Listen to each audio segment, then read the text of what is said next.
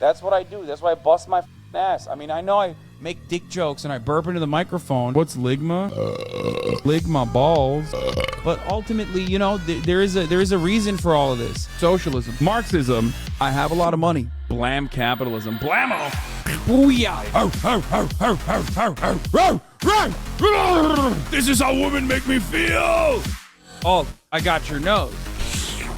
Lick mich im Arsch. What about me? Me. I'm manifesting it. I got crystals shoved up my blammo. Yes, mama. I'm doing Scorpio behavior. Awooga. My Virgo is in rising. Honk. Humana. My Mercury is in Gatorade. My mouth opens up all the way to the ground. My tongue rolls out like the red carpet.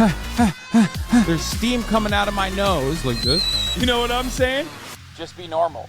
Okay, little bro. Fight. Boop, boop. Wah. Gatekeep, girl boss, slay queen. I'm an old person in China. Direkt olarak yani. Yok abi zevk alıyorum ben. Dude, once America is destroyed, I mean, the opportunities are endless. That's crazy. I'm losing brain power. Obama! I'm a sheep.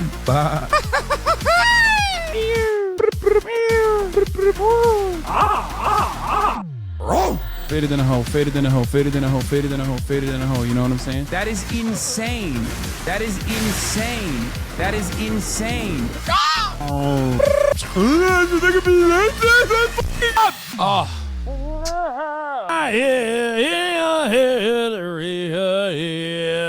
Blammo. What's going on, everybody? I hope everyone's having a fantastic evening, fantastic afternoon, fantastic pre-noon, no matter where you are in the world. I'm Hassan Piker, and this is the HasanAbi broadcast. That is the HasanAbi Exa. HasanAbi.exa. Created by your very own Yep Boomer, Okay Boomer, also known as Blammo on YouTube. I'm live and alive, and I hope all the boys, girls, and MBs are having a fantastic one because today's a beautiful day. Today's a wonderful day. Today is a fan-freaking-tastic day. It's a special day. And I think you already know why it's a special day. It's because it's a fucking Tuesday. That's right, ladies and gentlemen, ladies and fucking gents. It's Tuesday. It's Tuesday News Day, right? It's freaking Tuesday. It's fucking Tuesday News Day. And you already know what that fucking entails, yeah? You already know what that entails. It means that it's Tuesday, and that means we're going to be fucking gaming a little bit later. Yeah, that's right, chatter. You're not wrong. We're going to be gaming a little bit later in the fucking day, though. Right? You fucking what, man? What you got? You got a fucking problem, yeah?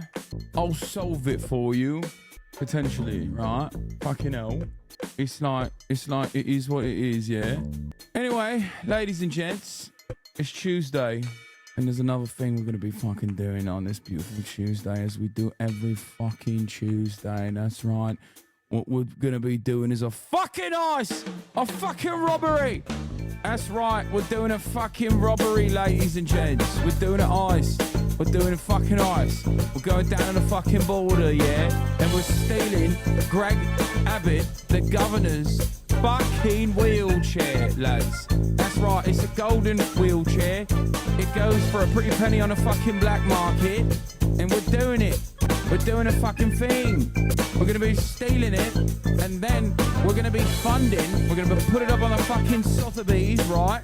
And then with the fucking money, we're going to be funding additional crime. Illegal border crossings. That's right. Anyway, fucking hell. What's up, folks? I'm live. I'm alive. 10 days since gaming. Okay, I was in Texas. Okay. Some might say that I was playing Animal Crossing in real life. Okay? That's it. You know? Wait, what is this? Is Pokemon quitting Twitch? What the hell? This is just what? Is this a debate? I don't understand. What if HasanAbi got a low taper fade? Absolutely not. It's not happening. Yeah, she's going to kick. Have you seen the Vision Pro reviews? What's that? What is the Vision Pro? Anyway, folks, this is part of the broadcast where I tell you a little bit about my personal... Oh, the Apple Vision Pro. Yeah, it's... Oh, okay. I was like... The Apple thing. Yeah, it's so far removed from my brain because, like, it's so silly. It's such a silly thing. I will be doing the Streamer Award nominations today. No one cares. I think a lot of people care. I don't know why. Man, every time you mention Pokemon, there's gonna be a guy in here that's like, actually she sucks. Oh, the I've Had It pod came out with the I've Had It ladies, by the way, for the record. The podcast came out titled Fear and Humiliation. Yes. No old people, no toddlers. Correct. So that's right. I need you to get one and review it. I mean, it's just so dumb. Man, what's preventing you from dressing like this? I'm a big boy, so a lot of stuff that I wear does fit me like that, unfortunately. Anyway, where was I? Oh yeah. Someone said I'm not gay. No, neither are those guys. Those guys are just British. Like, actually. Representative Brian Mass introducing a new bill to disband UNRWA. Nice, dude. Hell yeah. Love that. Seems great. To be fair, chat, I don't think it would fit in his head. It would be too big for his dome. Said with love. How dare you? Travis Kelce's a TYT fan. This is true. Don't care. Still voting for Jank, he said.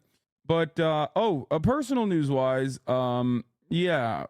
A lot of I'm finally done with season 5 of Better Call Saul. The season ending, the finale was incredible. Lalo defenders rise up, right? And other than that, this morning, yeah, Kaya is okay. This morning I took Kaya out to the dog park and I did some training. I actually filmed this time so I can show you guys the structured stuff that we do. Maybe that so that you guys can also get a better understanding of what's going on when I talk about like structured walks and whatnot. But I enjoyed my time with BCS more than Breaking Bad. Better Call Saul. Yeah. No, I have not finished Whole Cake Island yet. Anyway, where was I? What was I talking about? Oh yeah. I took Kai out to the dog park, did a structured walk. It was great. Is Kaya feeling better? Yeah, she was just like zooted yesterday. She's perfectly fine now. I don't think Better Call Saul is better than Breaking Bad. Ermin Trot gang. I do love Ermin Trot. Yeah, she was just a little drowsy from the drugs, little girl. Wait, this is already liked? Bro, Austinox, the devil works hard, but Austinox using my Twitter to like all the thirst traps works extra harder. Okay? Look at this. This is like, I haven't even seen this thirst trap yet. It's at 58k likes, which is incredible. Okay. Austinox has liked it already.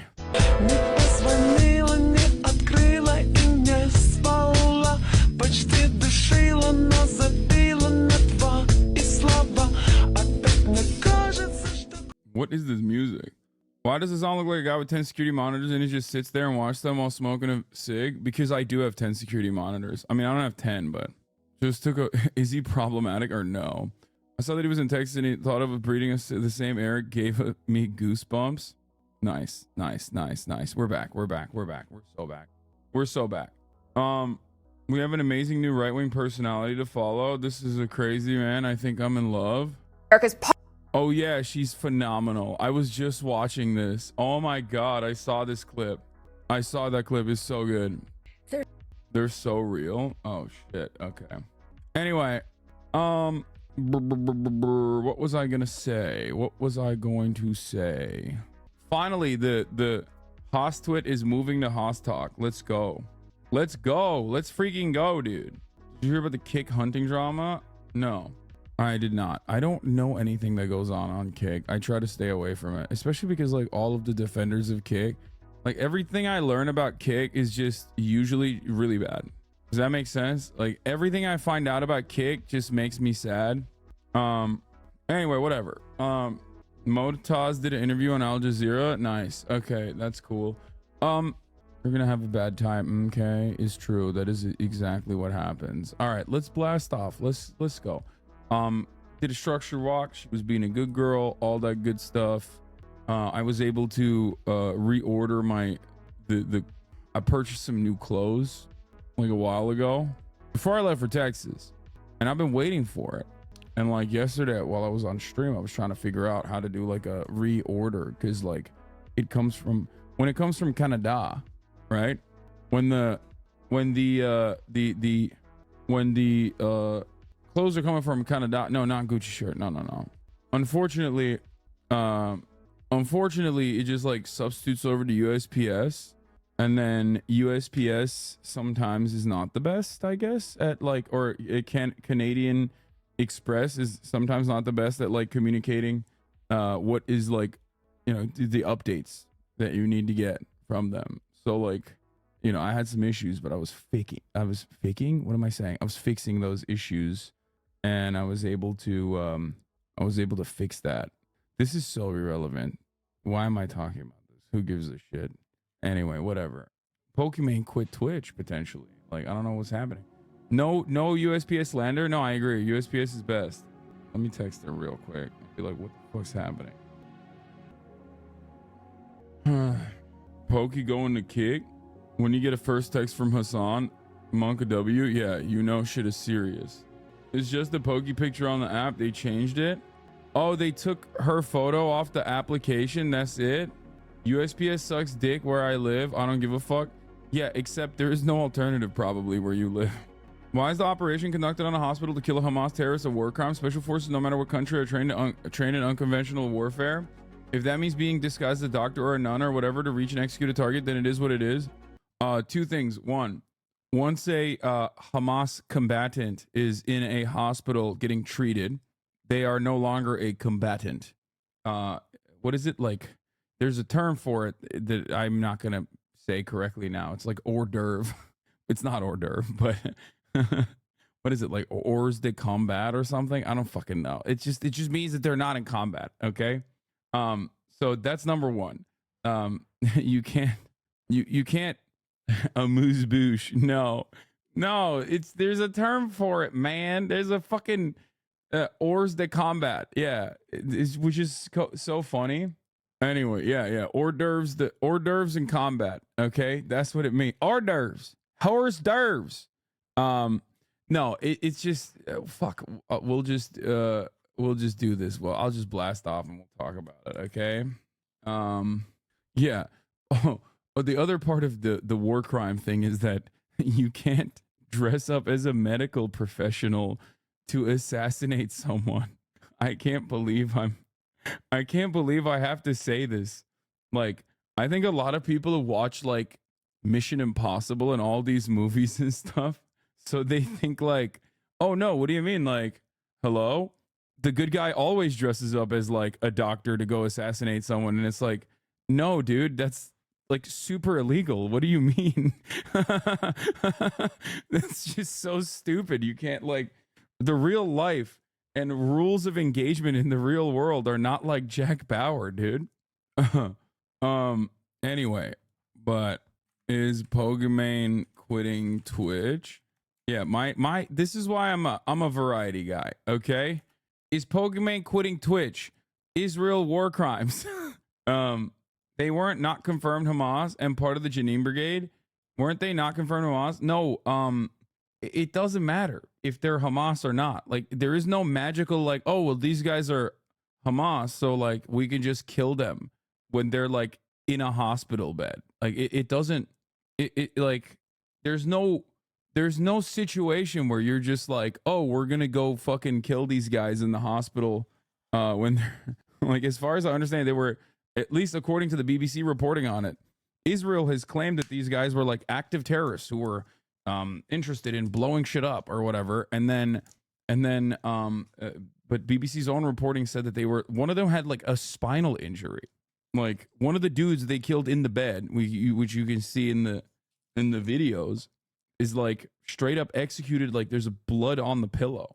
Why do you think you know so much about Hamas and Israel? I don't think I know that much. I think I know more than like the average American, especially the average American that claims to know. But yeah, there's like fucking chunks of his skull inside of the pillow. It's like pretty wild. Why the FBI wants this TikToker? Ooh, what is this? Okay, I'll watch it. What? Damn, the crazies are out early. Prove that Hamas aren't using civilians as meat shields. Yeah. Okay, let's let me just blast off and then we'll get into it. We'll duke it out. Is Pokimane quitting Twitch? Brandon says he'll retaliate for troop deaths. More variety later. Any comment on the Kmart chairs? What's the Kmart chair? God, I love being such a dumb Twitch streamer, especially like one that covers the news, I guess. So I'm in this like unique predicament where people will just be like, can you give me a comment on this? And it's like, I have no idea what you're talking about. Like, why am I? Maybe I shouldn't give comments on things like that. The Kmart chairs is about you, little bro. What? Okay. I already put two and two together. It's the I've had it ladies probably talking shit about the chairs, which they're valid. They're so valid. They're so valid for that. They're so real for that. The right thinks Travis Kelce is a psyop. All right. How about Elon chipping humans now? Yeah, I saw that. And honestly, fuck it. YOLO. Like zombie apocalypse. You know what I mean? Great. We look at how awful we look at how awful X, formerly known as Twitter, is run. And then we're like, yeah, this guy should definitely chip people's brains. You know what I mean? Masterful Gambit, sir. Thank you for defending my freedom, my lord. Keep corrupting my mind, Azan. Fuck it. Zombie apocalypse. YOLO. The end is near, chat. Says Violent Waves. Resubbing for 37 months. And is correct. You know, the end times are upon us. The end times are upon us. Okay? I'll tell you this much. Okay? First of all, oh yeah, UPS is cutting 12,000 jobs. Great. That's another awful thing that, you know, we got to talk about as well. But did I see Kai lose 300k to 21 Savage in a challenge? Yes, I did. That's insane. I don't understand how people operate like that. 300,000, like everybody was like betting on it apparently. Pulling him into my leg. Yeah, like, everything you're doing in your this hurts. Okay. Oh. Let me try. I've never. This is gonna be good. Yeah. Almost hit him in the with my. Why are you doing this? I wish you would treat me like that. Why would they do that? I thought this was a guide for the people. And now I see video evidence of him hurting this poor innocent old man? Like some zero-sum capitalistic piggy? Dude, he's a business owner. What do you mean? I'm doing what I'm supposed to be doing. I'm defeating business owners in combat. Like, what are you talking about? Isn't that like the whole point? Isn't that what we should be doing? Practicing what I preach, baby. Just kidding. I know people will take this seriously. I did not know that it was going to be like that. Less than 3. Taking out the competition. Oh, I have a lot of thoughts on Avatar too. I have a lot of thoughts on Avatar with Sokka being woke. I'm actually kind of mad about this. Fucking pronouns style shit. Okay, I got some fucking pronouns style takes here. Okay, so I will be going fucking pronouns mode, gender ambiguity mode in a brief moment. Where do I begin? What should I start off with? I guess let's start off with the most important news story of the day. The most important news story of the day is Pokemon quitting Twitch. What's happening? What's happening there? Why is that a thing? Well, it turns out of nowhere, Pokemon here, blast it off, by the way. Let the people know. Your skiing QRT ruined my lunch break. That shit got me so mad. Oh yeah, I forgot. We'll talk about the racist stuff too. Talk about the hospital, please. Out of nowhere, she's been doing 20 hours a month tops for like 8 months. I mean, okay, but there's a difference, I feel like, of just like greatly lowering the hours that you are putting into one form of content creation and just like full-blown divesting from the process. You know what I mean? Please talk about the ICJ. Guys, I will talk about all of it. I talked about the ICJ. Oh my God. Every morning I start and I'm like, we're going to do a run of show and I'm going to go through like content in the way that I want to go through it. And every morning we got hella people in the chat going, no, you have to, you must. It's 35 minutes in. You just blast it off. Like normally in the run of show, we got 10 minutes of intro screen. Then I give you a little bit of updates on my life about my personal news for the parasocialists. Then I oftentimes, start talking about the news after I blast off. Okay. I'm going to talk about all these things, right? I'm going to talk about all these things that you want me to talk about. I promise. Just, chill out. We're going to get to it. You need to start going full dictator mode? No. Will you watch your latest vlog? Yeah, we'll watch it. Please do a meta commentary about the state of showcasing content in a Twitch stream. Yeah, no. News frogs are the worst of all. News frogs are my major source of income, okay? And also, let's be real. Beyond that, I myself am a news frog. I spend every waking moment thinking about the news. One thing I will tell you before we get to the Pokemon stuff, or maybe it's actually kind of related to the Pokemon stuff of her quitting Twitch. One thing I will say is this, okay? This morning is a beautiful morning. It's 71 degrees out, okay? It's sunny. I go to the dog park. I go to the park, okay? I walk around with Kaya. I touch grass, right? Okay? I touch the grass on the dog park. I play a little bit of basketball, right? I get a little bit of cardio in. Everything feels good. But there's this like lingering feeling of like anxiety and I wouldn't say anger, but it's just like I have this like feeling that it just something doesn't feel right. Something doesn't feel all right. Something feels bad. And then I realized it's because I tweeted this, and usually I'm like pretty good at not getting upset at like the insanity, okay? But I guess it just like still impacts me in some ways. I will admit it still impacts me in some ways. Matt Walsh tweeted about Ilhan Omar. Okay, Ilhan Omar said, "For your information, Somali people are called Somalis, not Somalians. If you're gonna talk about us, at least try to get our ethnicity right. Thank you." To which Matt Walsh said, "Cool, go back to Somalia and you'll never have to worry about the people using the wrong term again." 45,000 likes. And I was like, that's crazy. This is just pure unadulterated racism against the U.S. Congresswoman sitting at 34K likes at the time. Now it's at 45K likes. Okay?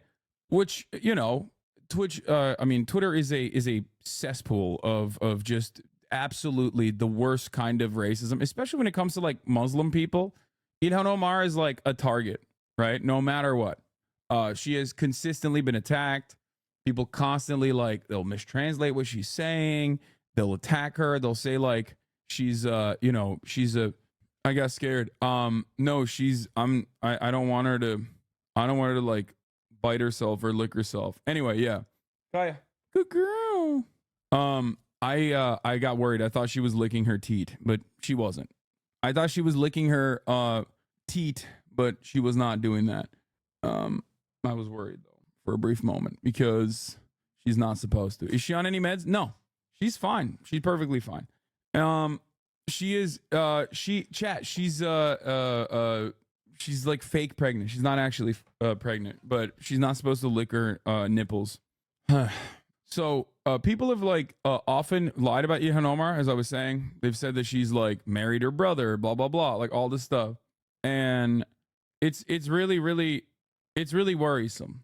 It's really shitty, and it's really shitty for two reasons. One, because like this level of pure unadulterated racism is completely permissible in like mainstream discourse from the Republican side, and even the liberals, like in my opinion, don't engage with it enough to defend Ilhan Omar because they themselves are also ridiculously aggro against her too, and it is deeply frustrating to me, especially. I hate it. I hate it so much. Okay. I remember people did the go home racism when I was a kid. The more tragic than you think. It just goes to show nothing has moved on. Nothing has changed. Yeah. I get the go home shit all the time. It's really, really stupid. Like nonstop. I get it nonstop. Right. And even when you think, and I've been getting it from liberals like nonstop recently, but even when you think that, that it's not going to impact you or upset you, it still, I guess it still like lingers on in the back of your mind, whereas like there's like a otherization that is accompanying this, where it's just like, fuck you, you're like, you don't belong here, you're like lesser, you know what I mean? And obviously I'm not, and neither is Ilhan Omar. The other problem here is that people will like go to these lengths to defend even the likes of Matt Walsh. The problem is that she was being an irredentist Somali nationalist in that video. Okay, call her the N-word. Okay, call her the N-word. I'm a Somalilander. I don't give a shit what you are. That, in the eyes of Matt Walsh, being a Somalilander or being Somali is not, is not any different. Okay, there is no world in which like you can't comprehend this. A lot of people, weirdly enough, don't recognize it. Okay. Like, what do you mean? That is not the argument to Ilhan Omar's sentiments about Somaliland. Okay, do you understand? The argument, the counter is not to go, well, you know, I'm going to call you the N-word now, or I'm going to tell you should go back to Africa. Okay, this is not a response to whatever Ilhan Omar said. Do you understand? No, Fossabot clapped. The Somalilander. Okay. No, for the chatters that don't understand what's going on, the reason why Mahad Hurs is saying this about Ilhan Omar is because of the original clip. Okay, the original clip that came out. Somaliland and Somalia are different. Okay, there is a ongoing conflict. I'm not even going to get into the major details here. The point is that a clip came out of Ilhan Omar talking about Somalia and Somaliland, I believe, right? And yes, it is a breakaway state. But that's not the point. I'm not even talking about that. Okay? I'm not talking about what Ilhan Omar's statements are. Okay? What I'm talking about specifically is the retaliation to that should not be to claim that you are not a real American. Okay? Like, the retaliation to that is not, you're not a real American, go back to Africa. A person that says that, okay, a person that says that to Ilhan Omar does not give a fuck about the distinction, okay, on whether or not Somalia is engaging in irredentist actions or not. Does that make sense? Do you understand? That person does not give a fuck. Sometimes liberals will act like they care about these distinctions and justify racism. This is racist no matter what she said, okay? Feel me? It would be like you saying it to Candace Owens because she's a white supremacist. Yeah. Like, there is no reason not to, like, you can always argue with your congresspersons. You can have difference in opinion with your congresspersons. Okay? This is perfectly valid. There is, however, a difference between that and Matt Walsh turning around and just being like, go back to Somalia. Okay? That's just pure unadulterated racism. This is not, there is no thing that like Ilhan Omar can say. There is nothing that Ilhan Omar can say that thinks that this is like, this makes it permissible or appropriate. A U.S. Congresswoman who has publicly proclaimed that she is Somali first and her main priority is to protect the interests of Somalians. If you can't see a problem with that, then you're dumber than I thought. She deserves to be arrested, expelled from Congress at a minimum. Wait, what? Anyway, I think there was here's the point I was going to make. It wasn't even about Ilhan Omar. It's about the same fucking energy and the same vibes, okay? Here it is. It's not appropriate. That's not what I was saying. No. I know what you were saying. You were saying Ilhan Omar is being a piece of shit for her sentiment about Somaliland is what you were saying, okay? I understand that. But we're not talking about that currently. We're talking about a irrelevant reaction that has nothing to do with Ilhan Omar's statements and everything to do with Matt Walsh being a racist piece of shit and trying to elevate more racist sentiment, okay? More trying to just do racism as commentary and the ways in which a lot of people try to engage in post hoc rationalizations for why their racism is actually a substitute for good critique, okay? He's actually right, though. She said it first. It's so, I see no lie in what he said. My entire quote retweets is literally filled to the brim with people being like, yeah, you're going to get fucking, we're going to cook you too. You're next. Like, you're next. You're getting deported next. Like, this is Shaniqua posting delusions, which is a straight up white supremacist account. No, you can't tell Somali nationalists to go back to Somalia. 9,000 likes. What are we doing? What the fuck are we doing? That's just a straight up Klansman, brother. Now, my point was this. It's not, I'm not even talking about like what she said or criticisms of what she said. I'm talking about America, okay? I'm talking about the United States of America and the way that like one of the major social media platforms on the United States of America is so unimaginably openly fucking racist. Holy moly. Okay? Holy moly. There are varying degrees of like pervertry. You are also the poster child of needing Poster child of needing to leave Turk. I refuse to be lectured about racism by someone who hates white people. Okay. It's just like all this shit. It's crazy. We're sending you back with her. Time to brush up on your Somali. This is where we're at. The loud, ignorant minority. It is, I don't know. Like, if you scroll down, it's like this. Twitch star is not banned for alleged racist slur live on stream. The racist slur is cracker, by the way. Like, bro, you can't even report racist people on the site. That's what I mean. Like, it's this is not a substitute. Like, there's no world in which, for example, let's say I'm debating Candace Owens. Okay. Candace Owens is a white supremacist. I would never call her the N-word, okay? And then turn around and be like, well, guess what? I was actually making an argument about her white supremacy. Like, that's an insane thing to say. It doesn't work like that, you know? Hasan, coping hard with no actual arguments. It's crazy isn't an argument. You're not arguing with anything of substance. You're coping so hard.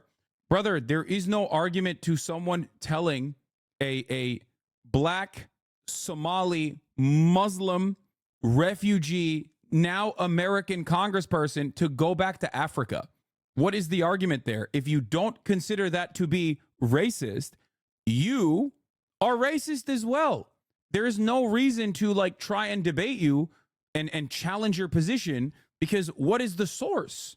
There is no, like, what is the premise? The premise is you think that someone, okay, you think that someone is personally more invested, okay, in what? Somalia and Somali people than American people, okay? Which, by the way, a lot of our constituents also are from Somalia.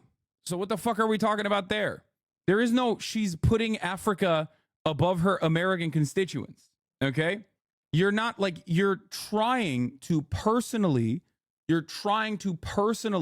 make an argument that then justifies your racist narrative in this situation. Okay? Africa. Yeah, she's putting Africa above America, brother. Do you think you would get less hate if you weren't of Turkish descent? I'm assuming you still have the exact same values now. Probably not. Calling me racist isn't going to debunk my argument, which is my point towards you. Your argument is ridiculous. She is a U.S. congressperson.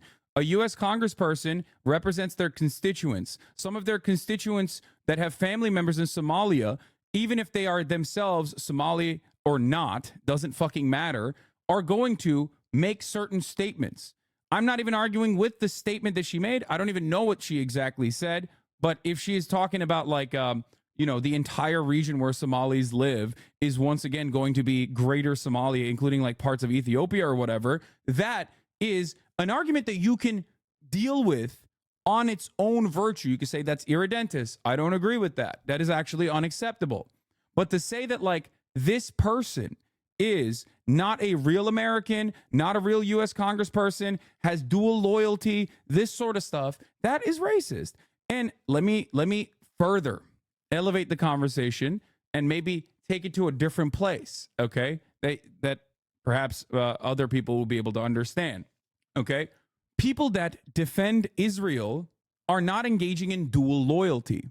I do not make this argument. I don't say, oh, well, why do you care more about Israel? You must be, in the pocket of Israel in the sense that, like, you are literally like, you have dual loyalty. You care more about Israel than you care about America. Putting Israel's interests above the interests of Americans, okay, is done at the behest of American foreign policy. It's not done because someone is like secretly an agent for Israel. Does that make sense? The new alt-right playbook video dropped today, relevant to this discussion. Anyway, so you're arguing with emotions and no prep of what the topic is? What are you talking about? Calling me racist is not going to debunk my argument. Brother, her sentiment is totally separate from this point of from this conversation, okay? Her takes are entirely irrelevant to this conversation. You want to know why? Because people that say, go back to Africa, or people that say, go back to Somali, fuck you, you're not a real American. When they say that to someone like Ilhan Omar, they're not just talking about Ilhan Omar. They're talking about every black person, which Matt Walsh has absolutely said to other black people as well. So this is something that you need to recognize. There is no way to like debate around this issue. Okay. Like, she can have bad opinions. She can have opinions that you disagree with. But to say, well, her loyalty lies only with Somalis and no one else, not her constituents, not America, you're just a racist piece of shit. She's a U.S. Congresswoman. Okay. You might not agree with her, but the notion that she does not care about her constituents is wrong. She has time and time again won her reelection campaigns. Okay. She's time and time again won her reelections. And on top of that, her constituents seem to like her. Okay. She is pushed for lunch programs, school lunch programs. She's pushed to defend trans people. And as a part of her duty as a congressperson, she has also done a lot as far as criticizing American foreign policy. She not only defends her constituents, she also defends other people that are outside of her immediate district with by being one of the very few people that actually does legitimately criticize U.S. foreign policy. Okay? There is no argument you can make in this situation. Like, we jokingly talk, for the record, when we talk about Ted Cruz, for example, okay? And we say, go back to Canada to Ted Cruz. Or when we talk about, like, why don't you, that's a better argument that you could try to make. If you wanted to, like, actually catch me with a gotcha, I could explain to you the differences between someone who's a refugee from Somalia versus someone who voluntarily came to the United States of America after, an immigration process or whatever from another first world nation that is directly aligned and has, like, is a part of the OECD structure and is an American ally, and how that is like a joke that you can make, like the differences between white people versus non-white people, for example, one being the dominant in-group that has the power versus the out-group that does not. But I don't think you care about all that stuff. I think you just specifically wanted to be racist and now want to argue on why that racism is somehow permissible and should be permissible. This is not a good substitute. So Nancy Pelosi gets a pass telling Asians to go back to China. First of all, Nancy Pelosi didn't tell Asians to go to China. She told, it's even funnier, a Jewish lady from San Francisco to go back to China. And I literally criticized her yesterday. Okay? Yes, Nancy Pelosi is a piece of shit. I do not agree with Nancy Pelosi, and I think she's fucking insane. You are not making a good argument. Okay? Why do you think I am pro Nancy Pelosi? I missed that stream. Good on you for criticizing her. Yes, it's because you've been following since yesterday. The day that you followed is the day that I criticized Nancy Pelosi, but also I criticized her on Twitter as well. The notion that I'm like this petulant lib who, no matter what, defends the Democratic Party is silly. Okay? You followed on the stream that I shit on Nancy Pelosi for saying that, by the way.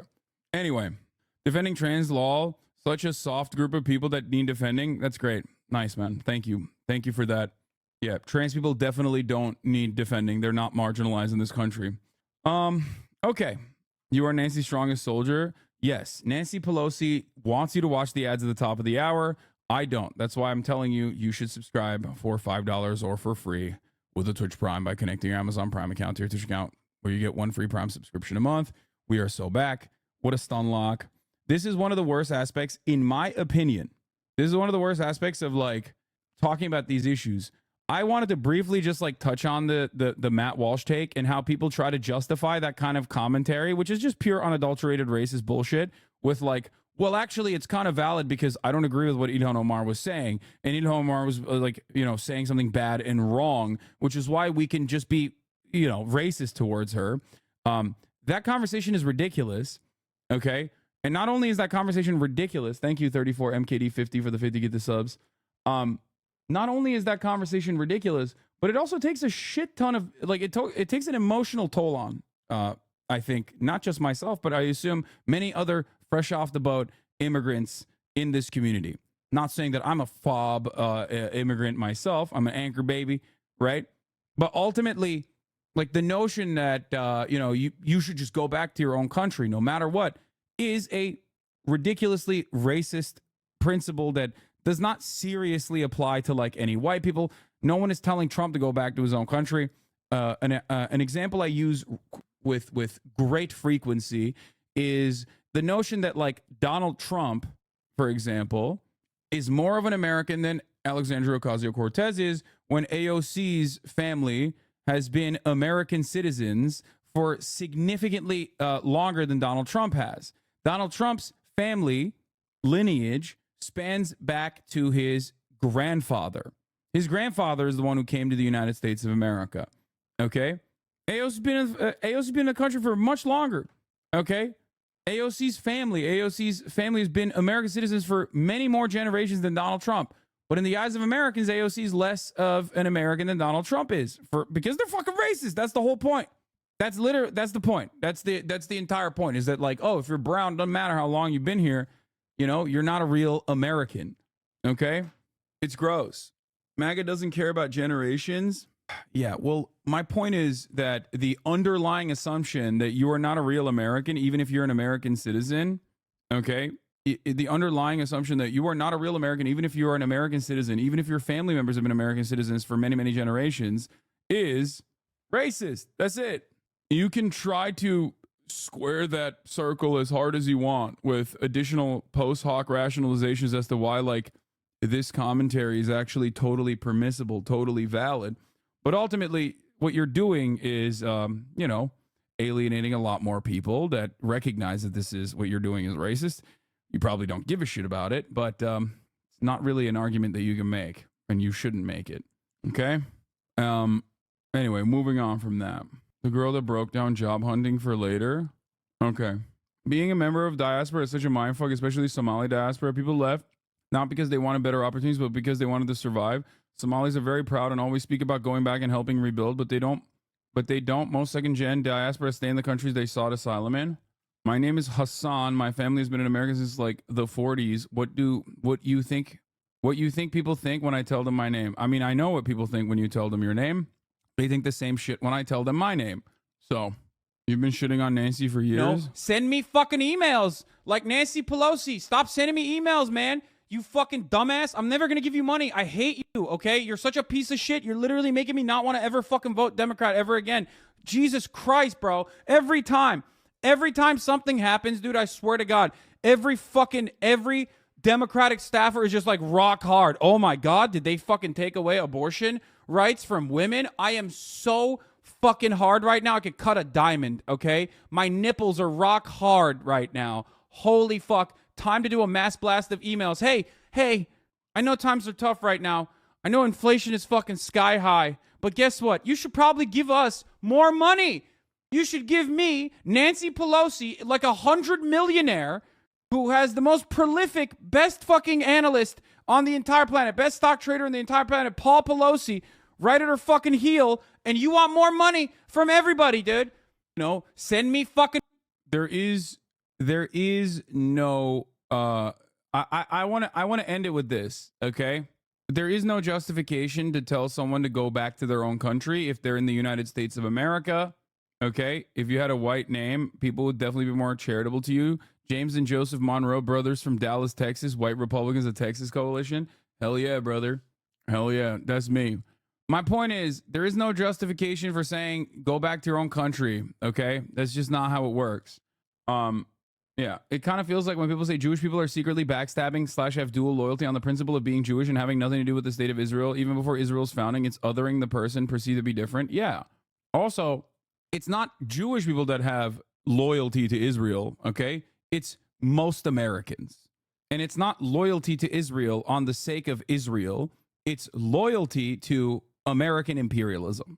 So, ridiculous. Anyway. They always keep rerunning their lies. Obama's birth certificate or Hillary Clinton having epilepsy. Yeah. It's like seeing those videos of people telling Native Americans to go back to their country. Yeah, it's beyond that. It's like telling someone to go back to their country isn't just like wrong if that person is a Native American or, you know, a black person that was like brought here, or his parents, great grandparents were brought here with the slave trade. Okay. America is built on the foundational principle of immigration, okay? Unlimited immigration. The notion that, like, some immigrants get told to go back to their own country as a substitute for, like, a more racist opinion is just the truth. That's how it's ridiculous. the part of the problem isn't that well, Ilhan Omar's a refugee, right? Versus like someone else that is an African descendant of slaves is like has been here for generations. Like it's not about like how long you've been here. If you're here, you're an American. That's it.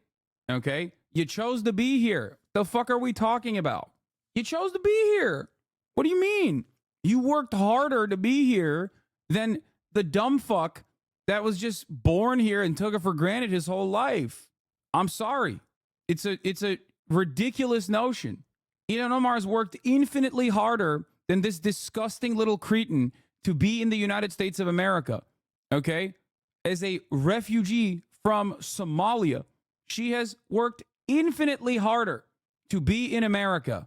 The notion that she is un-American or hates America or hates her own constituents and should go back to her own country is just simply racist. It's just purely racist nonsense. So anyone that tries to act like Matt Walsh gives a single shit about Ethiopia or Somaliland is ridiculous, okay? I guess for me, it's just like something that I hear so much from liberals and conservatives alike, especially conservatives, but even liberals recently, as I've like talked about American foreign policy more and more frequently with respect to Israel. It's gross, it's disgusting, and it does end up, I guess, impacting me in ways that I wish it didn't. That was my moment of honesty, and it took an hour because I had to like deviate and have to like defend the position that saying go back to Africa is actually racist to a chatter that wanted to be like, actually this is a real valid argument. Like, it fucking sucks. Anyway, holy shit, dude. Jesus Christ. All right. Immigrants put up with imperial units after coming to America from their civilized countries. That's enough effort in my book. I was watching the CNN 1982 interview of a KKK imperial wizard this morning, and guess what his idea for Africans who were complaining about segregation? You got it. Yep. No, it's just, yeah, they got one trick, dude. They got one note, and that is just racism. And it's so funny because it always is the same, and it always devolves into the same thing. It's like, go back to your own country, or talking about diversity. That's the new one, by the way. That's the new fun one. Is just straight up, it turns out the new substitute for the N-word is diversity, okay? Lauren Witzke is a white nationalist, and she posted this on January 27th, okay? She said, diversity hit the slopes.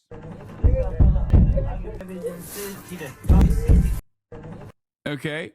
Which is really great, because when she just put this pure, unadulterated white supremacist nonsense out there, what happened? Well, Twitter happened. Immediately, they found out, and I didn't know this either. We all found out that she literally got arrested for like possession of heroin and methamphetamines. Okay?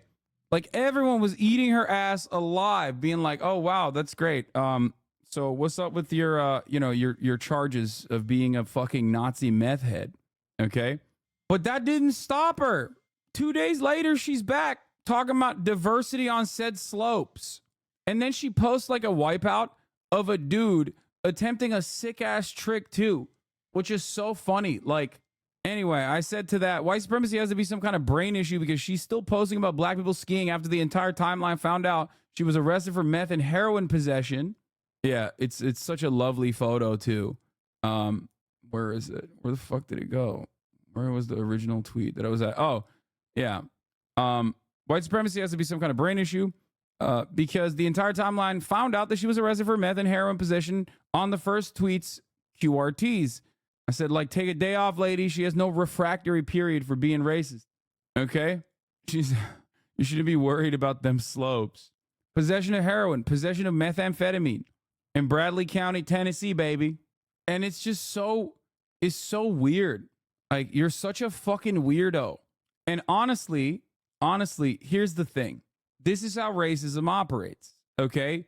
You're a pathetic, you are a pathetic fucking worm, right? Your life is a sequence of L's, L after L after L after L that you have taken. But there is an underlying mythology that your dumbass, racist, inbred, hick parents have force-fed to you. And that mythology is alluring, because in the real world, you're like, my shit sucks.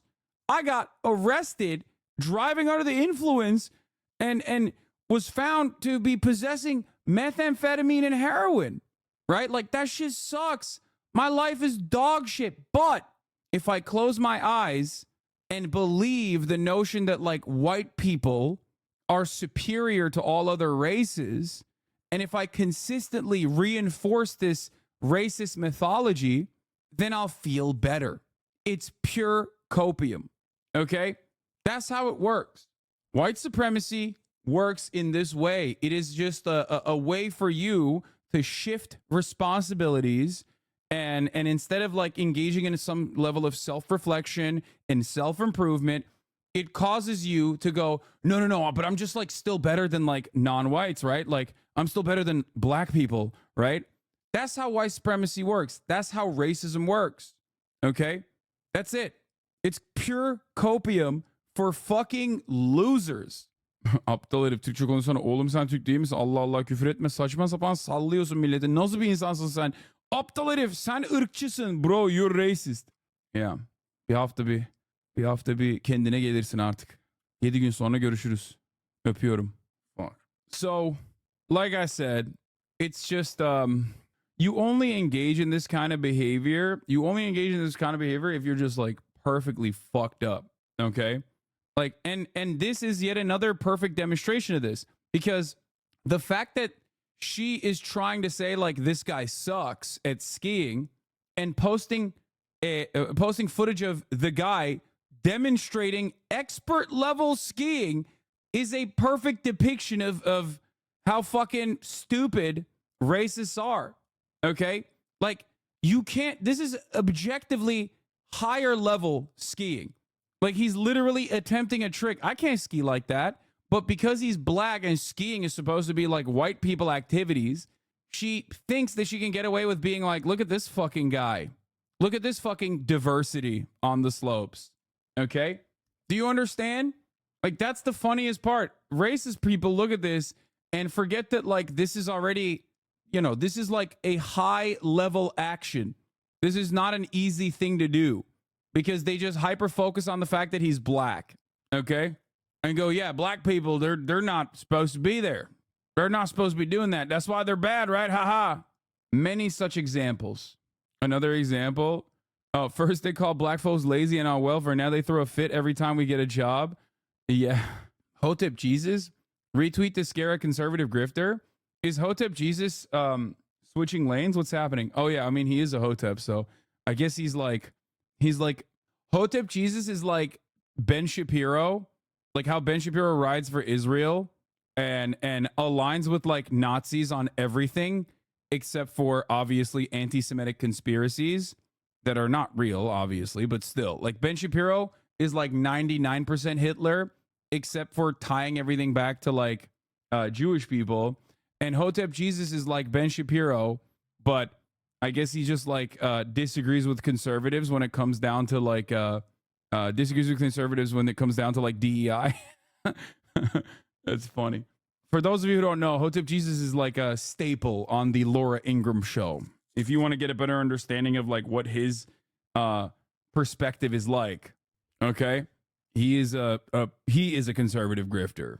Like Tariq Nasheed would not do. No. Dr. Umar or Tariq Nasheed would never engage in the shit that Hotep Jesus does. This is like, there are varying degrees of like, there are genuine major differences in black conservatism, and you guys are totally oblivious if you think that like I thought Hotep Jesus, given the limited interactions I've had, like the content that I've seen from him, I thought Hotep Jesus was like a Jason Whitlock or a Jesse Lee Peterson type of black conservative. Turns out it's not. He is like, he believes in all of the weird nonsensical bullshit that conservatives believe in, except he still rides for black people, I think, which I did not know. But like, for example, Tariq Nasheed or Dr. Umar, I don't think would ever align with conservatives at all, as far as like white supremacists. Like, they would not, I don't think they would go on like a white supremacist show. They would not do that. Important distinctions. Dr. Umar would never be around white people on purpose, except for if you're at a New Jersey mall and you're getting a phone number. You're right, from a cutie. I'd 100% start subscribing if you had Dr. Umar on the stream. I would love to have Dr. Umar on the stream. I love him. He is the GOAT. Yeah, unless you're at Cherry Hill Mall. Dr. Umar already addressed those false allegations, brother. Stay woke. Yeah, false allegations. Yeah, listen, you don't understand. He was just getting her number to you know, tell her like, stay away from me. Be gone, white devil. Would you give Dr. Umar? Would I give Dr. Umar my phone number? Yes. Falling for a CIA false flag operation meant to slander the good doctor. I thought you were better than this. As you guys know, Turks have actually played a significant role in Yakubian mythology. I believe Turks and Turkey was where the first, like, Yakub brought the first whites, right? I think, right? Didn't the Turks literally like I think they were like the original people that were keeping the whites contained. What was it? Fuck. She chose a video with only him, by the way. Oh, that's right. I don't know if this is plain racism or baiting for views, but it's actually crazy how we got a whole group of white friends doing this with him, but she made sure to choose the single video with only him in it. Oh, dude. I mean, yeah. See, this is the funniest part about like debating racists. It's just like, we already know she's racist, but it's pretty funny. Like, it's pretty funny to see the mentality behind like her trying to desperately find a clip that like only shows the black dude on the slopes. But yeah, what was this? I think General Monk ushered white people across the Bosphorus and forbade them returning across it. Yeah, and then General Monk I think like told the Turks at the time, or whoever the fuck was there at the time, in like the Anatolian region, to like keep the white people contained. This feels made up. Excuse me, it's the real history of the world. Hello? Island of Patmos in Aegean. Yakub used selective breeding called grafting to create the white race while in his island fortress. Yeah. No, his army stayed and became Turkish.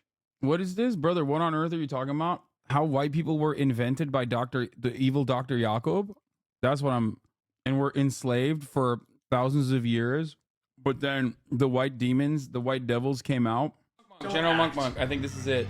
Oh, this is it, yeah. Dares to go next. Like General Monk orders to chop next. Like General Monk orders to chop next. Like General Monk orders to chop next. Like General Monk orders to chop next. This is good shit. This is really It took Yakub 600 years to manufacture his tribe, pale evil albinoids on the Isle of Palon. And every pale evil albinoids. By the way, you know, we got Turkey representation right there. This is where the albinoids are coming from, the Caucasians, my people. Who is this strong-chinned brown Handsome, brother right here? Handsome Squidward? Yeah, with the nutsack head, with the afro drawn on the head. I'm not entirely certain on.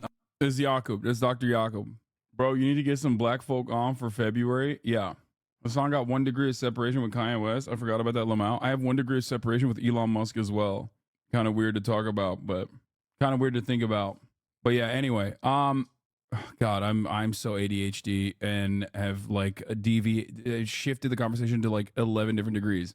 Now, part of the reason why I talked about the racism and stuff was because, I mean, I don't know why Pokemon is quitting Twitch, but it seems like she's quitting. The end of an era. Twitch has been my home for a decade. But it's time to say thank you for all the memories and love during my League, Fortnite, and Among Us days. Okay? Don't know what this means. I texted her. She did not respond. And it's not like she's fucking streaming on Twitch right now. So she probably has spare time to reply, but she's choosing not to. So I don't know. I don't know what's going on there.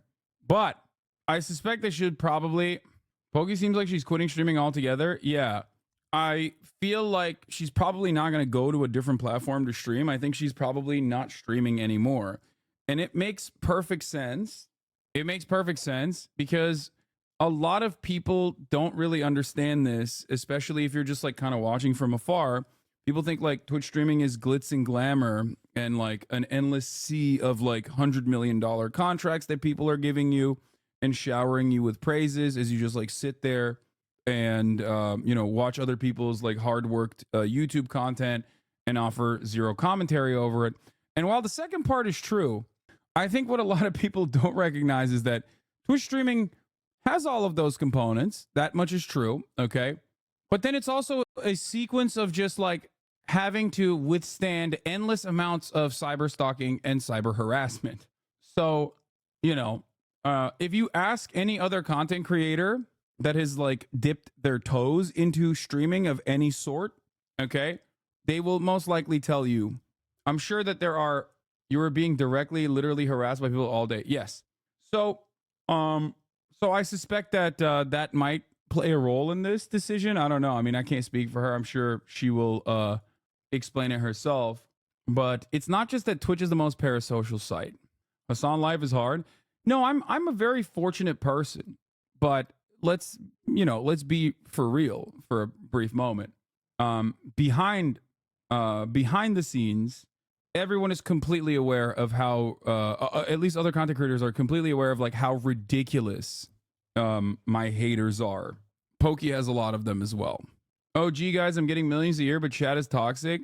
No, it's not just about like toxicity. And also, this is not a comparison between like a Twitch streamer and a person trapped in an Amazon distribution facility. I think like everybody understands that the person in the Amazon distribution facility is getting paid for backbreaking labor and is getting like meager wages for that backbreaking labor, and it sucks.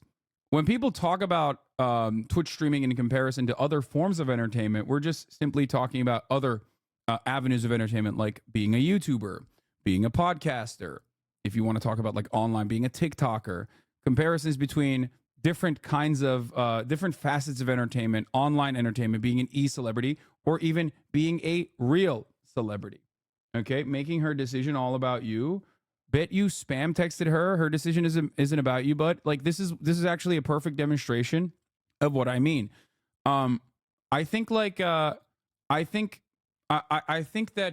this kind of behavior, like making your 700th sock account, right, to come in here and do this kind of thing and like write this kind of shit in the chat and be so oblivious to the reality that like you're the one who is actually obsessed. This kind of behavior is literally like people in this community know that this is that one specific stalker. You know what I mean? Like this guy is so unimaginably obsessed, okay, that like people in this community are aware of like this specific schizophrenic stalker, right? Like that's how regular this kind of interaction is.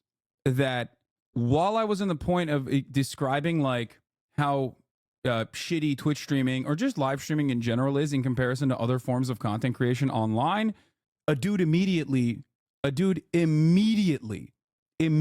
demonstrated that. What are the fucking odds, right? If it wasn't so, if this wasn't like an endless sea of like cyber stalking, harassment, and a pattern of like incredibly obsessive, incredibly unhealthy behavior, okay? And then a defense of that kind of incredibly unhealthy, incredibly obsessive behavior, right? That's the other part of this process. That this is something that other people don't have to, like other content creators don't have to experience to the same degree. Does that make sense?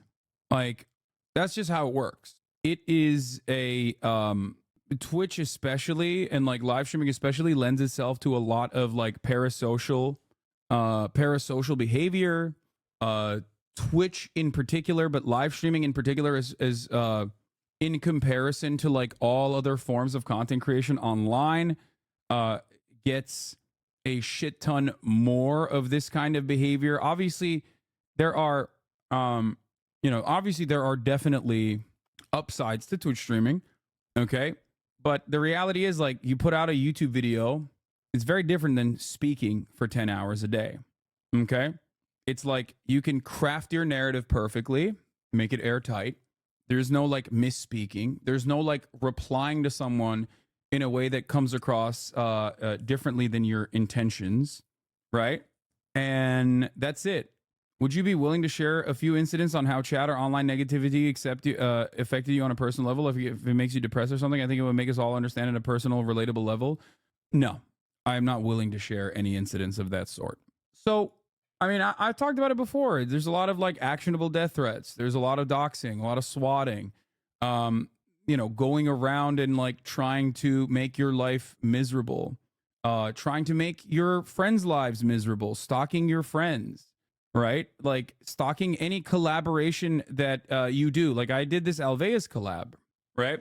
And immediately in the YouTube uploads of the Alveus collab, you got people being like, this guy's a terrorist. He loves terrorism.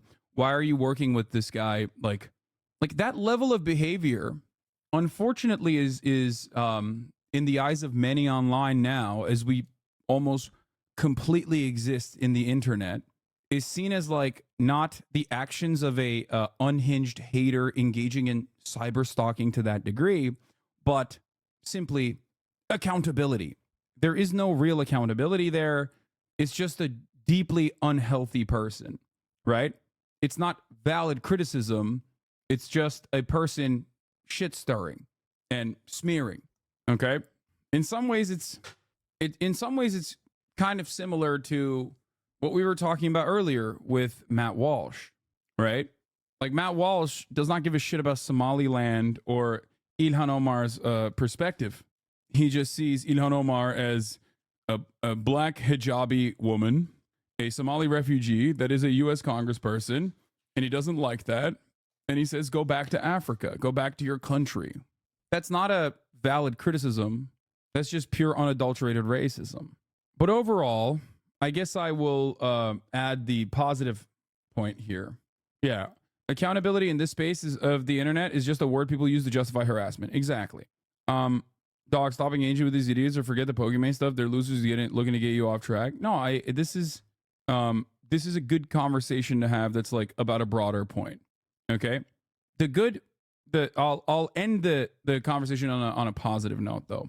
Regardless of this kind of behavior, when people say, why don't you just like stop streaming and do YouTube videos or whatever? Okay. And that's because I love this community. Okay. I love the community that I've cultivated. I believe that there are plenty of people that have changed their attitudes over the course of the many years that I've been streaming. And I will continue to grow this community with the hopes that I can reach out to an even broader audience and change their minds as well, get them to see a different framework. And moments like the Alveus collab, where off the cuff, this community raises almost $30,000 for the Alveus Animal Sanctuary, is exactly why I continue doing the things I do. Okay? That's it. That's why I do it. Also because I'm brain broken. You know what I mean? That's definitely part of it. It's because I'm completely brain broken. But yeah, that's it. That is the major reason. We raise a lot of money for a lot of fucking causes. We change a lot of lives, and I think that there is a reason why, despite the cyber stalking, the psychotic haters, and all this nonsense, which every content creator is aware of, by the way, which I think, in my opinion, makes it worse when a content creator eggs that on, especially because they're aware of it. XQC, Destiny, Trainwreck, Mizkif, Asmongold, Charlie, everyone is aware of it. Not saying that like all of these people are egging it on. Ludwig, Ethan. I'm not using these these content creators' names as a placeholder for like someone who eggs it on. I'm simply stating that every single content creator knows exactly what this looks like behind the scenes. Okay, they see it. They're aware of it. This wasn't to name and shame. That's why I added like Ludwig, Cutie, people who are my friends as well into this list of names. Okay? Opening up to a large audience just brings hate, right? Don't you just ignore it though?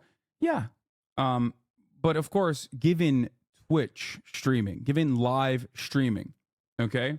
And the way that live streaming is done, with the constant back and forth interaction being a fundamental part of this process, it is impossible. It is impossible to just like avoid it, because there are many different mechanisms of like continuing that harassment and cyber stalking, for example. So that's something to consider always when we're talking about this sort of thing. It is virtually impossible to ignore it. Unlike the top of the hour ad break. Yes, that's right. Everybody woke up when I said avoid. The same goes for all the assets on Twitter on the Fear and post with steak and eggs. I was excited to see you and Will collaborate and awesome with the OTK crew, as I'm a fan of all of you. Comments filled with negativity is dumb. Yeah. I think that it's probably a little bit easier to avoid the negativity if you are not a live streamer. That's my point. And most content creators that are YouTubers, TikTokers, whatever, that have at least like dipped their toes in the live streaming space are completely aware of this as well. They will openly and readily admit it, both off camera and also on camera as well. By the way, here's the 3-minute ad break now. So I think that it just takes a toll. That's it. It takes a toll on a lot of people, you know? It takes a mental toll. That mental toll can turn into a physical toll. It weighs on your consciousness, right? So that's the reason why I think a lot of people have a... Yeah, Brace Belden said it was wild. You tortured yourself through all this on TrueAnon. That's what I mean. 34 MKD50. Thank you for the 50. Get the subs. Yeah, that's why when you see like podcasters or whatever interact with me, they go, "What the fuck? This is the most maddening thing I've ever seen in my life." Right? The degree of separation that you can have with your audience when you don't have real-time feedback is actually phenomenal. Adam said the exact same thing too. Grimes, of all people, thought I was crazy. Yeah. Like, these are also in the world of entertainment, and they recognize that this is fucking crazy. So make no mistake. I'm not saying, oh man, my life is so hard. I'm not saying that at all. Right? I have a wonderful community. I am incredibly fortunate. Okay. Incredibly fortunate. Something that I reiterate all the time. So much so that people will always say, oh, he's not demonstrating humility. He's flexing. It's like, no, I'm recognizing my conditions. Okay. But that, of course, is not a justification for like an endless sequence of harassment. But if you're wondering why a lot of streamers end up leaving, it's not because like they got the bag and now they're done.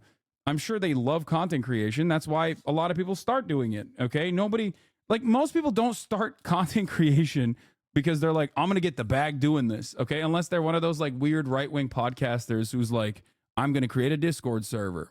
Right. Even if you think that you will inevitably make money, you oftentimes have like a much more important reason for wanting to do this. Important as in like a much more powerful reason for wanting to do this, let's say. Okay? It can be wanting to entertain people, wanting to... all I'm hearing is Hassan wants to play more games with the boys. That is true. It can be more to entertain people, make people laugh, make people educate people. It can even be something as stupid as, and I've talked about this already before, wanting to get better at like live broadcasting or communicating your ideas in front of a live audience uninterrupted when all you've done, for example, is green screen videos that you pre-wrote that you're reading off of a teleprompter. That was one of my major motivations as to why I started this, right? Ludwig's new video goes over the numbers and also the more existential purposes. I made a video 3 years. Existential purposes of what? Streaming? Were you one of the guys he asked? Yeah, I did answer these questions, and I said he can put my name on it if he wants to. So that's it. And put your name last, Law. That's nice. Honestly, the most disappointing part of Pokey's tweet and this idea about leaving Twitch is how we didn't run the top of the hour ad break. Nandre Ari just ran it. So, yeah, you missed it. So yeah, that's it. That's my point. And I understand why a lot of people end up quitting or feeling burnt out. Pokey's been at this game for a very, very long time, right? She's been doing this for years. She's a industry giant, a powerhouse. She has been a lightning rod for the worst kinds of harassment and stalking and like ritualistic abuse that especially women receive. You know what I mean? There's definitely like a double standard. Pokey might be going to YouTube. What? I doubt it. Do you think the cookies was the last straw? Probably not. You're being absolutely unintelligible, thinking that people like Pokey, a person that has literally been cyberstalked, threatened, constantly hated for being a woman and famous on Twitch, has it rough just because of the simple reason of being a woman. Impossible, shaking my head. Especially with the fact that incels constantly attack her. Yeah, I don't think so, shaking my head. What? I think you're being sarcastic, right? Yeah. So I don't know. I don't know what her situation is, but I can think about it from that perspective. But yeah, no, it definitely is. You know, all of the things that I just mentioned. I have often, like, everyone in this space knows how fucking diabolically unhinged my stalkers and haters are, and how ride or die they are. Right? Like, they'll go to lengths that you would normally think is just like insane. Like, in any other circumstance, in any other normal circumstance where I'm not a Twitch streamer, I guess, you would be like, this is the most insane thing that you've ever done. Or even a large Twitch streamer. If I was like a 300 Andy and like this level of operations was going on, which of course it was when I was a person with only 300 followers, but it's been going since like the TYT days. In every other circumstance, you would recognize it as like, this is unhinged. Okay? This is completely unhinged. Within the normie sphere, it is also completely unhinged, right? And there's not really too much you can do about it because it's new. Don't you think it's part of the game though? That doesn't excuse it. I think that it definitely. Do you think that content about content is boring? Chappy, nuance, challenge, impossible. I do think that content about content can be boring. You know, but this is a, I guess, pivotal moment. That's why I brought this up. I saw that really old Chad video the other day, and it's like you're an entirely different person. It's wild. What do you mean? I'm not an entirely different person, I don't think. I guess if you just got burnt out on streaming, I guess you just hanging out. Seems like you'd likely just end up working back something like TYT or Majority Report. Then again, a sabbatical would probably feel great from time to time. I've never really seriously contemplated quitting live streaming until this past year, I would say. And the only thing I've thought about if I were to quit live streaming in general would most likely be like going back to college, you know, and just like getting a PhD or something. It's probably what I would do, but most likely not going to happen because I still enjoy it, and I still think that there is a lot of impact, a lot of positive impact here, and that's it. That's my take. Anyway, got any thoughts on the recent content creators quitting? Is it just because of the hate? I think that for Twitch, for everyone really, I think that it has become like a business. When I first started on Twitch, I feel like the environment was less business focused. Nowadays, it's like all business focused, right? Ads, sponsorships, all this stuff, collaborations, like every aspect of this process is no longer as organic and as friendly. I think that plays a role in it for Twitch at least. And I assume that like, you know, for YouTubers, it's similar as well. And beyond that, I don't know. It probably gets boring. Like for MatPat, think about it. This dude is like almost 40, right? Like he probably doesn't want to make content about like children things into his 40s with like a child, right? Like he can't fake it. So that's probably a part of it, you know?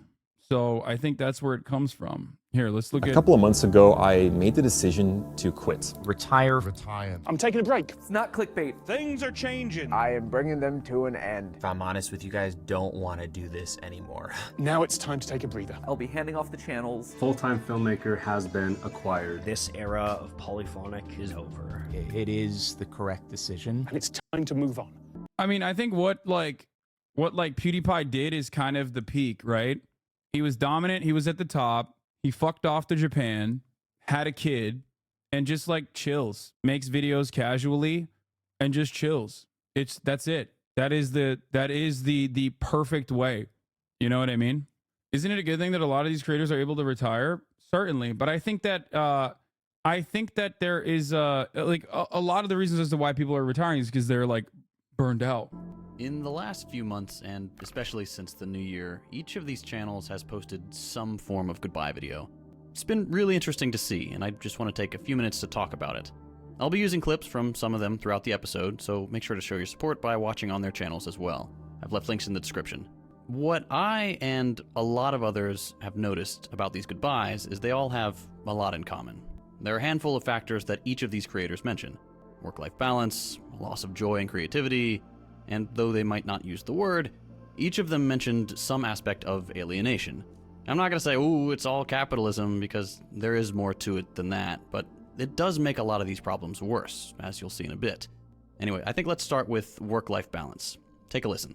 For as much as I love you, and I love overthinking things, and I love theorizing, I don't love late nights. I don't love the fact that Steph and I have been work first for over a decade, where I'm sitting down at dinner with my best friend, and we're talking about business logistics. If I get that feeling, you ever had that feeling? Let me tell you something.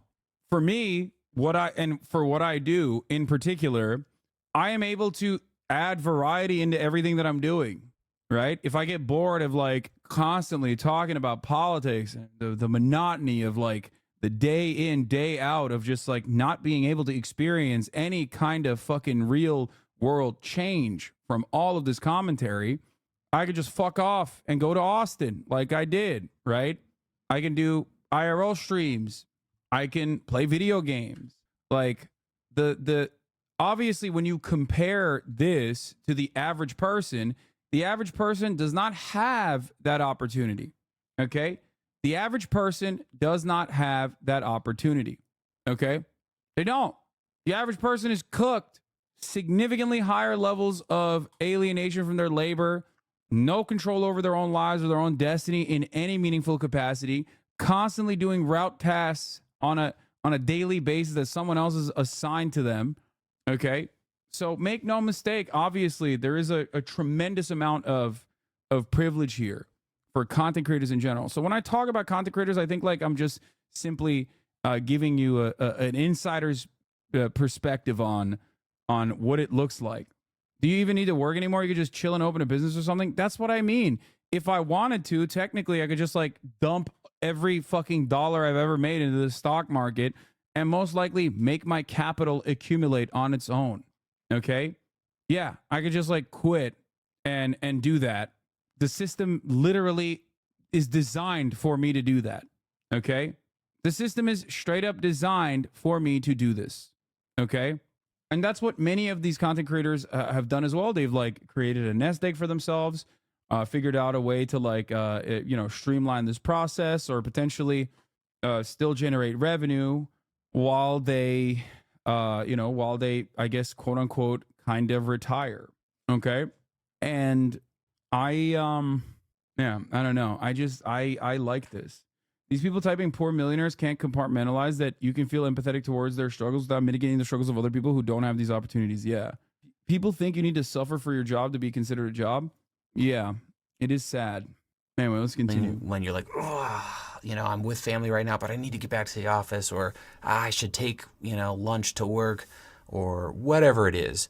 I want to stop that. I want to completely eliminate that. I can't keep this up. This is my dream job, and I have a lot of fun doing it. I know I'm incredibly lucky, but a dream job is still a job, and it's a job that keeps getting bigger and more complicated, and I am so tired.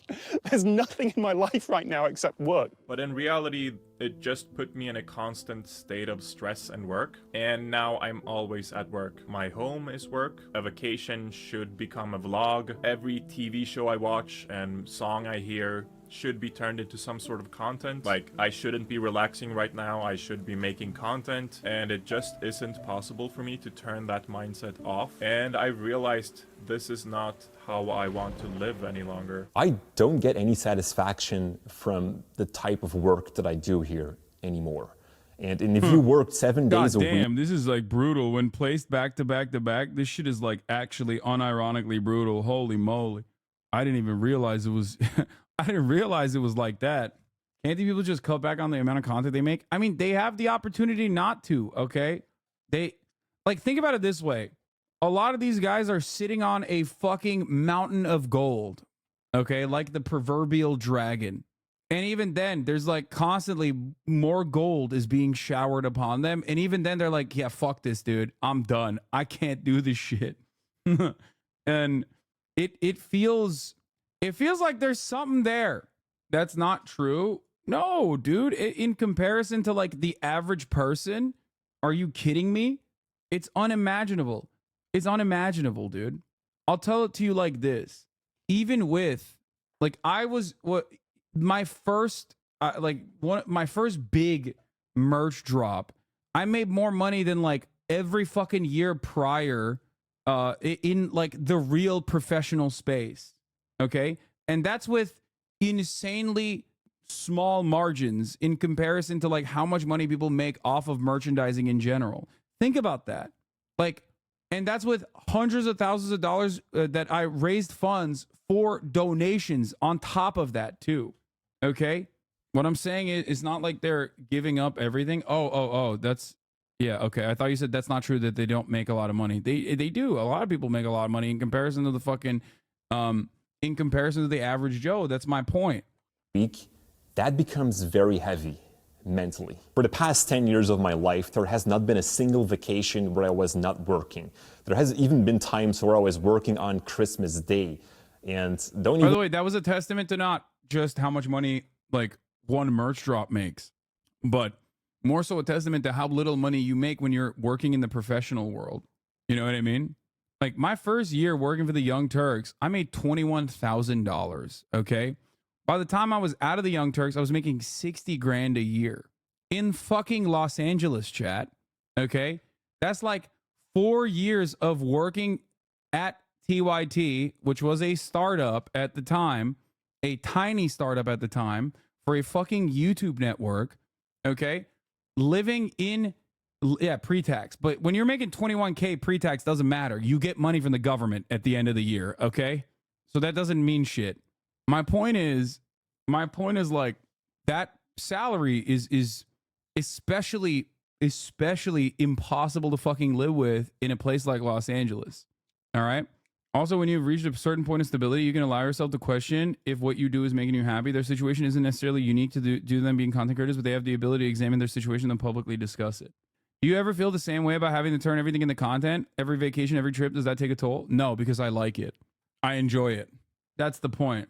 Like my favorite trips were Japan because I had like such a streamlined approach to creating content and had incredibly unique experiences that I was able to share with other people. That for me is peak. That's the best possible experience I can have on vacation. I don't actually enjoy it when I'm I don't actually enjoy it as much when I'm like, I guess, on vacation with my family and I'm not doing anything with it. I feel like it's just not great. Even get me started on New Year's Eve because I hated it when it was getting too late because I wanted to be fit the next day to work again. Work-life balance, the pinnacle of achievement throughout history.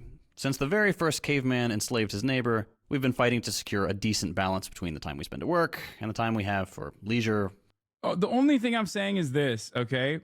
If they truly weren't fucking burning out, if they truly... What? How did you afford a place? I literally lived in the kitchen of a frat house.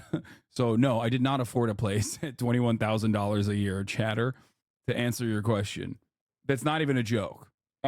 Also, after that, I had a shit ton of roommates. You know what I mean? Once you're rich, isn't burning out pretty much voluntary? Yeah, I think so. I get what you're trying to say. I understand what you're saying. I think there's like some truth to that. But my point is this. These guys make so much money and have basically like an endless supply of making even more money with the content that they're creating. So their burnout must be real. It's the only difference is that because they are privileged enough, what? Black people, Africa, Nigeria. Nigeria is a good country to visit. Nigeria. What do you think about black people? Okay, take 30 minutes off, chat. Why are we assuming Pokemon is burnt out and quitting? I'm not saying Pokemon is burnt out and quitting. I'm just simply talking about a broader subject. I'm sure she will reveal why she's quitting. Okay? Or even if she is quitting or not. I don't know what the fuck she's doing. She didn't respond to me, so. All right, let's Friends, continue. family, recovering to go back to work. You've probably seen that old image from when people were fighting for an 8-hour workday. 8 hours for work, 8 hours for rest, 8 hours for what we will. That's because you're a workaholic. I think these YouTube types are never that kind of person. That's why they started making YouTube videos instead of normal career paths. Not to say that JC's analysis is wrong. Or you mean JT's analysis. I am definitely a workaholic, for sure. That part is true. I love having a structure. I love having something to do. That is, it definitely keeps me very much, alive, I guess. That's it. There's a reason why I am one of the very few Twitch streamers who's like so consistent, because Twitch streaming is not supposed to be consistent. You just kind of do it for fun, and you don't have to have like any kind of like professional approach to it for the most part. And that's not how Twitch streamers start, and that's not how YouTubers start either. Whereas like I have had this same approach since day one, that as soon as I went full-time on Twitch streaming, I was like, every day I'm going to be doing this 7 days a week. I'm going to be live. I'm going to be live at the same time, and I'm going to be doing like the same structure, right? I need that to function. I need to be able to do that. That sounds pretty nice. Cannot say that Matt Pat isn't a workaholic though. Bro was working all the time. No, I think so. I think he was too, I'm sure. Some of these YouTubers are, some of them are not, but let's continue. These days, 8 hours of work just doesn't really cut it for most people. And believe it or not, that goes for YouTubers too, and we'll get to that in a sec. A growing number of Americans work more than one job, and some 400,000 work 2 full-time jobs, just to make ends meet. Everything from housing, to groceries, to utilities is getting more expensive, and the only thing that's not going up is wages. You've heard it before, but if the minimum wage had just kept up with inflation and productivity gains since the Reagan years, it'd be over $24 an hour today. But here in the richest country on earth, the federal minimum wage is still $7.25 an hour. It's hard to have a decent work-life balance when the hours you work don't earn you enough money, so you have to take on more work. YouTube is similar, but there's an added layer of complexity. Caleb makes a point in his video that I think a lot of people don't realize about YouTube as a career. Your input doesn't necessarily equal your output. You can put a ton of work into a video and make way less money than you did with a half-assed video. That's very different from other jobs. Exploitation aside, yes, obviously everyone should be making more money. But in general, with traditional work, if you put in more hours, you're financially rewarded for that. If you're in sales and you put in an extra 10 hours a week, you sell a couple more cars, you make more money. If you do hourly work, add a few hours to your schedule, you make more money. If you work freelance and you take on another gig, you make more money. On YouTube, you could add 30 hours a week and not see a cent in extra income. In fact, you could see the complete opposite and have your revenue tank for what seems like no reason at all. So, it's not surprising that just about every YouTuber says they have a bad work-life balance. You're constantly worried that if you don't feed the algorithm, you won't be able to pay the bills. This is one of the core features of capitalism. You work or you starve. And on YouTube, sometimes you work and you still starve. That uncertainty is draining in a way that is difficult for a lot of people to understand. But the money aspect is only part of the work-life balance thing. When you're a YouTuber, you have work at your fingertips 24/7. Much like Ken's job is just beach, my job is just phone. YouTube is right here, all the time, in my pocket. I'll just have a quick peek, just one little peek. I swear, one more peek, just one look. It becomes all-consuming. You can't escape. It gets so bad sometimes that I'll be running errands and I'll check YouTube Studio when I'm stopped at a red light. You also have to stick to a schedule religiously, or people forget you in a month. I upload here every other Friday at 9 a.m. Central Time. Deprogram is every Friday. First Thought News episodes are every Monday and Wednesday. Analysis episodes are every other Friday. And my new channel is every other Friday, staggered with Second Thought. And don't get me wrong, I enjoy a lot of this. Yeah, it's a job, and sometimes I just want to throw my computer out the window, but YouTube is still a dream job for me. I like sharing things with people and being creative. But that's where we run into another problem. My whole life just turned to this business, and it's all fun when you get to make videos, but not when you're managing a business and constantly doing tasks that you just don't. Yes, dude, this is exactly why whenever people are like, Hasan, why don't you do this? Why don't you expand? Why don't you hire more people? Blah, blah, blah. You think I don't know how like I can grow this business in a sustainable fashion? I do. But that's the part of the reason why I have this like insane workload is because I don't want to be a manager. I am not a good manager. I don't want to be a manager. I don't want to manage people. It sucks. Okay? I think a lot of people don't realize like, yeah, sure, these guys are really fortunate, but they're also they're business owners, but they're also doing tasks that you don't want. Try a real job. Yeah, I know. No one is saying that what these guys are doing is harder than being a fucking dock worker or working at an Amazon distribution facility. I hope you understand that. Okay? The only difference, however, in this circumstance is that for them, they're also not only just owners of a business, but they're worker owners. Okay? So in a way, I kind of see it as like a small business owner who's like, all right, I'm done. I can't do this anymore. I'm not going to pack up shop, but I'm going to get other people to work for me. It's kind of like that. Does that make sense? I feel like that is what's going on here. Like the way that they're approaching this is like that a little bit. Like to do. I miss to be creative. I really miss that so much. One thing I use as an analogy is kind of like a contractor building houses. When you first start, you know, you're loving it, you're building houses, you're making money, you're doing your thing. But after a certain point, you kind of develop things you enjoy and things you don't enjoy about something. And when it comes to making a video, if that's a house, you look at your next video that you need to do because it's your job and you don't want to pour I like people that say get a real job that are also the same people who talk about how if AI can replace you, you didn't have a job worth having. Yeah.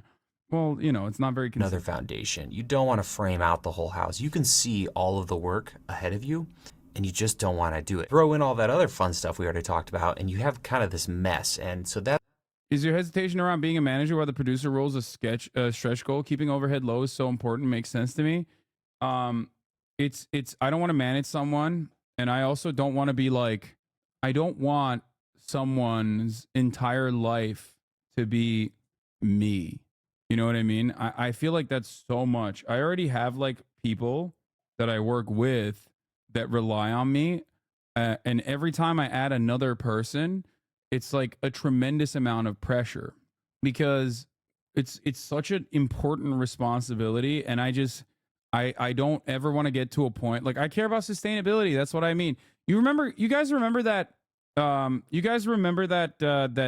clip that goes around all the time of me being like, oh, I live on bare necessities or something, or whatever the fuck it is. It's been bastardized so many times. What I was actually trying to make a point there was about why I don't like engage in capital accumulation or grow, because I care about sustainability. Okay. I care about sustainability, not like permanent growth, because I feel like permanent growth and permanent revenue strategies, okay, permanent growth and permanent revenue strategies, in my opinion, and shifting your focus to that, in my opinion, creates this like incredibly unsustainable environment around your business. You know, it's just a cancerous dynamic, is a cancerous attitude.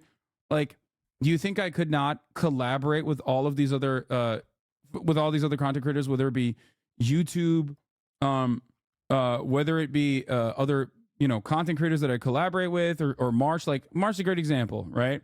Like in another circumstance, in like how this normally works would be like I would just give him a salary, okay, be a salaried employee, and it would not be, you know, tied to the amount of revenue that we're generating, all this kind of stuff, right? Like, and that way I could make a shit ton more money for myself. I could have just taken a shit ton more of the revenue that we're creating. If my goal was to just like generate revenue, that's what I would do. I would just like hire someone, pay them above market rates, okay, and just keep growing and keep growing and keep growing and grow and grow and grow. But I don't want to do that. I think it's not the right way to do it. As someone that takes lots of small companies end up failing and getting worse because they all grow, or the point it becomes a mess. Yeah. I like when you talk about socialism in real life context as opposed to doing only politics. Yeah, that's my point. This is what I'm trying to do. This is what I am explaining. Like, for example, okay, Twitch, massively successful company, gets bought out by Amazon for $1 billion. Major company, grows, and during COVID, during the peak of COVID, people go crazy because like growth projections are off the charts. Amazon says, here's a wad of cash, grow. And then now look at them. They had to fire a shit ton of employees, right? Because now Amazon's like, never mind, you grew too much and it's becoming unsustainable for us. Like, those are real people that lost their jobs. I don't want to be in that situation, right? Patreon would have been better if they didn't aim for extraordinary growth. Now they're crumbling. Exactly. I don't know how you can convince people, though, to separate persona from your IRL life. Like, you're not an insane person committed to socialism, just an ideology. No, but like, the other part of this is that, like, I think I run a very ethical in my own moral framework, I think I am. Yes, I think I abide by the standards that I apply to others 100%. And I think that the world would be better if more people were like this. But ultimately, I guess the reason why I'm mentioning all this is because why Patreon would have been better. The reason why I'm mentioning all this is because like it just ruins that permanent growth model, ruins people. Like for all of his, I guess, political associations that I very publicly have disagreed with, I think what PewDiePie did was great, right? Like not the politics side, but as a pure content creator, what he did was right. What he did was the good thing, right? He just has like one editor or two editors or whatever the fuck, and he just did his own goddamn thing. He just kept doing his own thing and consistently still does his own thing. And was able to retire and just like, you know, keeps making his own content from afar, right? Does that make sense? Anyway, from a business perspective, if you wanted to expand sustainably without creating dependency, you can create new pods or channels with others helming that you could break off if you get burnt out on it. If you're trying to explain the position of CEOs, sure. Admit it, you like PewDiePie because he's ripped and hot. I think PewDiePie being ripped and hot plays a role in my assessment. I will admit this. It's hard for me to, you know, sit here and lie to you and act like that does not play a role. It certainly does play a role, okay? Fuck.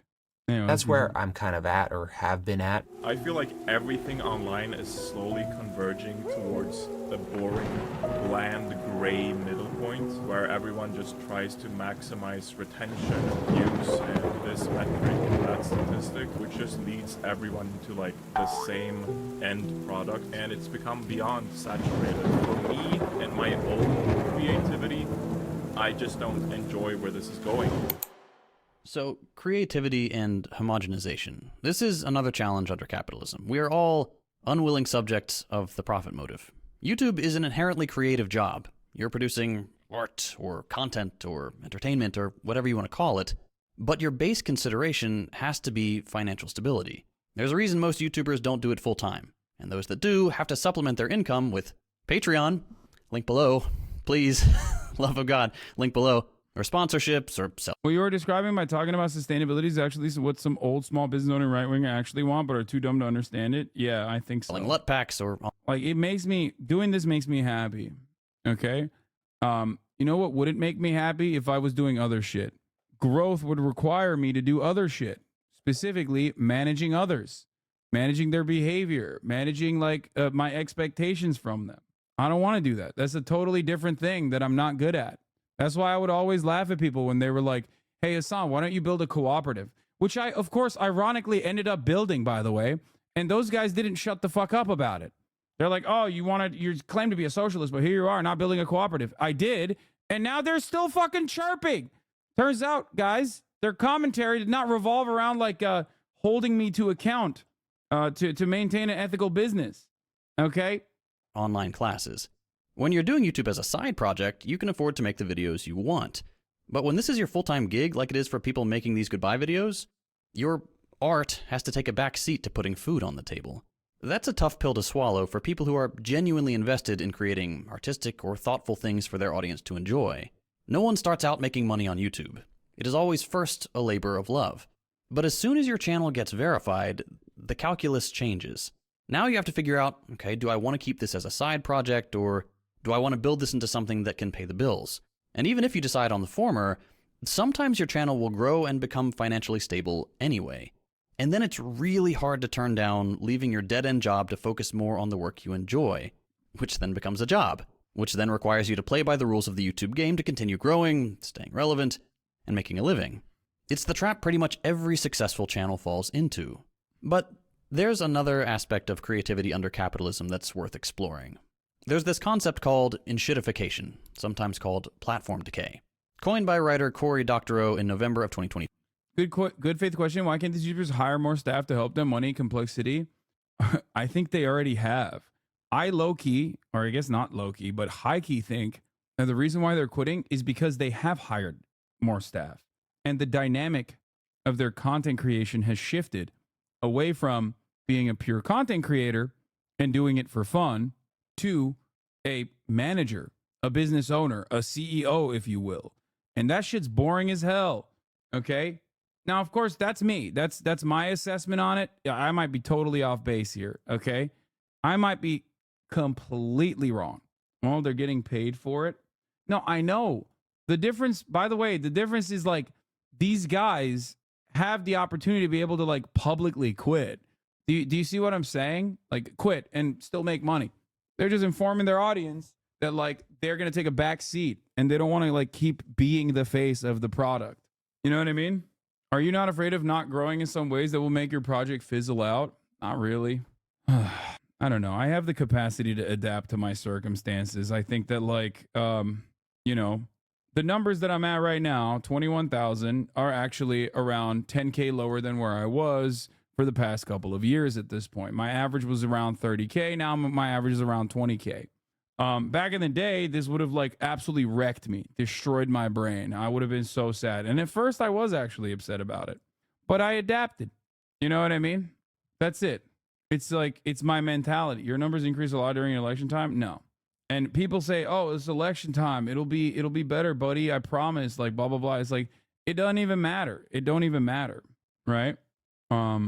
It's just like the election season is very boring and it's not gonna, I don't think it's gonna be the way that people think it is.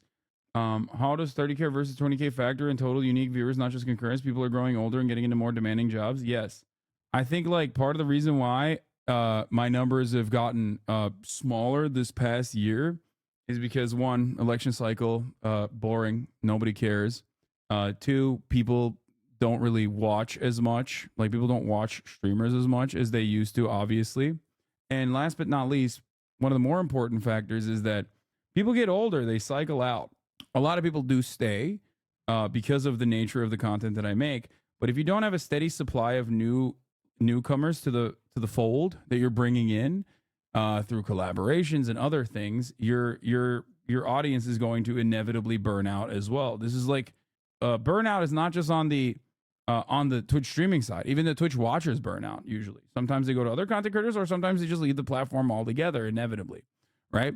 And I think that one way to obviously get ahead of that would be by you know, making more content on other avenues like YouTube and TikTok and whatnot, which is why you see a lot of the growth on this platform.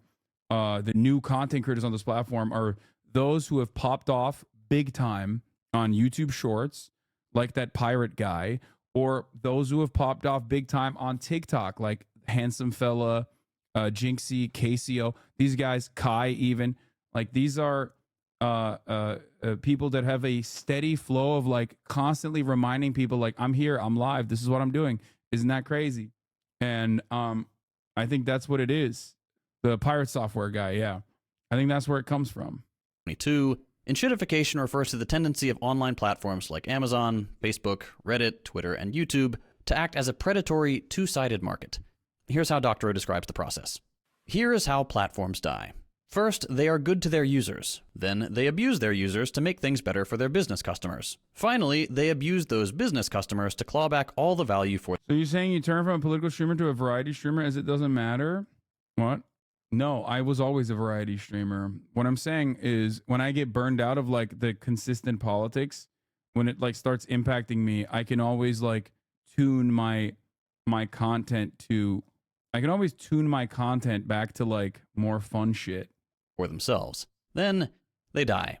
I call this enshittification, and it's a seemingly inevitable consequence arising from the combination of the ease of changing how a platform allocates value, combined with the nature. Think about it this way. I started the process today, and there were dudes immediately coming in and going, dude, you have to talk about Israel. Israel went into a hospital in Jenin. Israel went into a hospital in Jenin. You have to talk about it. I said, no. I put my foot down, and I said, this is what I want to do first, and then I'll eventually get to it, right? Which I will. But I think this like that's something to understand. Like this shit is boring as hell. All right. Well, sorry, Vinny Kitty. I know you're a 21-month subscriber. Of course, your brain is permanently broken. You want content, you want politics, and you want it now. I get it. But, you know, I will get to it. Of a two-sided market, where a platform sits between buyers and sellers, hold each hostage to the other, raking off an ever larger share of the value that passes between them. The internet is full of examples of this form of decay. Google search used to simply return results to the best of its ability based on the parameters you gave it. Now the whole first page of results is ads and websites full of articles that are 90% SEO phrases. Amazon... Yeah, this part is really bad. This is like the this is, I think, the most prescient part of the dead internet theory, is that it's just like we have found out ways of manipulating parts of the internet that simply used to work, and now not so much, right? Like, kind of doesn't work, and it has made everything just worse overall. Amazon shows you a dozen sponsored items before you get to the real results. TikTok and Instagram are specifically tailored to keep you scrolling and consuming. YouTube is a prime example of this form of decay. First, it was a place for normal people to publish silly videos. Then it attracted investment and advertisers. Then it changed how the platform works to maximize revenue generation and encourage content that plays by those rules. And now it's running an ad blocker to really crack down on any lost revenue and force people to pay for YouTube Premium to stop the incessant advertising. And none of this is evil. It's just the logical conclusion of a neoliberal capitalist system. Every platform is a market, everything must have a dollar value attached, and consumption is a lifestyle. So it's no surprise that big channels that have grown with the platform are noticing this trend and are disgusted by it. There's no room for creativity when everything has I feel like a lot of libs showed their ass and stopped watching you because of the Palestine genocide. Yeah, sure. to be scripted, edited, and presented for retention above all else. That's how we ended up with Mr. Beast. He plays the game perfectly, and his videos are disgusting and devoid of any actual value beyond being used as slop for the content trough. And hey, look, no hate for people who just want to watch Mr. Beast run some deranged game show. That's your prerogative. But for the people who started out making beautiful things for the sake of making beautiful things, this trend of enshittification is really disheartening. And kind of along those lines is the alienation aspect of all this. At the end of the day, it's you against the all-consuming maw of the internet. YouTube is still such a niche career that there are so incredibly few people who actually understand what it's like to do this. It's lonely. It's stressful. It's scary. Strip away all the frills, and at its core, YouTube is an altar on which you lay yourself at the mercy of a billion people. You play for the crowd. You make a spectacle. How does Mr. Beast not get burned out? Dude, I think he's a freak too. Like, you know how I'm a freak and I find a lot of emotional fulfillment from what I do? I think he's a freak in the way that he finds a lot of emotional fulfillment from what he does as well, because it makes no goddamn sense. But he's also very young too. You're right. You're right. M. Hood's right. He is very young. Something we forget about Mr. Beast is that he's literally like 24 or something. Like, he's crazy young. Of yourself. You know there are buzzards out there waiting to turn your next video into drama content. You know who you are. You are at the center. Damn. To do this. It's lonely. It's stressful. It's scary. Strip away all the frills, and at its core, YouTube is an altar on which you lay yourself at the mercy of a billion people. You play for the crowd. You make a spectacle of yourself. You know there are buzzards out there waiting to turn your next video into drama content. You know who he's right. You are. You are at the center of hundreds, thousands, millions of views, and yet you're completely alone. None of these people know you. None of them see the work that goes on behind the scenes. It's you and your camera and your laptop. That's not how humans were meant to function. Yeah, Mr. Beast is like one of the unique people that, like, I think genuinely enjoys the growth and the business aspect of what he does. That's what I meant when I said he gets emotional fulfillment out of what he's doing. Does that make sense? You guys understand? Not a lot of motherfuckers are like that, okay? Especially in the YouTube space. He does. I get a lot of emotional. He is like pure distillation of like capitalism for the sake of capitalism. Like, he just likes it. He enjoys it. Look, for me, number go up is good. Okay, getting showered with praise, great. Of course, that feels good. But overall, the major component here that offers me emotional fulfillment, that I derive a lot of emotional fulfillment out of, is the fact that I feel like I'm doing something that is worth a damn. Okay, I feel like if I change one person's mind, if I can get one more person to be charitable to like trans people, even though they were originally transphobic, like, that's my goal. That's what I do. And that's what I do well. If I can get one person that is like super rad lippy, for example, that turns around and is like no longer as aggressive, okay? No longer as like aggro and uncharitable in the way that they analyze other people, okay? Then that's the good thing. That's what I want to do. I want to like soften people's edges a little bit on that front. And there are versions of the types of people that I've mentioned in this community. There are people who were like probably major rad libs originally, and they have grown to become more charitable over time to others who are on their own unique and personal journey. And there are certainly a shit ton of people who used to be very edgy and very ignorant and bigoted and oblivious to the realities of the world, and have grown to empathize with plenty of marginalized communities and now defend them.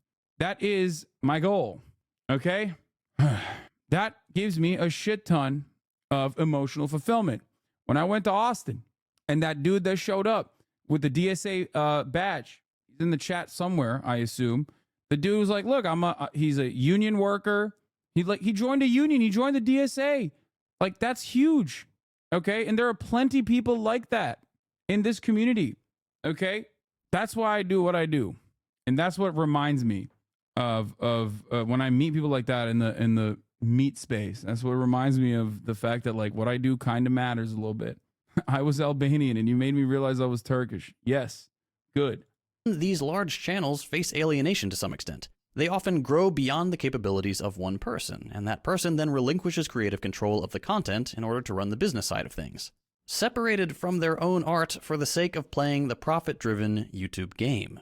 Speaking of profit and big channels, there's one more thing we need to consider. I should have just done this as a live stream and uploaded it to Captain Sparkles too, which, speaking of, no changes planned for live streaming and the VOD uploads on the second channel. That's business as usual. I have like another channel called Papa Meat that's doing really well. And if you haven't heard of that, feel free to check it out. We post like every 3 days, but that's becoming more of like my money maker, actual job thing now. This probably isn't goodbye, like not forever. The podcaster host, Lateral, is still going out weekly. My newsletter's still going out. The Plus channel will probably return at some point. There'll likely be new technical difficulties episodes. I'm still going to be here. I'm still going to be alongside the creative directors talking about programming, brainstorming ideas for upcoming episodes. That's awesome. I love that. I don't want to give that up. But the other cool thing about this is that it opens up the door for me to turn the script. For the last 13 years, I've been commenting on other people's IP, but now that I'm stepping out of those roles, I get to create the IP. Here's the part that no one that I've seen has really talked about. The one big thing to realize is that most of these people aren't quitting being creative. Just about all of them have other outlets for that, whether it's a second channel or a podcast or some other avenue. They're just stepping away from the horrible grind that full-time YouTube has become. And this isn't me saying, aha, you're not really quitting. That couldn't be further from the truth. I'm genuinely really happy for these people because I recognize that in the near future, I'm going to be in the same boat. It's pretty funny though that like YouTubers, I'm just comparing it to like what I do, and it's like YouTubers are like, yeah, we used to make like 1 video a month, or we used to make like 4 videos a month, and now I'm gonna only make 1 video a month. I'm like, damn, dog, like it's like maybe like I'm retiring. I mean, if I was making 1 video a month, that would be my retirement, I think. Or 4 videos a month, that would be my retirement. Like, genuinely. I've been running Second Thought for 8 years. It's gone through a couple different iterations, but I've never missed an upload in that time. And I'm tired too. If you think about it, what's the point of YouTube? What's the bottom line in 2024? More views. I no longer respect Second Thought after this video. Totally hypocritical and disingenuous to his message. Wait, what? Yeah, you're right. I think you should write him off. Dude's been making like banger pro-socialist content for like 8 years, but I think you should absolutely drop him. I'm dropping him too.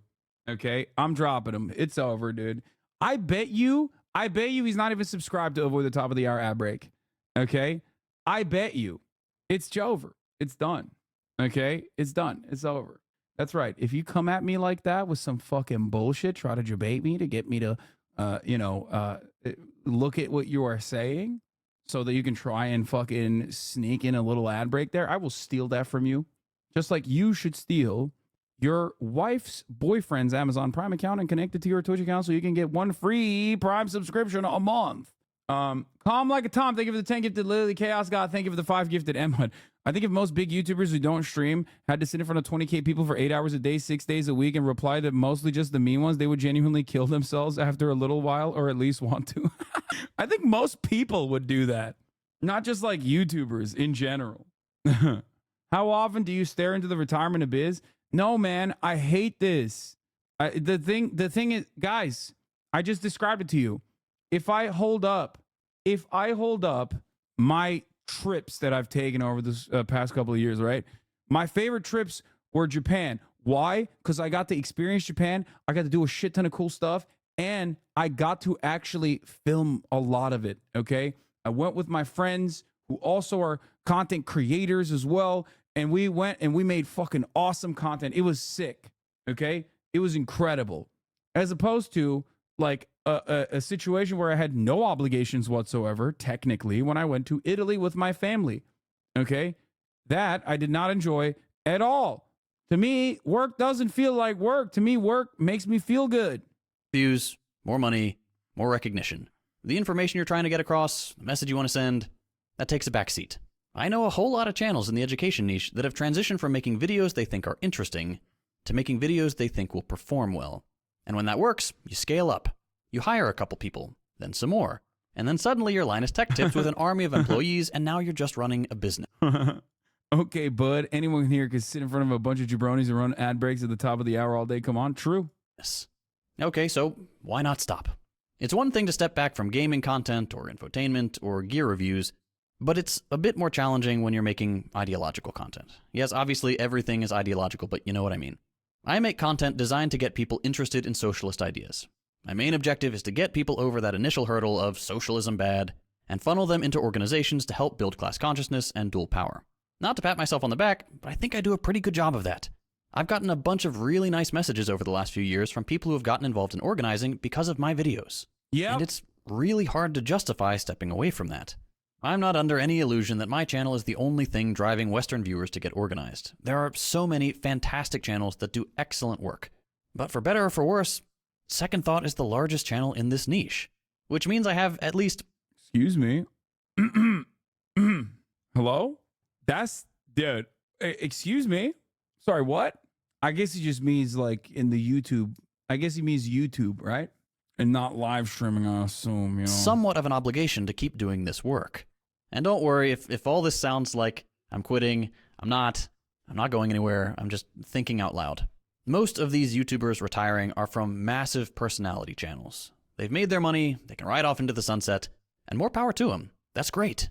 But I think it's also important to remember that YouTube is home to literally tens of millions of channels, and the majority of them over the course of their YouTube career will throw in the towel for all the same reasons as any of the big names, but without the financial security or enough fame to segue to something else. YouTube, like anything else, is not really voluntary. Under capitalism, you work or you starve. If YouTube is your full-time job, you better make the right sacrifices to the algorithm because you need the money and you have no idea if you're going to get it. And that's before we even consider demonetization or age restriction. You could put 100 hours into a beautiful documentary and end up way in the red. To piggyback off of what JT just said, I wouldn't have even considered joining a union before watching you, and now I'm helping organize my workplace at the moment. Hell yeah, shy nipple, let's go. Because he showed current events that YouTube thinks are not advertiser friendly. What is this? But that's a topic for another video. And there's a whole other aspect to this that we didn't get into, which is people looking at YouTube and seeing a platform by and for amateurs. And that's just not really the case anymore. Yeah, anyone can upload to YouTube, and that's great. But most people don't realize that YouTube and the film industry have kind of merged into this one big content blob. I mean, heck, our team has worked all across the media landscape from, documentaries, TV, you name it. And if you followed the news about the labor situation in Hollywood, you know that everything is on fire. A couple of years ago, there were horrible stories coming out about working conditions for VFX artists. Same thing for animation. Last year you had the screen actors and the writers striking, and they haven't both gone on strike at the same time since 1960. IOTC, the labor union that represents a lot of technicians and craftspeople, they're talking about going on strike sometime this year. And all of this is connected to the same kinds of things that YouTubers are talking about. Crappy residuals, insane overwork, unreliable income, and now these stupid AI content farms. This is all connected. And YouTubers retiring is just one tiny aspect of a larger narrative about work, art, and life in the 21st century. Anyway, this was not the script I was expecting to write this week. I came into the office and I watched a couple of those goodbye videos, and I felt compelled to give my... Because you and my wife joined a teachers union, and now they're striking in Newton, MA. It's been 10 days and the school committee refused to budge on contracts. Striking is illegal in MA, but we're pushing forward anyways. Congratulations and good luck. Anyway, but yeah, no, there's a lot of good that happens, and that is precisely the reason why I do what I do. At the end of it all, I wanted to end that conversation on a positive note, and I think JT did the exact same thing, which is that like I get a shit ton of emotional fulfillment off of what I do, and I feel as though, you know, well, I started watching to see who was the guy making more in subs than Pay Money Wubby, and now I'm going to be the chair of my DSA chapter and running a local unionizing hotline. Hell yeah. Anyway, that's what I mean. There's like people in here that are community organizers, people that have run for local office and won. It's good. Sometimes, like I mentioned, when I see the insanity of people just being like, go back to your own country, literally, and then substitute that for like real politics or something, and try to act like they're making a legitimate argument about policy or whatever, policy disagreements, that's a little different. That does genuinely take up a mental toll, you know, fucks me up a little bit. I don't like it. But it's just a good reminder that this shit is positive overall. With a very serious story, because it's a dangerous moment in the Middle East as President Biden weighs a response to the deaths of those 3 U.S. service members at a U.S. outpost in Jordan. Now, they were killed in a drone strike. It's blamed on a militia linked to Iran. This morning, we're learning new details about those 3 Americans whose home base was in Georgia. Ed O'Keefe is following all of this at the White House. Ed, I keep thinking about those families who are in deep, deep pain this morning. Good morning to you. Yeah, good morning. As we await a decision from the president, we know he's balancing several different factors. One of them, the concern about giving prominence to these militias that have been targeting U.S. military forces since the Israel-Hamas war began in October. But the other factor to consider, how any kind of military response would play here at home. 23-year-old specialist Brianna Moffett, 24-year-old specialist Kennedy Sanders, and 46-year-old Sergeant William Rivers. The 3 Americans killed in Sunday's attack were all decorated Army reservists assigned to the 926th Engineer Brigade out of Fort Moore, Georgia. A U.S. official says the one-way drone used in the attack was Iranian-made, the same kind Iran has provided to Russia to aid in its invasion of Ukraine and to the militias it supports. Iran continues to arm and equip these groups to launch these attacks. Pentagon officials tell CBS News the explosive drone came in low and slow several minutes after a U.S. drone was returning from a mission in Syria. The base's air defense system had been temporarily taken offline to allow the American drone to land safely. There was little to no warning for the troops still in their sleeping quarters. We will respond, and that response could be multi-leveled, come in stages, and be sustained over time. President Biden huddled with top advisors Monday while it's still unclear whether the U.S. will directly target Iran. We are not looking for a war with Iran. We are not seeking a conflict with the regime in a military way. On Capitol, aren't you though, Metro? Doing quite a bad job with that. It seems to me, at least. It just seems like it's like, nah, dog. Let me tell you, we are not escalating, and our goal is not to escalate. For sure. Our goal is definitely not to have like straight up additional war in an election cycle. That would be crazy.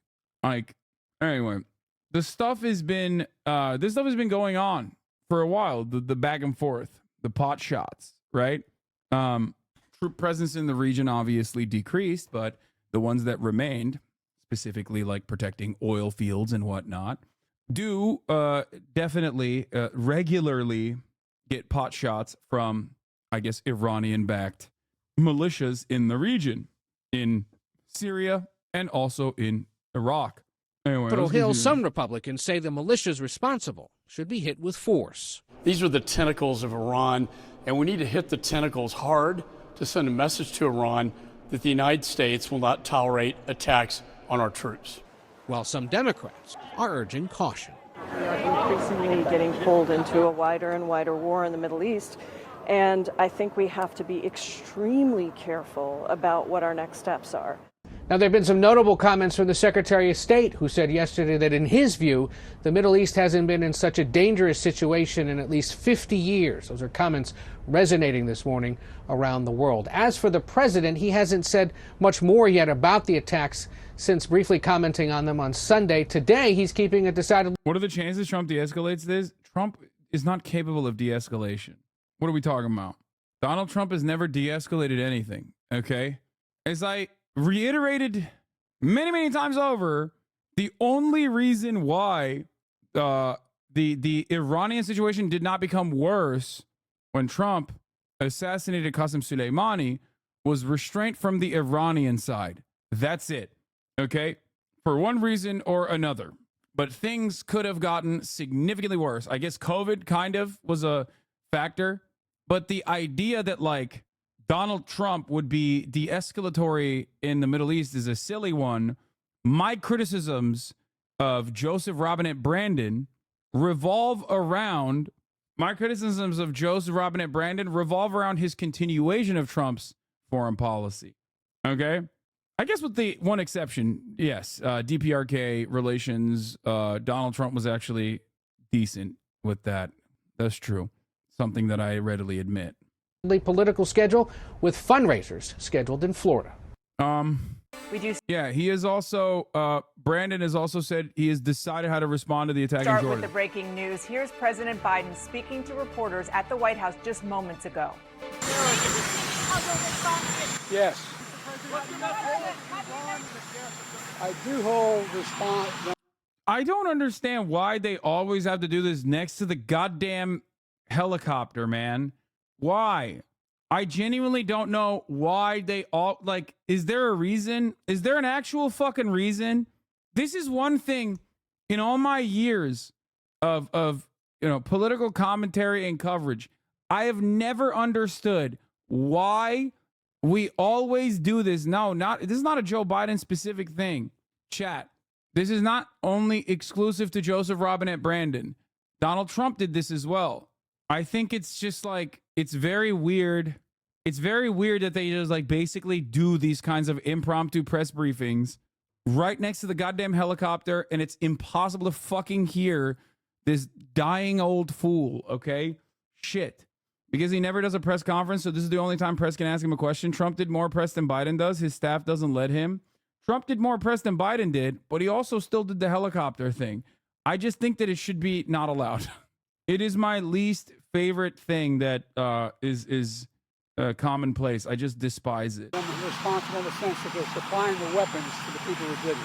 We'll have that discussion.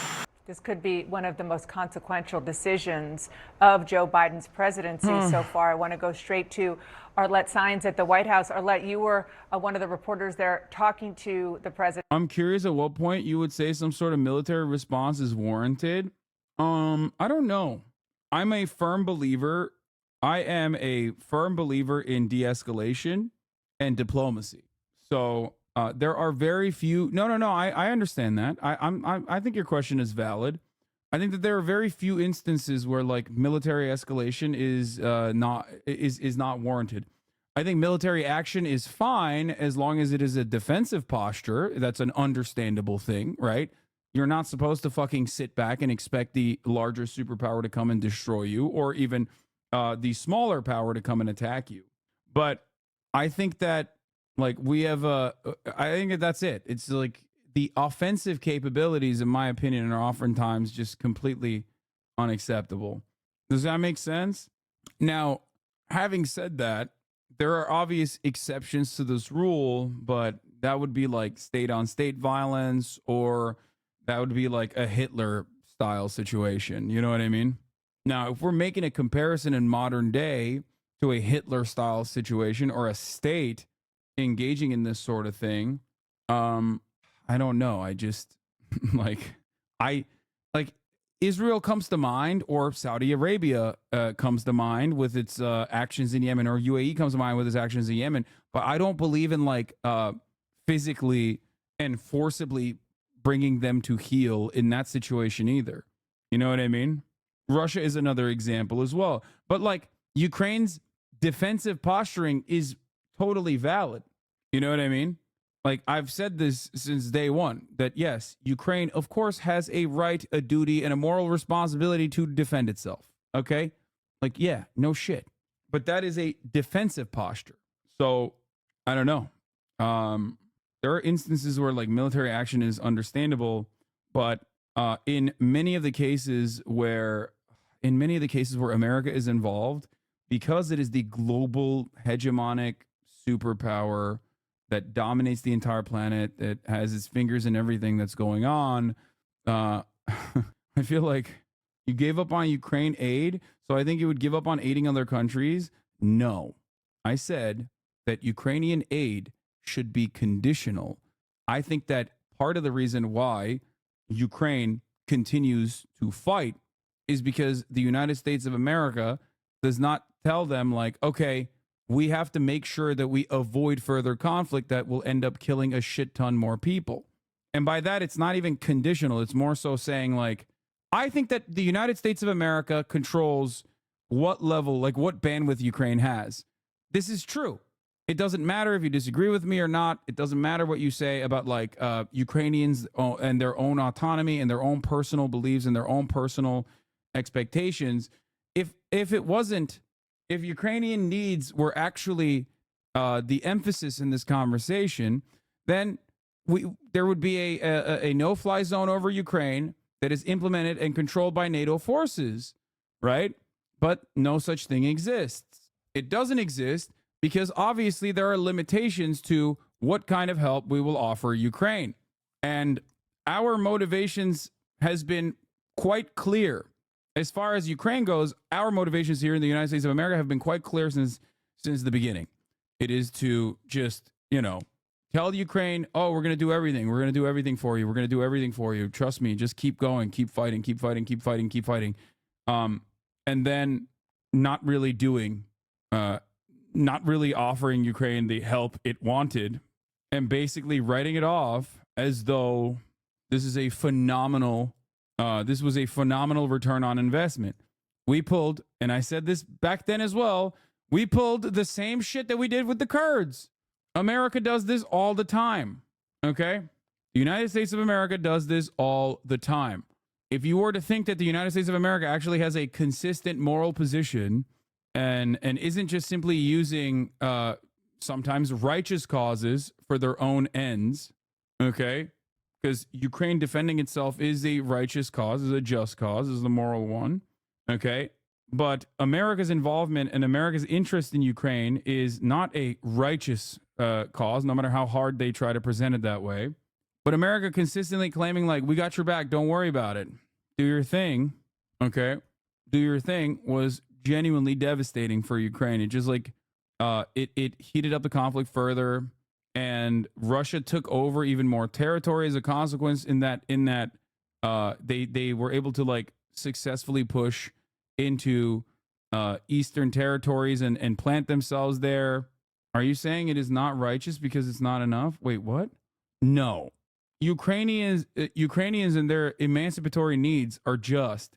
America's interest in the continuation of funneling weapons or funding Ukrainian defense is not for just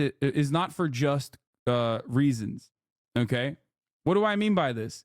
If their goal was truly to avoid as many, if their goal was to genuinely stop the bleeding, okay, stop the harm, stop Ukrainians from dying en masse, then they would do everything they can to immediately come to the table and try to pressure the parties that they can to specifically put forward a ceasefire and contemplate how a peaceful cessation of hostilities can happen. But in every single circumstance, everyone was like, well, you can't trust Russia. They would never do that. Yes, let's appease the Russians. Okay, well, if that's if the opposite of appeasement is awarment, then you're just, going to continue pushing Ukrainians into the fucking meat grinder. I don't see you going out there to fight. Okay, that's it. Americans personally say openly, American representatives personally say openly, guess what, dude? Ukraine was phenomenal for us. For 5% of our military budget, we were able to cripple a foreign adversary's entire military. We were able to erode 50% of their fucking military. without a single active U.S. service member dying in the process, I'd say that's a phenomenal investment. That is something that Elizabeth Warren has alluded to. That is something that Lindsey Graham has talked about. Okay? It's over. It's not like they're hiding it. They're openly saying it. They're openly flexing it. And the conversation is also ridiculous because guess what, dude? Here's the other side of the story, okay? You say backing off didn't work in 2014. Well, it worked in favor of not as many Ukrainians dying in that sense. Okay? If your goal is to hopefully to like stop the bleeding, and if your goal is to see what happens, giving peace a shot is always the best thing to do. People always go, oh, this is appeasement. This is appeasement. Russia is a Hitlerite nation. Okay? They're behaving like Adolf Hitler. They're behaving like Adolf Hitler. They're behaving like Adolf Hitler. And they must be met. Okay, go fight then. Then what you're supposed to do is like go full blown. If it's Adolf Hitler, then you should be America, right? The fuck are we doing? What's happening? Go full force. Why half measures? Or maybe in a post-nuclear Holocaust world that we live in, there are no more Adolf Hitlers in the same vein, and you can't really fucking fight against it in the same way. Like, do you understand? Do you get what I'm saying? What about statements by Ukrainian officials about an attack on Russia 4 months before the start of hostilities, threats of atomic weapons? NATO promises to set up combat posts on the borders with Russia, and NATO representatives ignoring an official letter from Russia to not make Ukraine a springboard for NATO. Yeah, I mean, I've talked about all of this stuff, okay? I've talked about all of this leading up to Russia's invasion. Russia's invasion of Ukraine completely fucking eviscerated that. Russia already maintained Crimea. Okay, there was already LPR and DPR and the ongoing conflict there. This all rendered Ukraine's involvement with NATO to be an impossibility. So it was already it was already like a Georgia style situation. Okay, it doesn't matter. Like none of this shit matters. Once they invaded, it was done. It was over. I'm Russian with Ukrainian relatives. The whole circus is just an incredible meat grinder of innocent people. Yeah, you can't join NATO with border disputes anyway. Like, I've talked about the Western world dangling NATO involvement with Ukraine. I've talked about the Western world and Western powers dangling NATO involvement with respect to Ukraine as a carrot in front of the Ukrainian government in a way to like put pressure on Russia, for example, and how fucked up that is. But once Russia actually ate the bait and legitimately invaded Ukraine, it's over. It's done. You have now legitimized NATO in 2024. It is the dumbest thing you can possibly fucking do. Like, it's always odd to me that a lot of people who love China also sometimes love Russia and Russian actions. They push Z, if you will. And what I never understand about those people is that, like, dude, even if you're like pro-Russian dominance, so you like love Russia's irredentist actions or anything like that, like, this is a major misstep. Okay? This is a fucking like insane flub. It's not only super bloody and super violent, okay? But it's also just completely unimaginably a bad idea. It was so bad it emboldened NATO's existence. It showed the other countries that Russia previously had like a handshake agreement on neutrality, like Finland and Sweden, that they could now join NATO. It was awful. It's so dumb. There is no way to try and justify this as an objective good. Okay? I think Russia knew all that, but Ukraine is much more important than Finland and Sweden because of Black Sea access. Yes, but there's a difference between Crimea and Eastern Ukrainian territories is what I mean. Okay? That's why I make this distinction all the time. Just like one that people get very, very mad at me about. But yeah, Ukraine's democracy in darkness. Oh God, they're back. Oh, here we go. They're gonna write the same fucking articles they wrote about how Zelensky is corrupt. And once again, now that like Ukraine is on the back burner. Okay? I think Russia had legitimate security concerns vis-a-vis NATO, but now no one's gonna listen because they fucking invaded Ukraine. Yeah, I mean it was over at that point, dude. There's nothing you can do. There's no rhyme or reason. It's not smart. It's not good. People can cope and try to be like, no, actually, like Putin is fucking chess master. Look at how much more territory it conquered. Oh, sick, dude. It's awesome. Yeah. It's a pretty insightful article. Yeah, I've read that article all the way from 2014 to 2018, exactly, as this chatter mentioned. I've read that exact same article so many fucking times over. Anyway, this whole meat grinder is a simple struggle between capitals for primacy in the Western European region. A huge amount of Ukraine's resources are exported by Western corporations worth hundreds of billions of dollars. There was a valid argument against NATO after what they did in Serbia against the wish of the UN. Now they gave NATO a valid boogeyman. Like, NATO has never really been a protective institution, okay? It had one purpose. And after the dissolution of the USSR, its purpose was supposed to be done. But the obvious purpose wasn't just to destroy communism globally, but it was also to maintain American capitalism as the dominant force. And we have done that, and we will continue doing that. The worst possible thing you can do is basically give credence to the idea that, like, it must exist as a defensive force. You know what I mean? How many NATO countries has Russia invaded? Would say it works out pretty good.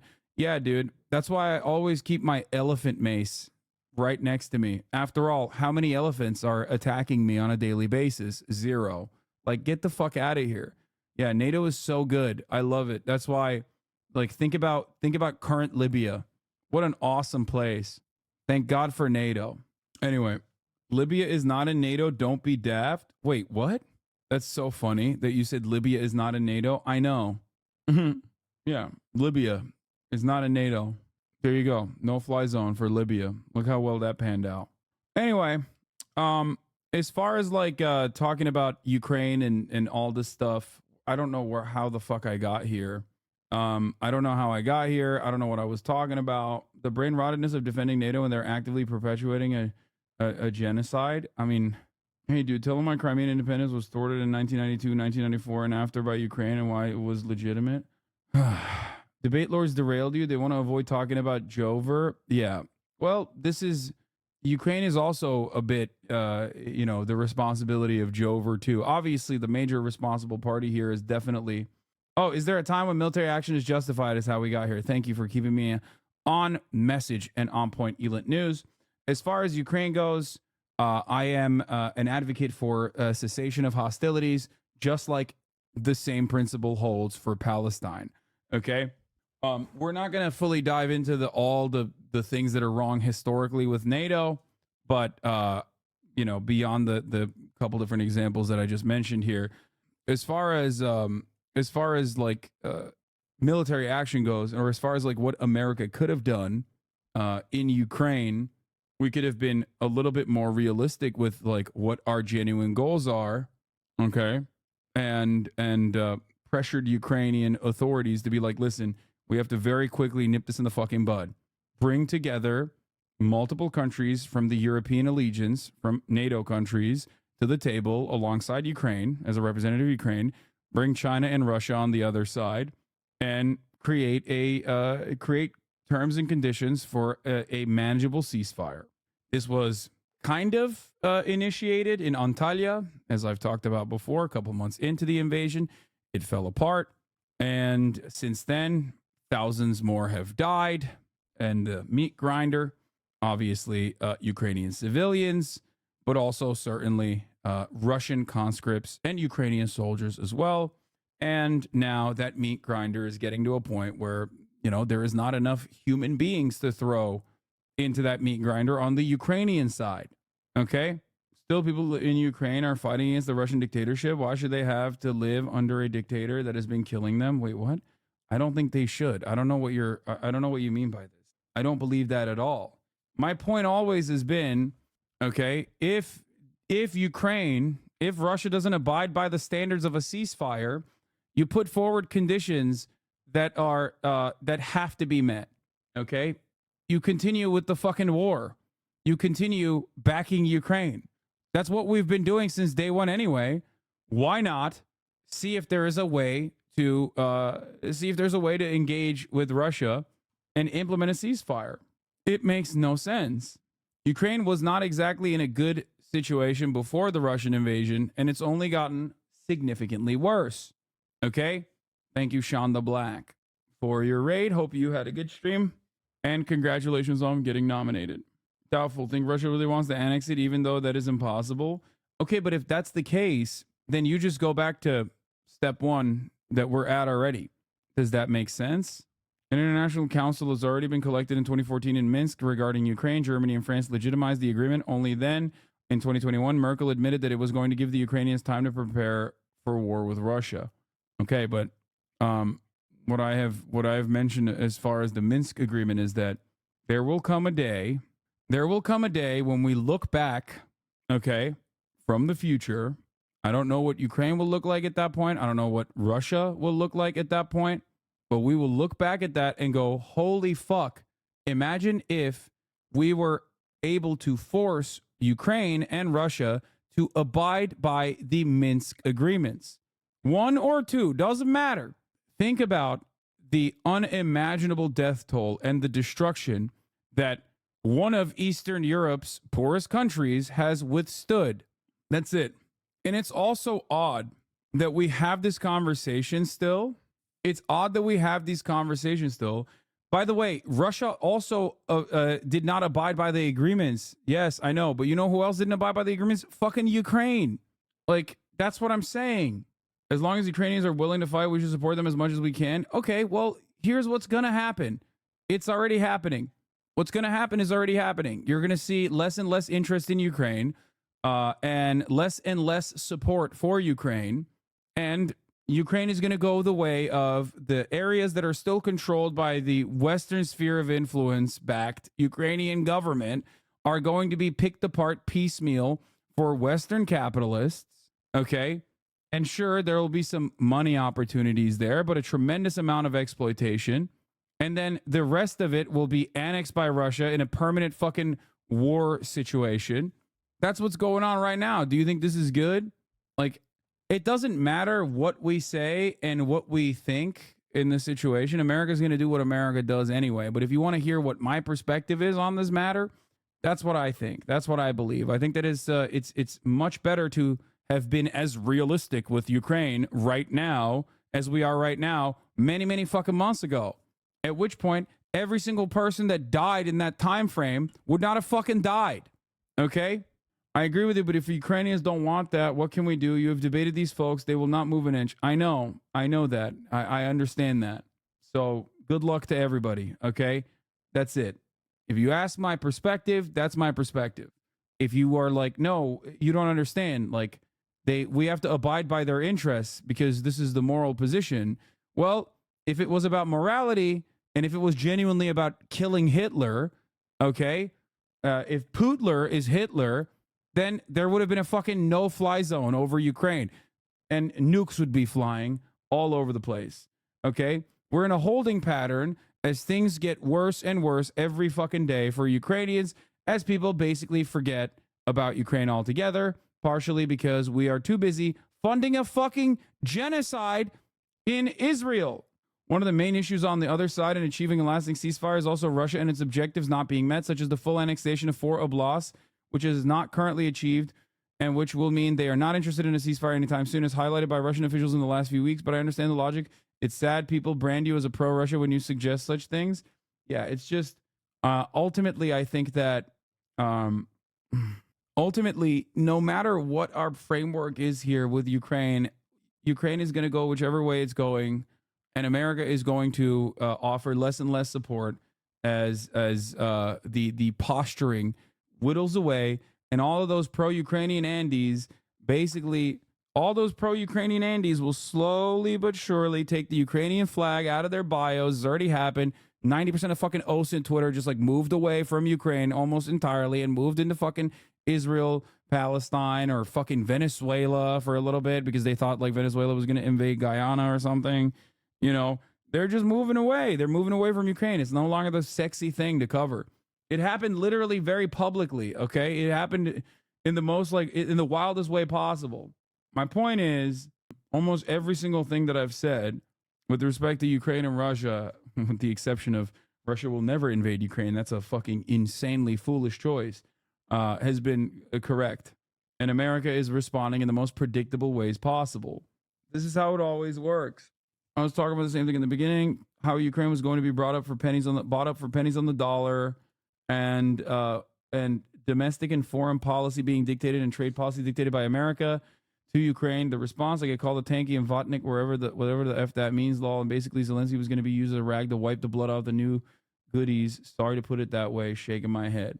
Don't you think we needed to weaken Russia and strengthen NATO as well as weaken Iran in preparation for our future looking at East as per new American military directives? What do you mean we?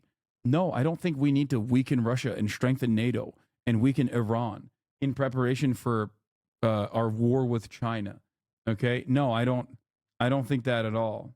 Everything you have said about Israel and Palestine has been correct. Yes, everything, including J-dams, everything. As an on-the-ground reporter, everything I've said has been true. I'm in Gaza right now.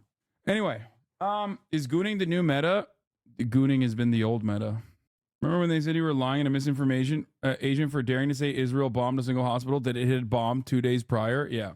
Gooning is out, yapping is in, mewing is in. Putin has also said that they have no interest in a ceasefire now and that the war will be decided on the battlefield. Yeah, sure. I don't know. I can't speak for Putin's aspirations, okay? But that shouldn't stop people from, or shouldn't stop governments from trying to manage the conflict in a way that is more positive, in a way that will avoid further deaths. That's my point. If that makes sense to you, I hope it does. Let's get back to Biden maxing. Did you start looks maxing? Absolutely not. Okay, let's do it. Biden is doing what is called conflict maxing. Okay, where in an election year, you choose to do as much damage as you possibly can to your own polls, to use like the resources that the American military has in opening up new avenues of conflict, hopefully to defend your important ally doing a genocide. President asking him questions.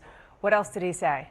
Well, Dana, President Biden and his national security team have really spent the past 2 days drilling down on the options available to him to respond to this attack, which left 3 U.S. service members dead. And he told me just a short while ago that he has, in fact, made that decision. Of course, officials say that the president really has been balancing 2 things when trying to find a way to respond. And that includes crafting a forceful response that would deter future attacks, but also preventing a wider regional conflict from erupting. That is something that the president has made clear in his conversations as he is trying to figure out the way to respond. Now, the White House has yet to telegraph how and when the president and the United States will respond to these attacks. You have heard Secretary of State Antony Blinken saying that he expects it could be multi-leveled. It could go through phases and take quite a period of time to have these responses. But one thing that officials have made clear is that they do believe that any response would be more powerful than the retaliatory strikes the U.S. has been taking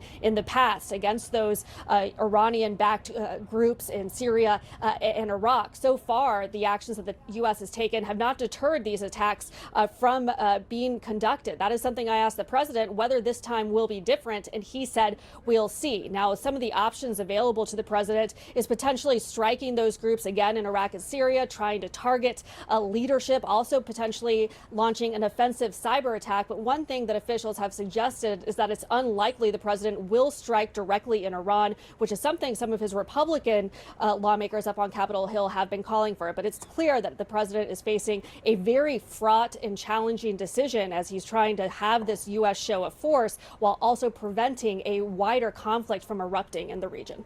Arlette, such important reporting and really the key question and the answer you got from the president that he has decided how he's going to respond. Thank you so much for that. Now let's go to CNN's Nick Robertson, who is in the region. He's in Tel Aviv.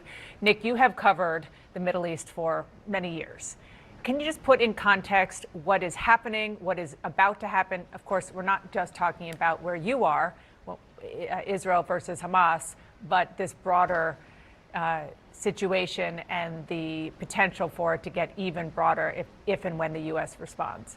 Well, Iran is backing so many different proxies in the region, and depending on how the United States strikes, and definitely there is pressure from many places in this region for the United States and President Biden to understand that the language that Iran will really understand best is a strong, robust military response.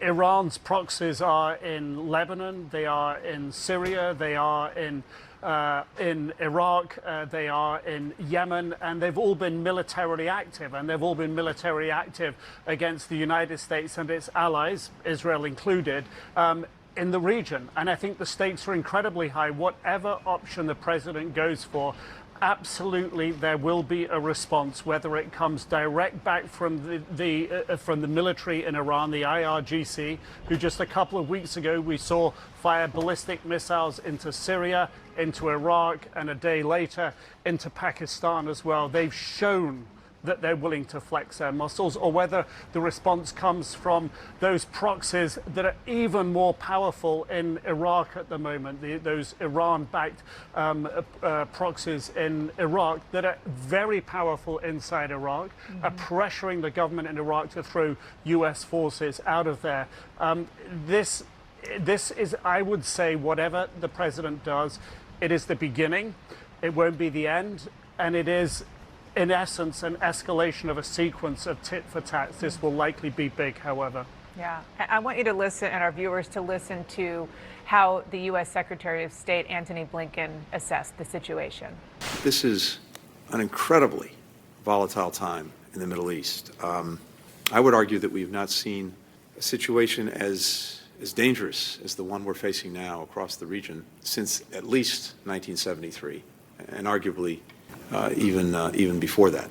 As any Secretary of State does, he really chooses his words quite carefully. He wanted to not only send a message to people in the region, maybe even people back home. What is your assessment of that very, very strong, direct statement from Antony Blinken?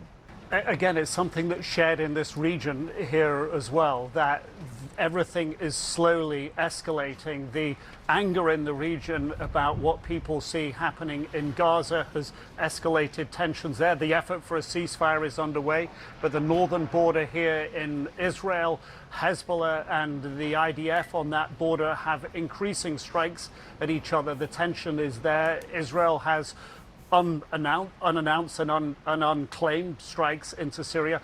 The potential for a very big escalation, it really exists, and it would come down to a misinterpretation or an overstep by any one of Iran's proxies. Nick, thank you so much. It's so important to have you there to give us your reporting, but also your historical context. Thank you, Nick. I want to bring in my great panel to talk about all of these challenges that President Biden is facing in the Middle East and elsewhere. CNN's Jeff Zeleny, Sungmin Kim from the Associated Press, and Aaron Blake from the Washington Post. I've been saying this morning, I've been sort of tweaking the famous Donald Rumsfeld line that you go to an election with the world that you have when you're president, not the world that you want. Right. And this is not the world that any president wants, but particularly one in the middle of an election year. Without question. And look, I think, as you said, this is going to be a decision that is remembered without a doubt. I mean, look, if you look at the sort of the arc of Joe Biden's policy view, I mean, he has long been very skeptical about the U.S. involvement in Iraq and the Middle East, much more so than a few of his predecessors, actually. But look, now this is what he has dealt. So he said, I don't think we need a wider war in the Middle East. That's not what I'm looking for. It's not what he's looking for, but he also... Yeah. He just can't control it, though. Okay. I mean, we constantly talk about Iranian proxies. Israel is America's proxy. What do you mean you can't control it? You can. You absolutely can. It's just, oh, God. It is completely ridiculous. Is Biden LBJ maxing? A little bit. He's just war maxing. That's what he's doing. Can't control what is about to happen. And someone asked a question in the briefing yesterday. Have you seen the blast crater of a 500-pound JDAM? If not, you should compare that to the hospital blast. Brother, I was joking. Really... I think you're stuck. I like, before we saw the impact crater, I said it was. And then as soon as we saw the impact crater, I was like, yeah, I was wrong. Are you mobile? Are you still back in like the El Ahly hospital era? What's going on? Are you good? Do you know how many fucking missiles Israel has dumped on top of Gaza since then? They've shut down almost every hospital with the exception of 2 who only have operational capacity, but just like incredibly limited. Okay. Israel is a sovereign nation. It may have similarities to proxies, but America does not have outright control. It's more like North Korea and China than Hamas and Iran. Wait, what? No, it's not. No, Israel, when you are America, entire nations are your proxies in the same exact way that Iran has control over Hamas. Saying Israel's not a proxy is so funny. Israel's not a proxy because Israel is a state, okay? Not a sovereign state. America's state. It's another state in the United States of America. Touched off John Kirby, who said he's not doing this because of polling. I think that's likely true because the political fallout of this is very dangerous for President Biden among his Democratic coalition, which is really fraying in some regards to what's happened in the Middle East. So, like every day there's another article where it's like, what? Literally mentioned the JDAM in order to deny the other chatter's assertion that you only had good takes on Israel. Yeah, I still have good takes on Israel. Okay. 100%. And the hilarious part about this process is that, like, because they have no interest in the conflict whatsoever, because they have no interest in the genocide or want to like desperately defend their position in it, they just turn around and they're like, oh, well, remember when you thought before seeing the impact crater that one was a JDAM from the audio signature, and turns out it was like not? Okay, fine, sure. Your takes on Israel are bad, actually. Thank you. I agree. My takes on the top of the hour ad break are good, though. Okay? Right? Stop trying to debate me with this. Okay? Stop trying to get me on this and then try to fucking sneak in a top of the hour ad break debate. Don't do it. It's the reverse Gish Gallop. New innuendo talks about it. Sure, we'll watch it. You spent like 8 whole seconds thinking it was a JDAM and immediately followed up with, I could be wrong. I know, but it doesn't matter because the 8 seconds is what's important. Okay. As a Palestinian embroiled in this since I was a child, I agree with 99.9% of your takes. You have good takes. Yeah, except as a Palestinian who's embroiled in this since you were a child, your opinion is completely unimportant in this process when we're talking about a group of individuals having a back and forth over Israel that are just like white boys who are quirked up from Iowa. Okay. That's the issue. You know, the real issue, though, is that those quirked up Iowa boys are going to absolutely see the top of the hour ad break right now, unless they subscribe for $5 or for free, or by getting gifted a sub. Here's a streaming ad break now. Yes, we're going to talk about Israel dressing up as medics. Okay, don't worry. I'm from Illinois. Get it right. That's what I mean. It's like these guys don't actually care about any of the stuff. They just think like Hassan bad, and this is a good opportunity to fucking go and annoy him in his chat. And I think at a more emotional time when I was like genuinely losing my mind over it, I would respond a lot more to it and I fed into it. But right now it's just like, whatever. I don't give a shit. I'll joke about it. I'll meme about it all day. What about the pictures of the Hamas command and control center under the cemetery Israel defaced? What? Fetterman divorce arc. Okay, stop sending me Schizarella videos, posts. They're all fake. Even though you were giving analysis from the circumstantial evidence that you had, you were spot on and the same as many analysts at the time, but there's a double standard for you because motherfuckers have to maintain their viewership. Yeah, exactly. But who cares? Notice how like let me tell you something.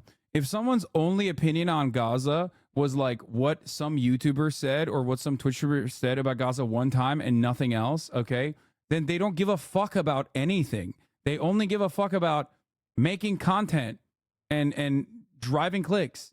If you are confused by this, or if you think that person is being genuine and they're making a real fucking statement about like ethics in like Twitch journalism or some shit, you are exactly the type of clown ass that fed into the Gamergate stuff back in the day, because Gamergate was actually about like ethics in video game journalism and not about like harassing women in the space or something, even though some of them were fucking annoying, right? Saying like the some of the content creators in that space. Nowhere near as annoying as, of course, the Gamergate Andes themselves. So, you know, they should check out the CNN video showing the entrance of that tunnel wasn't even under the cemetery. Yeah, I don't. Bad example. Gamers Gators made the same woman-hating video hundreds of times. Yeah, obviously there is a misogyny is like significantly more popular of a vein to exploit than fucking saying, I hate this one random Twitch streamer, dummy. Yes, I cannot invoke enough hatred that like I create a Gamergate that is like the fuck Hassan gate, as a standalone concept. Now, there are certain aspects that, are fresh. Islamophobia, for example. And that is definitely one angle that a lot of people are using, or anti-socialist, anti-communist sentiment. That's another angle that like keeps it alive. But how the fuck do you not know about the cemetery being dug up and IDF barring the reporters from entering to confirm if it was actually hiding a tunnel? No, I saw it. I didn't understand why that chatter was so, why that chatter was talking about that definitely had a command center under the cemetery. Because the only thing I saw from it was that there was like reporters and they just refused to let the reporters in. Anyway, let's continue. This is why the power of incumbency is strong and beneficial in some respects. In other respects, it's not. Let's dig into the pressure points that he is feeling, not just politically, but also obviously militarily. And you're right, John Kirby was very intent on saying that we're going to focus on what's important geopolitically and not what's happening here in his reelection. Mikey Sherrill, she's a Democrat from New Jersey. She was a Navy helicopter pilot. She graduated from Annapolis. Listen to what she said on CNN this morning. You know, sure, it feels good. It feels macho to say that we are going to destroy our enemies. But at this time, what the United States often does best is not simply go in half-cocked. What we are trying to do here is to prevent a full-scale war. We are trying to deter this aggression. Right. That's sort of the message that the White House is trying to send. But when you were talking about just the pressures that are on President Biden right now in an election year with this growing conflict in the Middle East, I'm just struck by where all the different political pressure points are coming from, because you do have a very vocal contingent of Republicans saying you have to strike Iran, hit them hard, Lindsey Graham being one of them. And obviously his likely general election opponent, Donald Trump, already deriding him as weak on Iran. But then you have a growing number of his progressive base who are really upset and protesting him everywhere he goes because of the war in Gaza. And this is what they warn of over and over, that we don't want a broader conflict in the Middle East. And then you have another groups, who would otherwise could be supportive of the president's actions, but they're really worried and increasingly concerned about the unilateral actions that he's taking. He's saying that he needs congressional authorizations for the moves that he's taking. All right, let's talk about the cemetery thing. Israeli military, we have to raise the cemetery because of a tunnel. CNN says, can we see the hole to prove that? Let's watch the whole thing. The shaft. We're asking the general if we can actually see the shaft to the tunnel. But the answer is no. So? There's all kinds of machinery which I don't want you to take pictures of. Yeah, don't do it. You can't take pictures. You fall in. You fucking fall in. Mate, you fucking fall in. Done. Security my force. But what about if we don't film it? We just... It's security. He's a fucking security. He's an apartheid alumnus. Yeah. What is that accent? He's South African. He's a Afrikaner, mate. I'm not doing a good job. The tunnel likely ran under the cemetery, but the entrance to it was literally hundreds of meters away. See the first video. Yeah, there are miles and miles and miles of tunnels under all of Gaza. The notion that you're like arriving at the tunnel by like desecrating a cemetery is ridiculous. The reason why they raise parts of Gaza specifically to find entrances to the tunnel, not to like. So if there's no entrance there, you're just basically digging up a tunnel for not a tunnel. You're digging up a cemetery for no reason. Yeah. They claim to deface the cemetery to look at hostages first. Yeah. Also, they literally lied about the fucking situation too. They originally said that they were defacing cemeteries because they had to find hostages. They did not deface the Jewish cemetery though. Maybe they hid the hostages in the Jewish cemetery. They didn't deface that one though. They only deface the Christian and Muslim cemeteries. Interesting. From World War I, brother, it's fucking bullshit. It's all bullshit. My point is, like, it's just, Norman disagrees that there are 400 miles of tunnels. All the evidence are Israeli officials. No, I believe that. Like, I believe that. Bro, there are tunnels that cars can go through. Come on, dude. Like, I don't believe that there are 400 miles of tunnels because what Israel is saying. I believe it because I've seen the tunnels. And some of those are like genuinely well built. That would be bigger than the New York City metro system. It's just not possible. Dude, I don't know, man. There are basically large enough tunnels that cars can go through. It's pretty solid. You don't disagree that there are tunnels. He disagrees with 400 miles of it. Yeah. Anyway, marvels of human engineering for sure. 400 kilometers, not miles. So it would be like 200 miles for the record. Not 400 miles. It's 400 kilometers of tunnels. I'm butchering the quotes here, bro.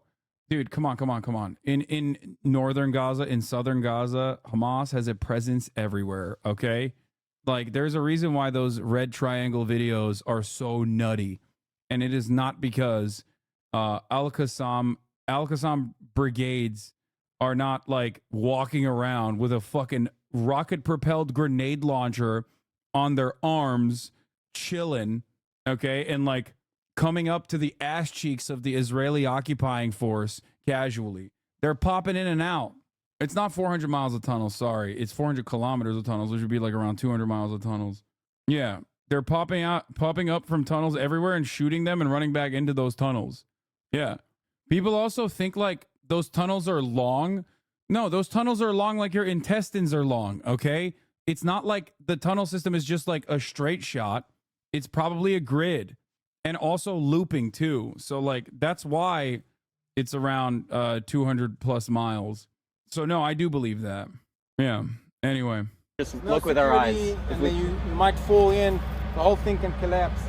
Or you have to walk to the edge is not secured, it can collapse, there's machinery, so on.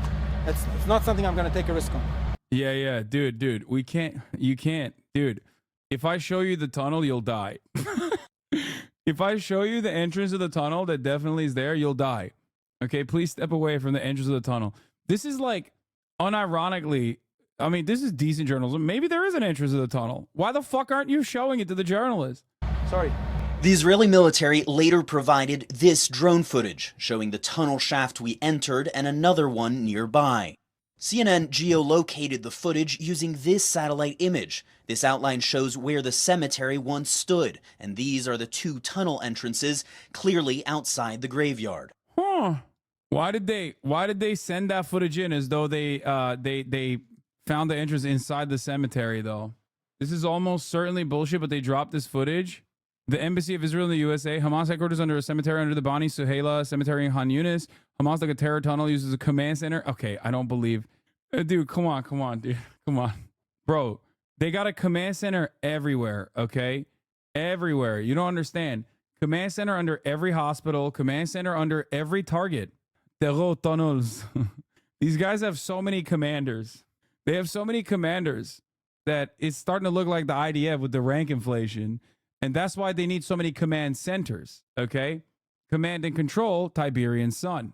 The IDF says it discovered a tunnel that ran underneath the Bani Suhaila cemetery that contained a hideout for senior Hamas officials. The tunnel contained an operations room, a command and control center, and living quarters for Hamas officials. The tunnel was also used by Han Yunis battalion commander to manage the October 7 attack.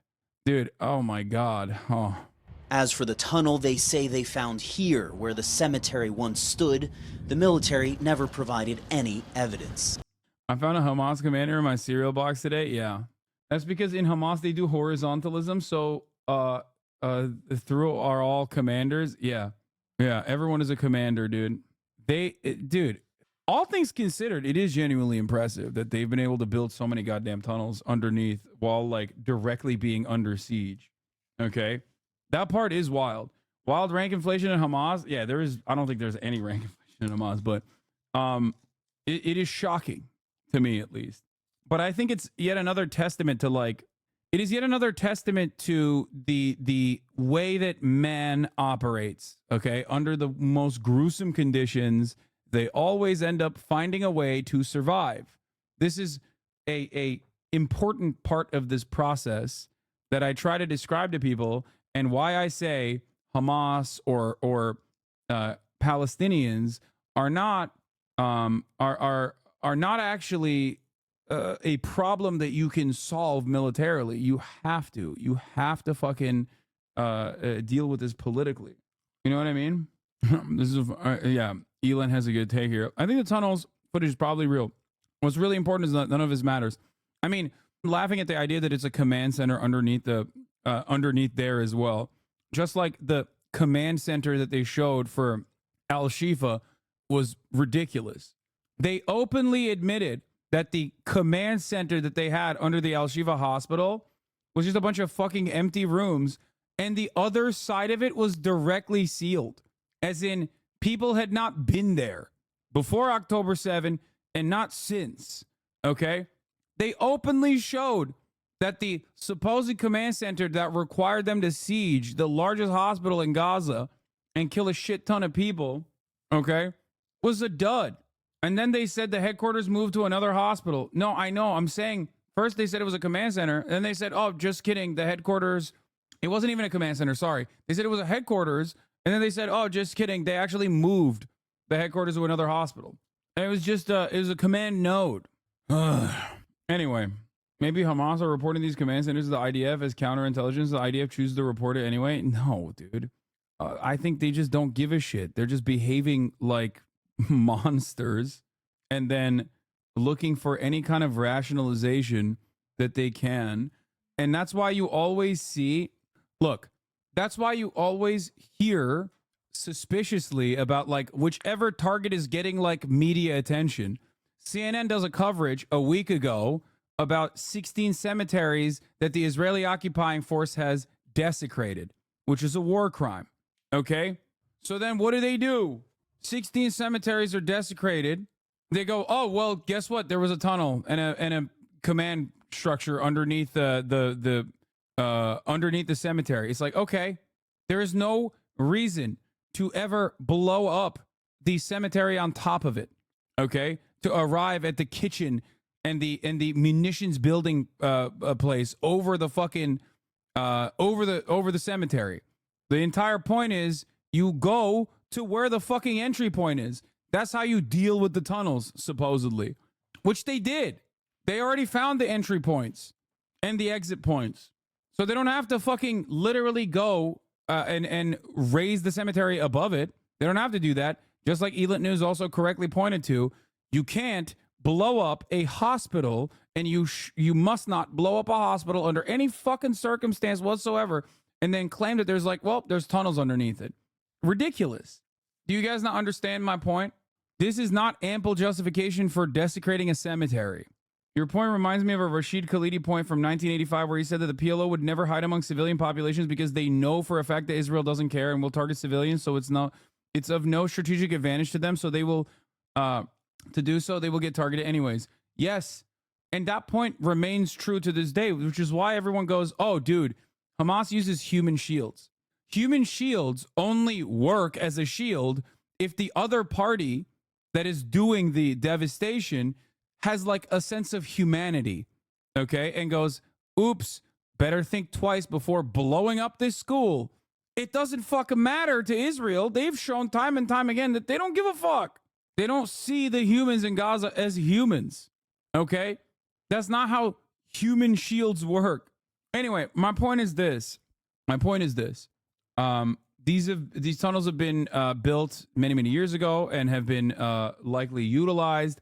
The whole point is that the IOF barely cares about Israelis, let alone Palestinians. Exactly. The reason why they show this footage is for justification, post hoc rationalizations and justifications. What do I mean by this? 16 cemeteries are desecrated. CNN writes a report on it. 2 weeks later, they're like, up. This is why we had to do it to them. Okay? This is why we had to do it to them, because guess what? There's stuff underneath those cemeteries. Do you understand? That's it. There's back and forth about Israel would never blow up a hospital. Up. Week later, they're like, well, guess what? Here's the evidence that there is a Hamas command and control, a base of operations, a headquarters underneath the hospital. Well, we don't have the evidence yet, but here is a 3D imagery that we created. Or they have like a Zoom call room and a pool hall, right? That's it. The major reason as to why they're doing this is not to like access these tunnels, because you access tunnels with the entry points, which are not underneath or inside of the graveyard at all, cemeteries at all. Yeah, they're like, oh, look at the Hamas terror tunnels with the gaming and the podcast room. You know what I mean?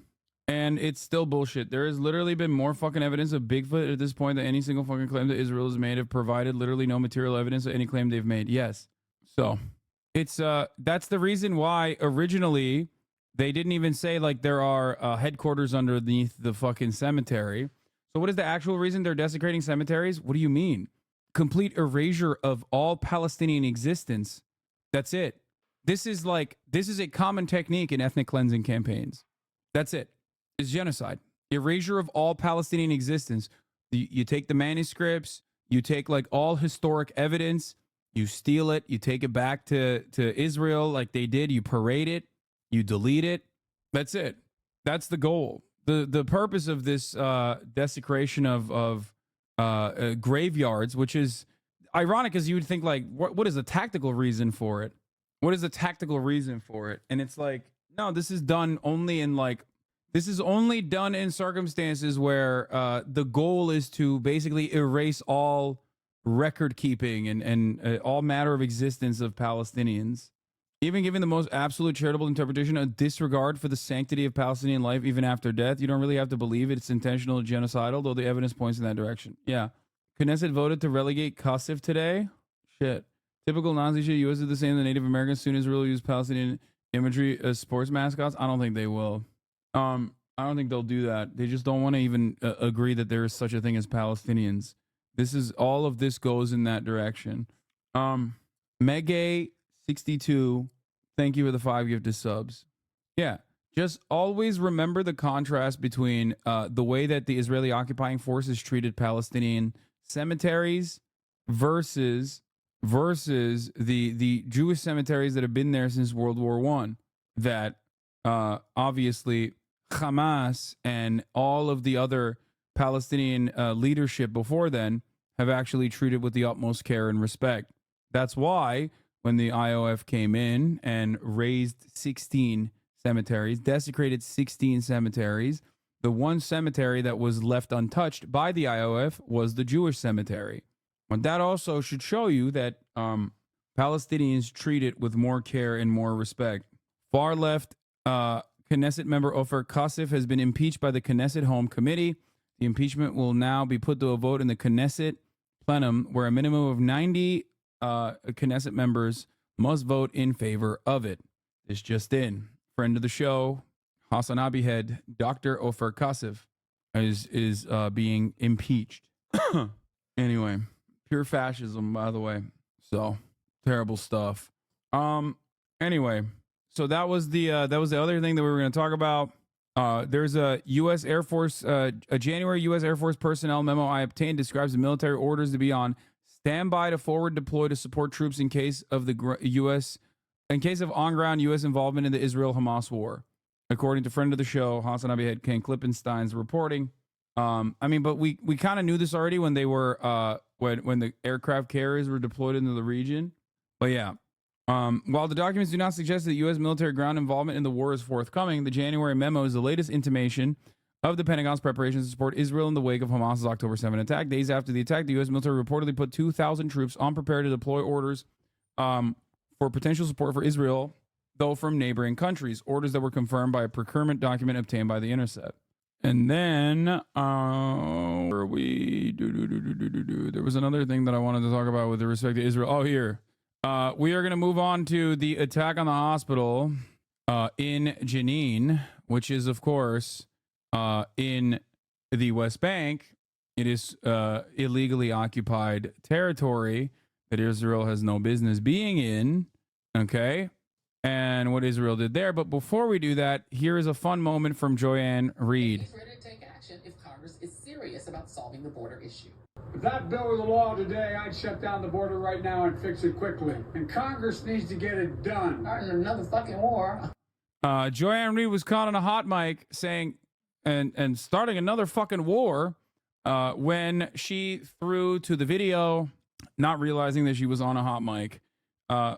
Awesome. Joanne Reed has actually done a decent job with her coverage over Gaza since the beginning of Israel's latest iteration of the ethnic cleansing of Palestinian lives.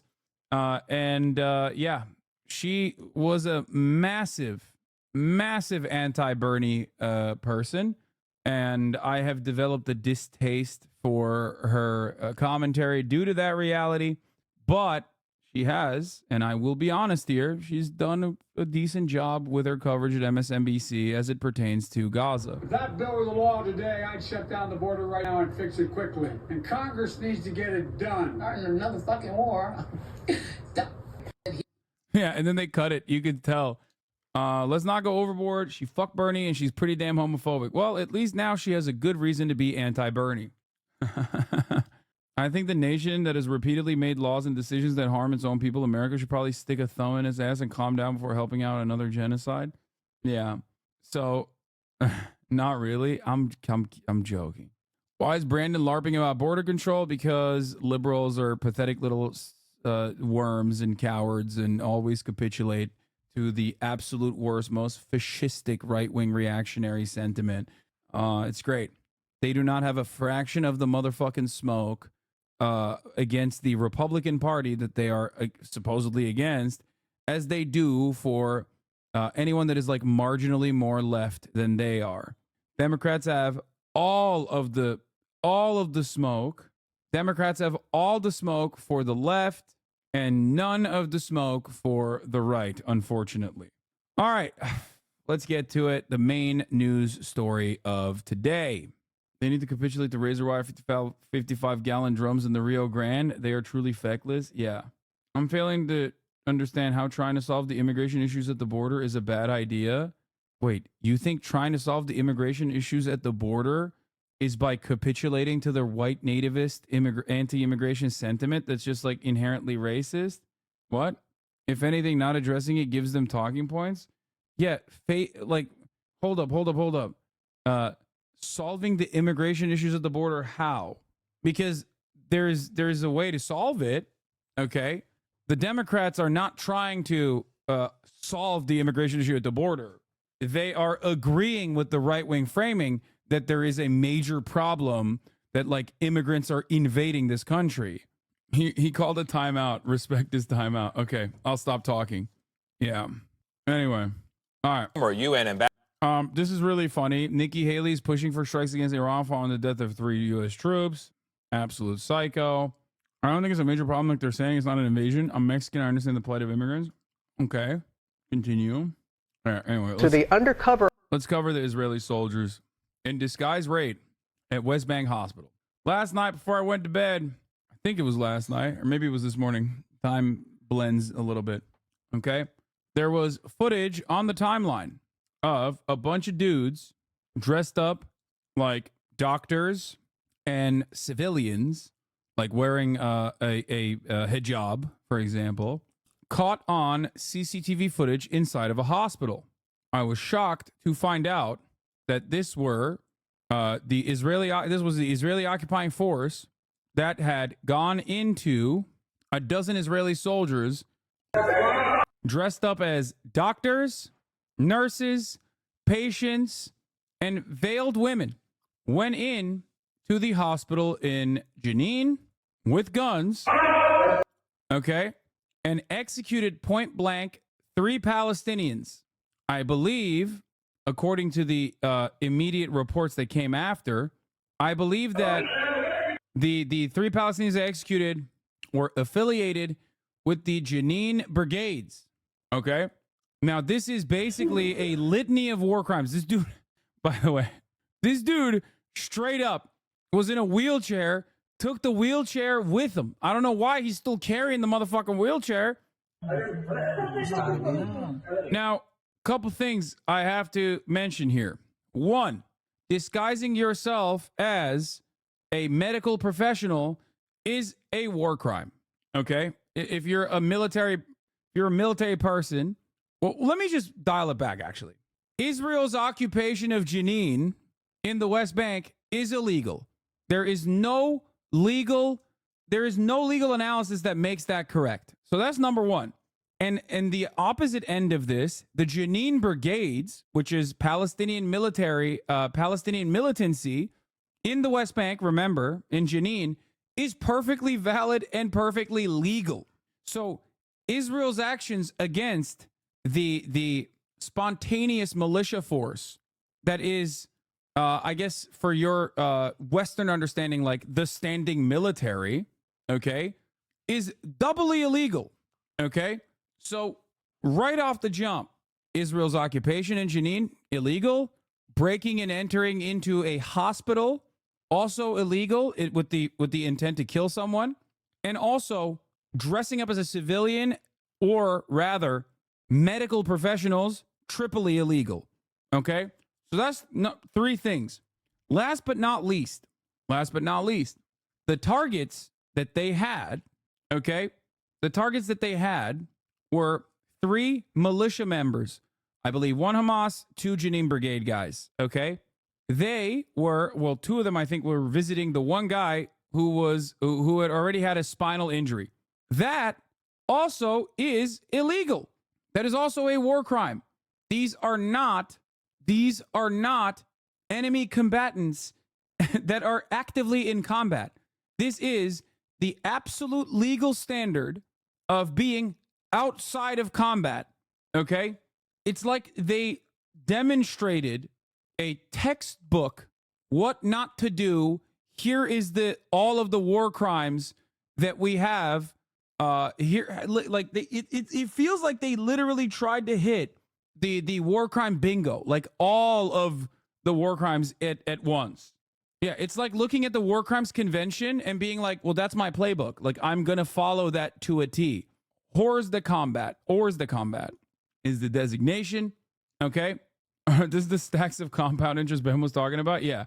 This is treating the Geneva Convention, or the Geneva Suggestion, if you will, as a bucket list. I believe you need to preemptively explain in the chat why they are war crimes to prevent, let's say, Russia from invading any hospital. What do you mean? Yeah, it's like they are trying to get 5 stars in GTA, but for all of the war crimes. Okay? No fucking way these No fucking way these guys are saying generally knows the Geneva Convention applies only to sovereign states with the exception. Oh shit, dude. Never mind. I guess you can do a genocide then. Like, what do you mean? That's ridiculous. Yeah, that's bullshit. That's a bullshit way to try and justify this. All right, let's continue.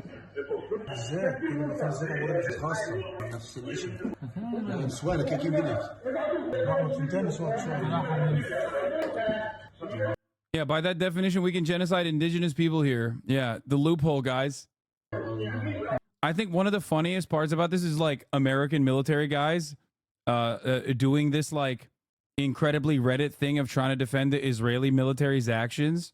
And it's like, don't worry, brother. You guys are both pieces of shit. You know what I mean? Like, what you're doing is also fucked up. So yeah, there it is. You know they would agree for indigenous peoples where they live and then trot out indigenous people in Russia as their tokens. Yes. So this has got to be a real, are we the baddies wake up call moment for some people? Absolutely not. I think people are probably jerking off to this and saying it's fire because it looks cool like in the movies. I'm going to tell you something. Some people are going to look at this and go, oh, this is so sick. It's just like Metal Gear Solid or, you know, Mission Impossible or something. That's number one. Number two, other people are going to look at this and try to justify it, as many liberals are doing, and as some were trying to do in my chat earlier today. Okay? One of those examples is, of course, the friend of the show, Brianna Wu, who has just been like, I don't know what the fuck happened. She's just like, she literally went from like knowing absolutely nothing about Israel to just repeating, copy pasting Hasbara, like unimaginable amounts. Yeah, Brianna Poo. I don't know what the fuck went. I don't know what happened. Friend of the show's a joke. Okay. Anyway, she's actually gone insane. Like went off the deep end, Fetterman style. Houthinis. The Houthinis broker. Apparently she was a Bush supporter, so really this is just perfectly in line for her, just the races. Yeah, I know. And it comes from a rich family, whatever. Who gives a shit? I don't give a fuck about that. Did you hear about the phone call between paramedics and the 15-year-old that was gunned down by the Israeli occupying force? No. I read about it, but where the fuck is it? I'm trying to find, someone link me the Brianna Poo take on the matter, because I want to show you how fucking deranged liberals are in defending this. But now that I described this to you, okay, now that you understand why it is like absolutely ridiculous, here, this is what she said. Mehdi Hassan said about 10 members of the Israeli Special Forces dressed in civilian clothes went to the 3rd floor of the hospital where they killed the men using weapons fitted with silencers. In any other country, we call this a government death squad. Sheesh. Okay. Brianna Pooh's response was, I really respect you and your work. I'm not going to even say, we shouldn't say Brianna Pooh, because then people are going to be like, you're being racist to her. You're like making fun of her last name or something. Like, liberals will literally grab onto anything when they're defending the most indefensible shit. So we shouldn't do that. I read that from the chat, and we shouldn't do that. She's white. It doesn't matter. It doesn't matter. It doesn't matter. It doesn't matter. It doesn't matter. People do that anyway. We shouldn't say it because it's so dumb. Well, I was saying it because it's dumb, because it's kind of funny. It's like Eve Fartlow. All right, whatever. I really respect you and your work, but I don't see what is wrong about this. They are special forces, and the entire thing they train for is an unfair fight. They are targeting people who are 100% valid, is what she said. And then she followed that up with, wait, what? She said, keep it up, y'all. You're reaching historic 8chan levels of wishing death on me and my family. This is definitely the way to win. Winning what? Like random accounts with a hammer and sickle in their bio on Twitter telling you that you should kill yourself is not politics, okay? It's just random accounts on Twitter telling you that your take is really stupid and you should kill yourself for it. It feels bad. I get it all the fucking time, sometimes from hammer and sickle accounts on Twitter, okay? But I've never been like, wow, this is why we're losing elections. Like, half of those motherfuckers are not from America. The other half that are from America are under the age of 18. And then the last remaining faction have never voted anyway, or are like voting for some fucking Trotskyite party or some shit that I have never even heard of. Okay. So like none of that is about elections or winning what battles. Some of y'all are confused, so please stay tuned for some more expert foreign policy analysis. Hamas bat. I know this is controversial and hard to grasp. I believe in you. Oh my God. She's just trying to, I think, capture the attention of all of the thread I'm looking for. Is not around. I can't find it. Oh, here's the other Zionist position I wanted to show you. Bethany S. Mandel. If Hamas stormed the hospitals, they would kill everyone indiscriminately. When the IDF stormed a hospital, they went to a specific room to kill 3 particularly bad guys. Thank you for the opportunity to draw a comparison, which is hilarious because it's basically admitting that it's a war crime. Israel's real war crimes are good because if Hamas hypothetically did the exact same war crimes, they would be so much more violent. Is not an argument a sane person should make, but it's a fundamental part of Hasbara for some fucking reason, is what I said. Okay? And it is very odd. It's very odd to be like, listen, a Highlander one, or this one, I think, yeah. Haven't you heard about the comments, Drew? Terrorists get Highlander. Oh, she deleted the original post because it was dumb as fuck. I read the original post. That's what I was trying to find. Her original post was incredibly stupid, and everybody was dunking on it, so I think that's why she ended up deleting it. One of the targets was a spokesperson for Hamas military wing, and Hamas ultimately claimed all 3 of them as members. They can't just plot terror attacks with total impunity. Oh my God. You cannot go into an area that you are illegally occupying and go into the hospital dressed up as a motherfucking doctor and execute these dudes that are not in combat. That is not how this works. That is not legal. You can't do that. If the comparison that you're making is like the police, for example, well, you're not a police force in Jenin. You are illegally in Jenin. If someone went into that hospital while they were doing that and domed every single one of those special forces units, they would be well within their rights to do so. Just so we're making everything clear here. If the Jenin brigades were outside of the hospital waiting with weapons drawn and just fucking lined them up and lit them up, they would be well within their legal responsibility to do so because Israel is a foreign occupier, a belligerent occupier on land that it does not belong to it by any international standard. Okay? This is in the fucking West Bank. That is so stupid. What are we doing? What the fuck is this argument that they're like, well, they were Hamas members or Hamas claimed them? It's like, oh, okay, suck my dick. Doesn't their argument justify the Hamas attack? Most Israeli citizens were combatants at what point? Yeah, I mean, literally, yes. Americans don't like this. It's a reminder every U.S. property owner is an occupier on stolen land. Doing it in a hospital like this to non-combatants is special protections, extrajudicial killing to be specific. Exactly. There are straight up direct laws written for the specific war crimes that Israel did today. Okay? You cannot go into a hospital dressed up as a doctor to assassinate people who are part of militia forces that are not in combat, including one that is literally in fucking in the hospital bed getting treatment. That's insane. That's like walking into a VA hospital dressed as a nurse and shooting every vet saying he's a soldier. Total insanity. Not even a veteran hospital, like a regular hospital where a veteran is, okay? No, not even a veterans hospital, like not in a VA hospital. Going into like Cedars-Sinai, okay, dressed up as a fucking doctor. It's like unimaginable. You can never make this comparison. Americans will never fucking understand this, okay? They just can't, because that would never happen in America. Israel's Dov Devon unit led an assault on Ibn Sina Hospital in Jenin today, killing 3 Palestinians. Israeli commentators have defended the action, saying they belong to militant groups. This does not preclude Israel committing a list of war crimes from start to end. First, the IDF Shin Bet says these Palestinians were planning an attack. Validating the claim is near impossible given the credibility of both the IDF and Shin Bet. In any event, all 3 enjoyed protected person civilian status at the time of their killing. Do you understand? Do you understand? These guys are protected person civilian status because they are not enemy combatants in that moment. The specific point that I jokingly mentioned earlier, calling it hors d'oeuvres, is hors de combat, right? That's the designation for it. It means you were an enemy combatant. You could have been an enemy combatant at some point, but you are no longer an enemy combatant in that instance because you are a civilian person, okay? That's why you can't, as we've mentioned, go in to a civilian hospital and start murking motherfuckers who used to be active duty, okay? That are like on the process of getting medically discharged, okay? You just can't do that. Yes. Perfidy is the word for impersonation as noted in the Geneva Convention Protocol 1. You know, portraying yourself as a medical professional to carry out an assassination. It doesn't matter. They're killing Jenin troopers who are not Hamas, which is a war crime, especially dressed like patients. Yes. So there it is. Here's the official designation. In armed conflicts of international character, however, it must be kept in mind that civilians shall be protected from any acts of violence. And in the case of doubt whether a person is a civilian or a combatant, he and she shall be treated as a civilian.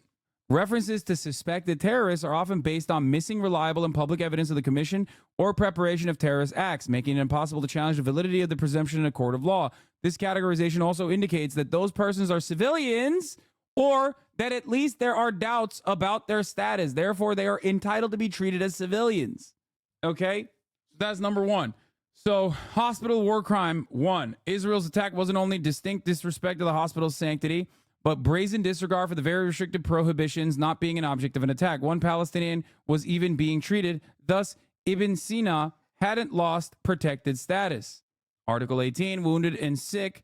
3, protection of hospitals, which is civilian hospitals organized to give care to the wounded and sick, the infirm, and maternity cases may in no circumstances be the object of attack. But of course, as we've said before, the Israeli occupying force looks at these conventions and basically uses as a checklist of what to do and not what not to do.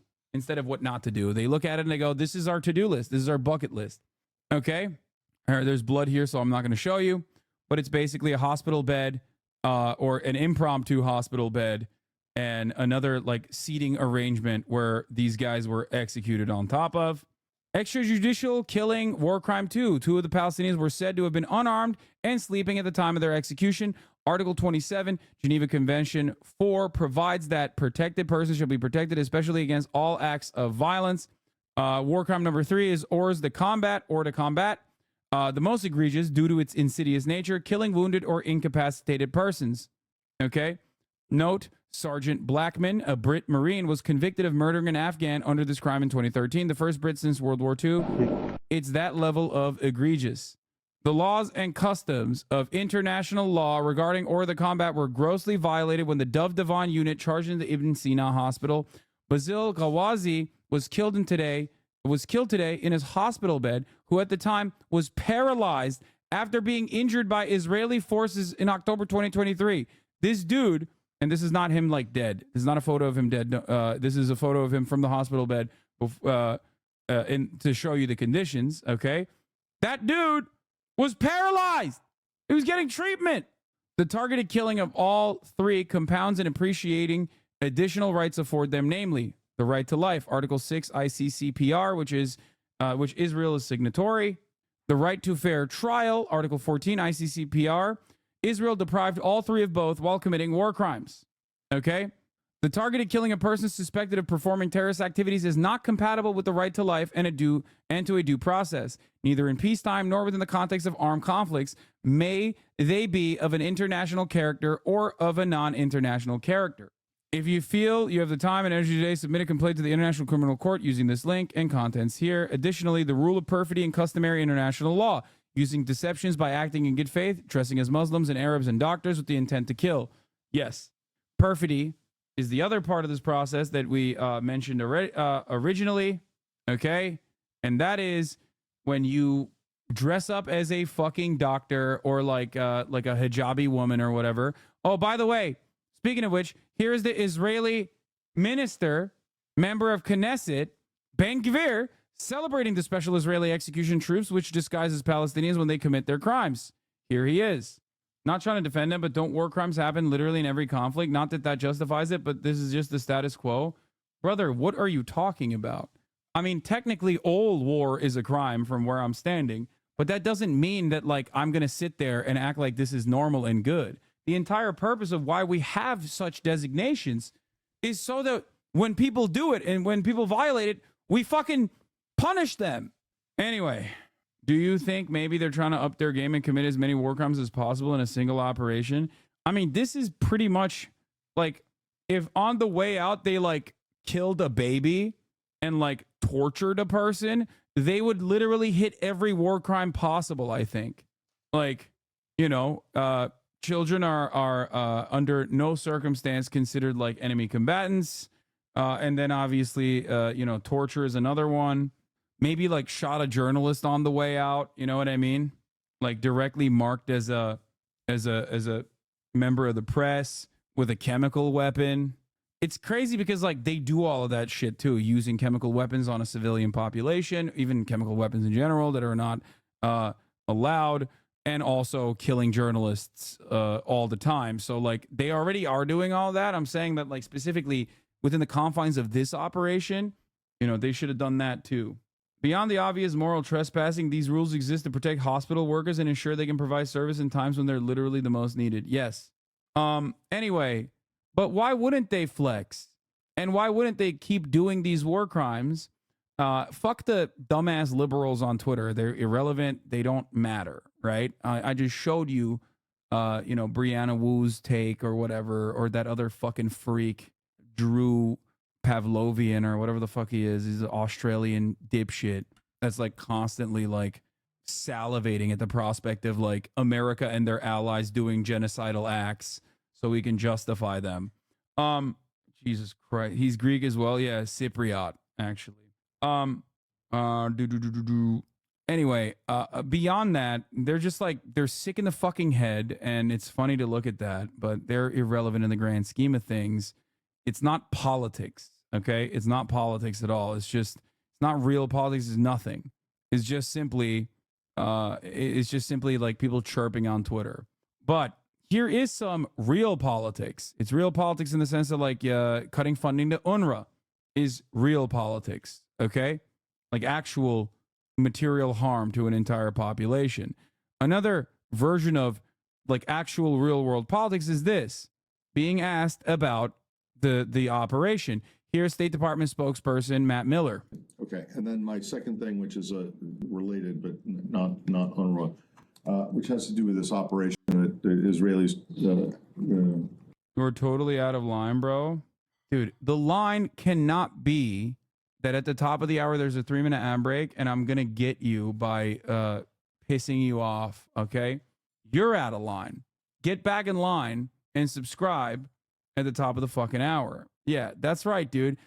Every time someone tries to debate me now, every time someone says some like unhinged shit in the chat, I immediately look down at the time and I realize that it's the top of the hour and you guys are not slick anymore. Okay, you ain't slick, motherfucker. I know what's happening. And before you know it, the top of the hour has come and a 3-minute ad break has taken place. And if you no longer want to see those fucking ads, all you need to do is subscribe, baby, for $5 or free with the Twitch Prime by connecting your Amazon Prime account to your Twitch account, where you get 1 free Prime subscription a month. There's a 3-minute ad break now. Launched in Jenin, the hospital today. What do you have any comment on that? Is this your something game that up, you think is get your money up, not your problematic, or is funny it up, something that chat? you look at with envy? Like this is some kind of great Mission Impossible mission that we wish that we could also do? So I'd say that we strongly urge caution whenever operations have the potential to impact civilians and civilian installations. That, of course, includes hospitals. We do recognize the very real security challenges Israel faces and its legitimate right to defend its people and its territory from terrorism. Israel, of course, has the right to carry out operations to bring terrorists to justice, but those operations need to be conducted in full compliance with international humanitarian law. Well, do those operations include going into hospitals and murdering people in their beds, regardless of whether they're they are suspected or even known terrorists? So, is that okay with you guys? So there was a lot in the premise of that question. Obviously, we did know that they went into. Well, you don't think that they went in and killed people who were completely innocent? So let me say that if you did think that, then you would be condemning it, right? We certainly would, but I would say that Israel has said that these were Hamas operatives. They have said that one of them was carrying a gun at the time of the operation. So I'm not able to speak to the facts of the operation. You'd have to pass some kind of legal judgment. Know all of the Guys, this is the West Bank. There's no world in which this is like allowed. What Israel did is completely not allowed. Okay? That's it. Facts of the operation. But as a general matter, they do have the right to carry out operations to bring terrorists to justice, but they need to be conducted including in hospitals. So we want them to conduct their operations in compliance with international humanitarian law. We would generally say that we don't want them to carry out operations in hospitals, but under international humanitarian law, hospitals. No, he's not saying he had a gun. They were in fear for their lives. He's not doing the cop argument. He's saying one of them had a gun to offer it additional justification because this is an enemy combatant that had a weapon on him. So technically they're not out of combat is what he's trying to say, which is fucking bullshit. Okay? Bullshit. Hospitals do lose some of their protections if they are being used to for the planning of terrorist operations, for the execution of terrorist operations. The actual hospital building does, but I mean, going in disguised as women and doctors and whatever is something different, and then going in and picking out people in particular rooms and particular beds and killing them seems. This is one of the bigger escalations since October 7th. No, Israel has been fucking doing this kind of disgusting shit since day one, since before October 7th. This is Jenin. They do this all the time. Be something like not like going into the hospital disguised or whatever, but killing a shit ton of people in Jenin is like a commonplace. That's literally not true. A hospital losing its protection by post hoc magic.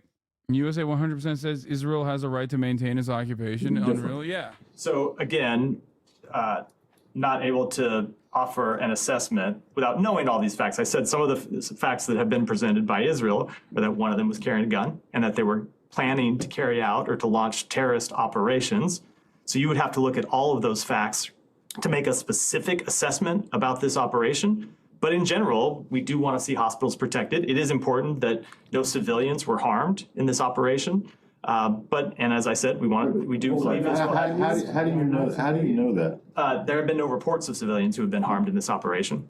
No, they were technically civilians in that from the standpoint of not being combatants, enemy combatants in that situation, they are civilians. Someone brought up Osama bin Laden. Yeah, Osama bin Laden's raid is also not appropriate either. He should have been fucking apprehended and tried and then rotted in fucking prison, or I guess given the death penalty afterwards. What do you mean? The fuck? I love that American Answers to war crimes is literally like, well, here's another thing that we did that is extrajudicial. The fuck? Anyway. A second thing, which is related, but not UNRWA. Yeah, by the way, once again, I cannot stress this part enough. This happened in the West Bank. Israel has no right to be operating in the West Bank. The Jenin brigades have every right to operate in the West Bank because it is Palestinian territory that Israel illegally occupies. Which has to do with this operation that the Israelis launched in Jenin, the hospital today. What do you have any comment on that? Is this something that you think is problematic, or is it something that you look at with envy, like this is some kind of great? Okay, and then my second. I know it'll never happen, but it'd be so sweet if we actually applied these principles to these fucking animals and they like actually got punished. For a hospital raid happening early this morning, Israeli special forces disguised as medical staff took down a member of Hamas and 2 others. What? The raid itself, though, was within the rules of war because they were clearly identified as American combatants. Of course, they shouldn't have shot them. It's different if you aren't clearly marked as your country. Wait, what?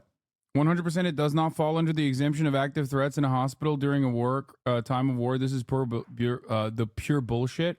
34 MKD 50. Thank you for the 50 gifted subs. You're going nutty with it.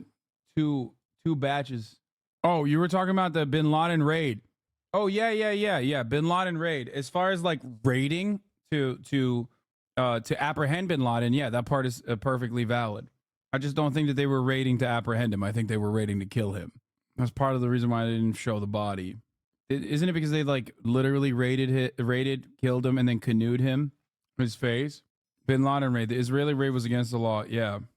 Also, yeah, they were obviously the American SEAL Team 6 was directly identified as enemy, like American combatants. You're right about that. Yeah.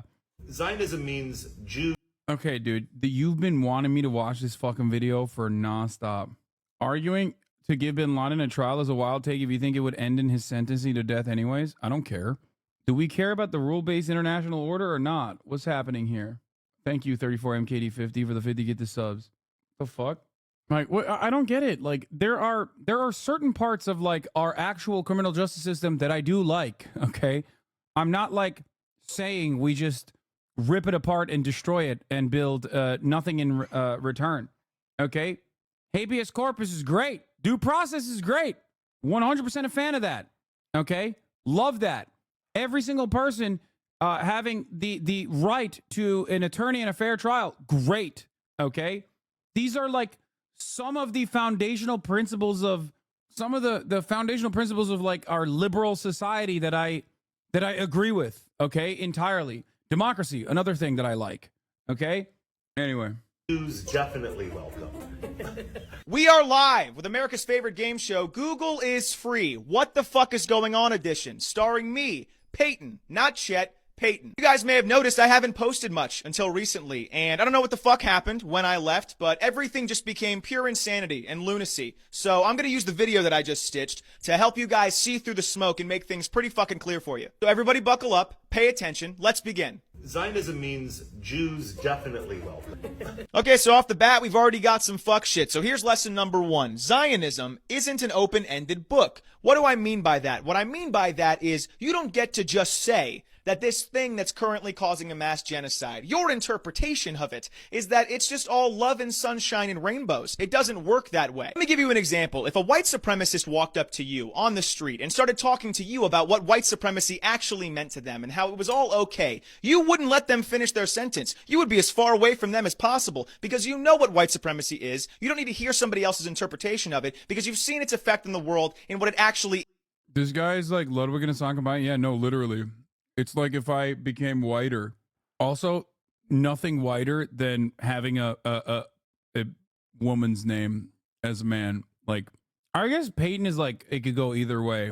I like this guy a lot so far. Is in practice. So no, we're not going to listen to your bullshit interpretation of what you feel Zionism is in your heart because it's moot. In the real world, we know exactly what it is. The genociding of the Palestinian people. Point blank, period. You're a successful actor and... I mean, if you were a successful actor, you probably wouldn't have to whore yourself out supporting a genocide on the off chance that you might have a couple juicy roles in the future. I'm just saying. I am a liberal. I've spoken out for the Muslim ban, for ag clubs getting shut down in red states. Remember that clip? We'll circle back to it at the end. Because before we do that, I need to give you guys some key information as it pertains to this genocide since October 7th. I'm not even going to touch the last 70 years of atrocities that Zionist forces and the IDF have committed against the Palestinian people. I'm just going to focus on since October 7th of last year because that's all you need to know. So since October 7th, the IDF and Zionist forces have killed over 25,000 innocent Palestinian civilians.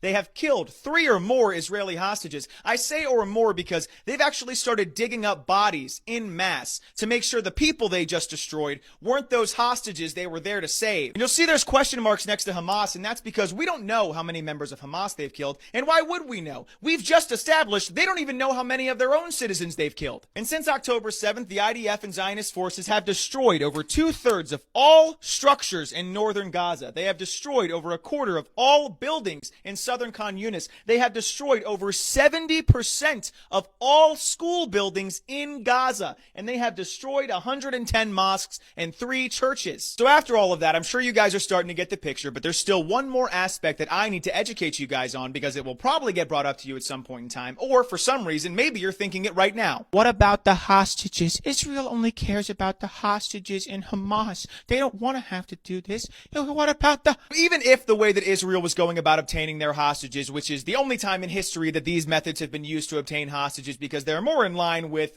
destroying fucking everything in their path. If you'd like to learn more about it, here's my Google is free. Even if that was the case, and this is how every country went about obtaining their citizens who have been taken captive, we now have unequivocal proof from Israel that they do not give a fuck about their hostages. Bro, this guy's a threat. Okay? I don't like it. This motherfucker is like a whiter me with a mustache. I don't like it. They only care about coming for my job, dude. Continuing this genocide against the Palestinian people. Don't believe me? Well, let me break it down for you. Mere weeks ago, Hamas presented a permanent ceasefire agreement to the Israeli government, and these were the conditions. A, the withdrawing of all Israeli forces from Gaza while leaving Hamas intact. B, the releasing of all Palestinian hostages. Thousands of Palestinian hostages dating much further back than October 7th who were doing nothing more than just living their lives as Palestinian people and have been held captive ever since by the IDF. And C, the ending of the violence against the Palestinian people. All they had to do was agree to these terms. They said no. The Israeli government said no, that these conditions were too steep. Are you kidding me? Were you guys trying to fucking kill us? Like, what do you mean? This is insane. If they cared about the hostages, this is a pretty slam dunk case to get your hostages back. No harm, no foul. Everything ends. But I'll do you one better. Because Israel then came back with their own ceasefire agreement. And these are the terms of that. The returning of all Israeli hostages, the remaining ones. We're going to keep your Palestinian hostages, but you go ahead and give us back ours, right? Because you like us so much. A 2-month ceasefire. Not a permanent ceasefire. We'll go ahead and stop genociding the fuck out of you guys for about 2 months just to kind of give you guys a break. And then 3, the pulling of some soldiers from certain areas of Gaza. We still want to keep most of our soldiers in your guys' area, but we'll pull some of them and probably put them back eventually. Who fucking cares? People who care about hostages agree to a permanent ceasefire. They don't want to have a 2-month ceasefire before they continue genociding the fuck out of you. People who care about hostages don't care about having certain soldiers in certain areas of your home. They don't want to be there. They're just there for the hostages. People who care about hostages. I'm making a Nicki Minaj style diss track, dude. This guy's got big ass feet. Okay? I can tell. Big old feet, bitch. That's right. Fuck this guy. I'm pulling a Nicki Minaj, dude. This guy, fuck this guy. I'm mad. Would care about returning the thousands that they are currently keeping hostage. So now that you guys have all the information you should need, let's close it out by revisiting that clip from earlier. I am a liberal. I've spoken out for the Muslim ban, for ag clubs getting shut down in red states. See, I'm disappointed because while I was gone, I heard a lot of you guys, including friends of mine on this app who have since been educated, sounding a lot like Brett there. So just to make things abundantly clear for you guys, let's go over your final lesson. All or nothing. The rest of this is going to be a tough pill for you guys to swallow, and I'm sorry, but it's important for you guys to know so we can all move forward on the same page. When it comes to your allyship, and I'm sorry if I haven't gotten this across to you guys in the past, it is all or nothing. Allyship, as it stands, should be all or nothing. You are not a situational ally. If you are, you can fuck off and die forever. And why I'm bringing this up is because a lot of you guys are a little bit weary about not voting for a certain Joseph Biden that could be coming into office, because what about Trump? What about all of these other things that affect me? I understand that it can be scary. I understand that it can be tough. I understand that the unknown is terrifying. But for the Palestinian people, there is no unknown. There is just one known, that they are getting systematically eradicated on our dime. For them, there is no dark future. There is only a dark present, and much more than we do on social media. The biggest contributing factor that you have to showing your support for these people is to not vote for the people who have been actively funding their genocide. So if you call yourself an ally, but then you decide to vote for one of the genocidal maniacs that we would have on the ballot instead of the other because of the possible future that it might entail for you, that's not like you. That sounds cowardly. And if it is you, you can fuck off and die. I don't care about you. I'm not being nice. I am being fair. I have presented all of the evidence that you could possibly need to make it. All right, the end part is like maybe a little bit, you know, I wouldn't say it's he didn't nail the landing that well, but, and everybody, especially because it takes away from the message, because everyone is going to focus on not voting for Joe Biden. I don't think that you should have to talk, you should not talk about it at all. See, everyone is now saying, should we vote for Trump then? You're taking away from the message. Everyone is going to only fucking hyper focus on that part. But really good video overall. You hyper focused on it. It was chill letting it slide. No, I hyper focused on it because I saw literally the comments, and every single one of the comments is talking about Genocide Joe and voting for him. Our foreign correspondent James Longman has the details from Israel. Good morning, James. Yeah, good morning, Robin. This was an extraordinary operation. The IDF carrying out a raid on a hospital in the occupied West. I think voting doesn't matter either way. It just doesn't, especially when it comes to foreign policy. If you want to do a call to action, never do a call to action to not vote, and do a call to action for organizing and protesting. You know what I mean? Like, the difference between Joe Biden and Donald Trump as it pertains to Palestine and Palestinians has literally been almost identical. That's the whole point. That's why he's Jim Crow Joe. That's why he's Genocide Joe. I won't tell you. I will never do a call to action to not vote. At most, I'll tell you, do a call to action to pressure the government and say that you should threaten to not vote, withhold your votes until they respond or whatever. It's just, that's it. That's my take on it. I don't think it matters in either direction, especially as it pertains to foreign policy. But it is perfectly valid, perfectly legal, perfectly cool to threaten to withhold your vote, though. I can't vote for someone committing genocide because his opponents may also commit genocide. That's really funny. First of all, Joe Brandon's genocidal ideation is not unique to him. Donald Trump was president before him. Joe Brandon's major role in this conflict has been to follow through to a T the Trump administration's policies in Israel. Let's be, what happens when a threat is not heeded, because that's what's happening. I think people should vote against Biden to set a precedent. All right, good luck. It don't matter. Don't vote for Biden. Vote for Biden. Say that you're not going to vote for Biden. Vote for Donald Trump. None of it matters. What do I mean by this? The Democrats, if they lose the election, are still going to blame you nonetheless. That's it. They're still going to blame you. They're going to say, you're the reason why we lost. Why do I know this? 2016. I was there. I was a reluctant Hillary Clinton voter. I urged people to go out and vote for Hillary Clinton, even though she sucked ass, because I knew that Donald Trump was going to be significantly worse, and it was true. And yet people still ran along with the narrative that Bernie bros were the reason why Hillary Clinton lost, and not the real reasons why Hillary Clinton lost.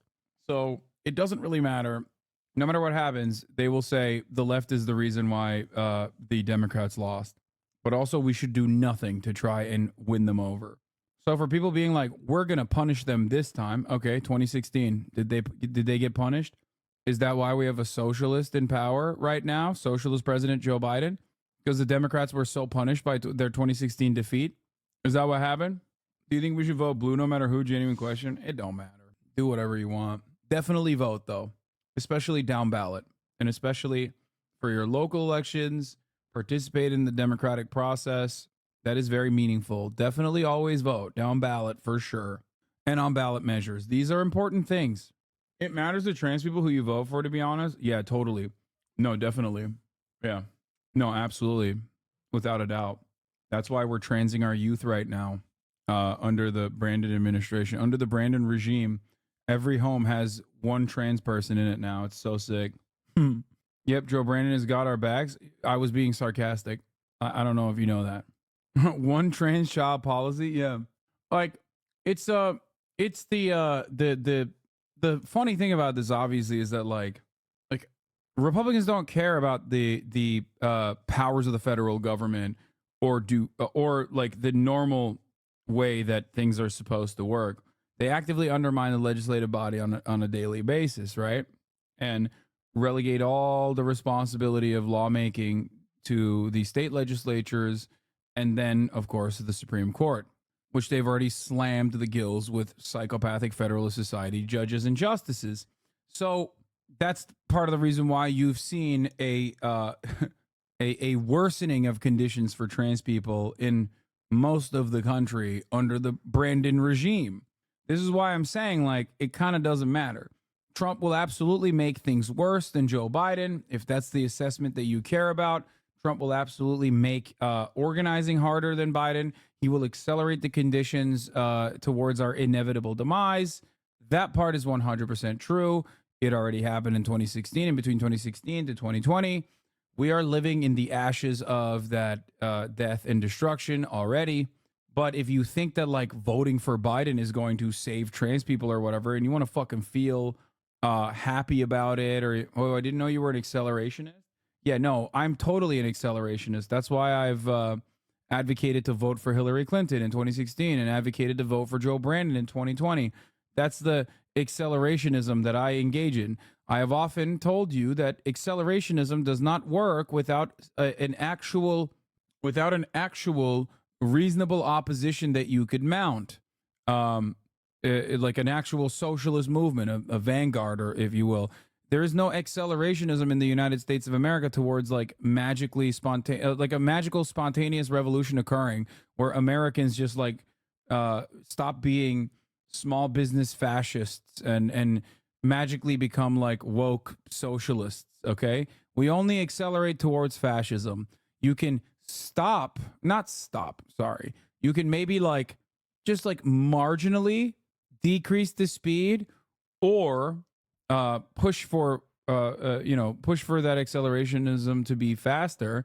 But there's only barbarism at the end of this. We're living in it. That's it. I'm not doom-pilled beyond that. At that point, it's just like you do everything you can.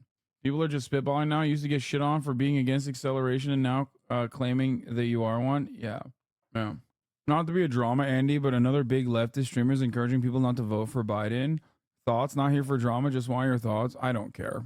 I'm telling you, I don't care. It literally doesn't matter. And the big streamer is not even the big streamer that's like advocating for it. You also have like Chapo too. Like Will said something along those lines. Like it does not matter. We literally do not have any power. Okay, I think you're talking about Mike, I suspect, and Mike and I combined times 10 do not have any fucking real way of moving the margins in any meaningful direction. All we can do is maybe like help local organizations and things of that nature. But Mike, myself, Chapo, Majority Report, which will never advocate for that anyway. But like all of that combined will never, ever, ever in a million fucking years have the fraction of the power that the DNC has, the fraction of the power that mainstream media has. You know what I mean? That's so funny to think that like we are the reason or the responsible party for an election being thwarted. That's just idiots coping, honestly.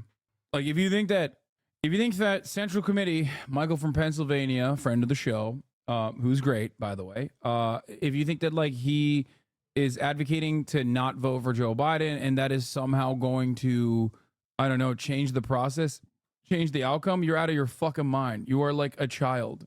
You have like horse blinders on if you also personally think that voting for Joe Biden is somehow going to magically save us, doing it again is also ridiculous. It's not, and liberals are still going to yell at us and say that we are responsible anyway. So who gives a fuck? Bank, the undercover unit used silencers to assassinate a Hamas member in his hospital bed. This as the possibility for a ceasefire in Gaza looks like it could be This is true. You're voting for fascist light and fascist class. creeping closer. Israeli special forces launched a dramatic pre-dawn raid in a hospital this morning where, disguised as medical staff, they assassinated a member of Hamas and 2 others. You can see the team, one dressed as a doctor and another as a Palestinian woman, rushing this hospital corridor. All this in the occupied West Bank's Ibn Sina hospital. The target, Basil Ghazawi, a Hamas member who doctors say was paralyzed from a drone attack in October and was being visited by his brothers. This, as for the first time in more than 2 months, Israel, Hamas and their mediators in Qatar are openly acknowledging that there has been progress in ceasefire talks. Secretary of State Blinken has said he's hopeful that a deal can be made soon. And Qatar has said that a ceasefire seems no longer to be a precondition of talks, but now an aim. Hamas says it's received a proposal and is studying it. Israel will send negotiators to Egypt this week. Do you think it's ridiculous / pointless to advocate not voting for Biden in the same way as if young people aren't coming out for the Dems in 2024 will actually push the Dem party to the left? Last question. Thanks for answering in good faith. I subbed to both you and Mike, by the way. It doesn't matter. I already gave you my answer. It doesn't matter. If you ask me direct questions about like Biden's policies versus Trump's policies, like which is better than the other, I will always give you my truthful, honest answer, which is why I always talk about like my criticisms of Biden being that like he's following through on the Trump administration's policies, right? That's my criticism of Biden. So it don't matter. Are you not preemptively annoyed by how predictable this year is going to be? Progressives aren't energized. They don't feel happy with their candidate. Low turnout in 2024 means Orange Man wins. Every liberal outlet blames progressives again. We get another 4 years of absolute cancerous federal policy making. Shouldn't we avoid this? I don't think you're understanding. My point is we can't avoid it. I could be literally door knocking in the entire country. I could get my entire community to go out and door knock. That's not going to change the outcome because the bigger problem is the Democratic Party. Okay? You cannot outcompete the Democratic Party. If what you're working with is the Democratic Party, no matter how hard you go for the Democratic Party, you're like, dude, please go out and vote. Please, I beg you. It's the most important thing you need to do. Okay? Oh my God, you're going to, permanent genocide is going to happen. J.D. Pond style permanent first world genocide is going to happen if you don't vote for the Democrats. None of it fucking matters. It didn't matter in 2016. It didn't matter in 2020.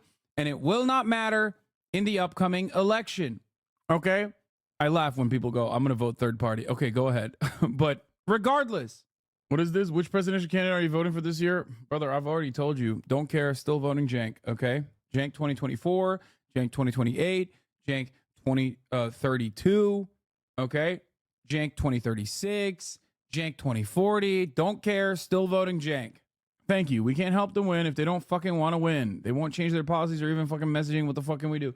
People are like, dude, what's your take on voting for Joe Biden over Donald Trump? It's like, bro, they don't have a fucking issues page on the website.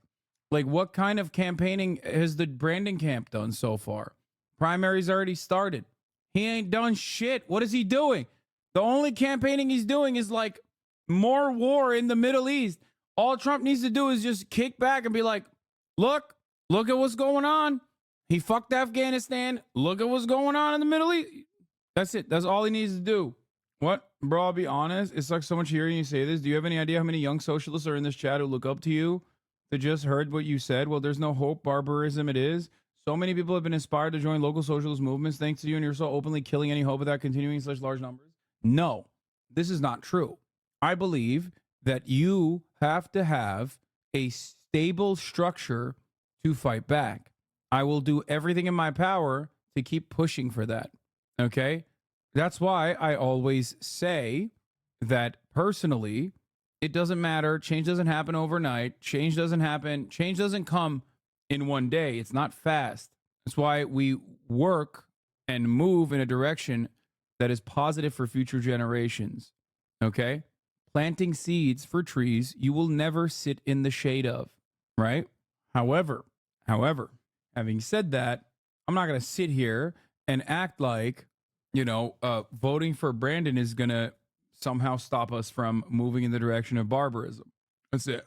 My take always is use the time until the election to pressure the admin to give you concessions and decide on election day what you want to do. If you feel they gave you enough, then vote for him. If not, don't. Vote as a progressive as you can down ballot. Otherwise, organizing your own places. Yes. You don't live in a battleground state, doesn't matter. Yeah, I mean, all this stuff sucks. Voting is not harm reduction process. If you want people to vote for you, listen to the fucking people and stop saying that the other one is more fascist. Yeah.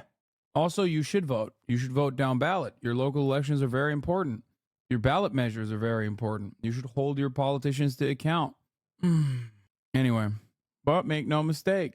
Make no mistake. If you think that voting for Brandon is going to fix everything, well, you're in for a rude awakening, which, I mean, at this point, 4 years of the Brandon regime, and changes have not been for the better.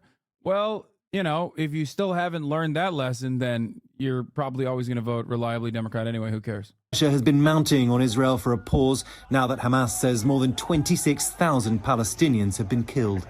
Anyway, skipping all this shit. House Republicans seek to impeach Homeland Security Secretary Mayorkas. Expect some heated arguments on Capitol Hill later today, where House Republicans are going to move forward with a plan to impeach President Biden's Homeland Security Secretary. They argue that he has failed to enforce and follow immigration law. Democrats say Republicans, they're just playing politics. Scott McFarland is on Capitol Hill with more on this story. Scott, good morning to you. Gail, this is a very rare step. The last time Congress impeached a cabinet secretary was after the Civil War. Critics say it's a dangerous precedent and it achieves little. The House Homeland Security Committee meets this morning to give initial approval to 2 impeachment articles against Alejandro. What? We don't think it'll fix everything? Why does it have to be that binary? Dems are 2 steps forward, 3 steps back. Reps are 20 steps back. It's just one is obviously much worse. No, that's not true. No, the difference between the Democratic Party and the Republican Party is not that severe. You're out of your mind if you think so. Or very young.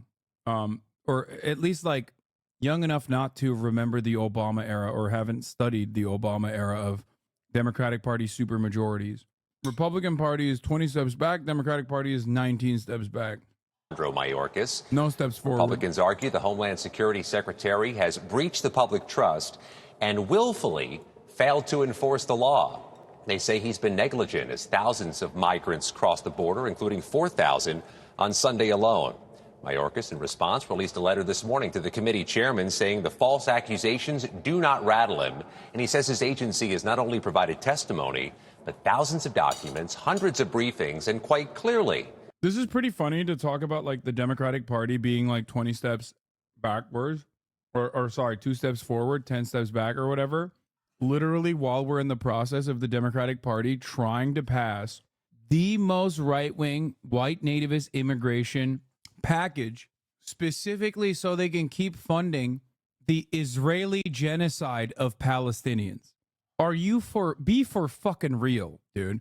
This bill on its face being pushed by the Trump regime, every liberal outlet would be fucking going nutty mode.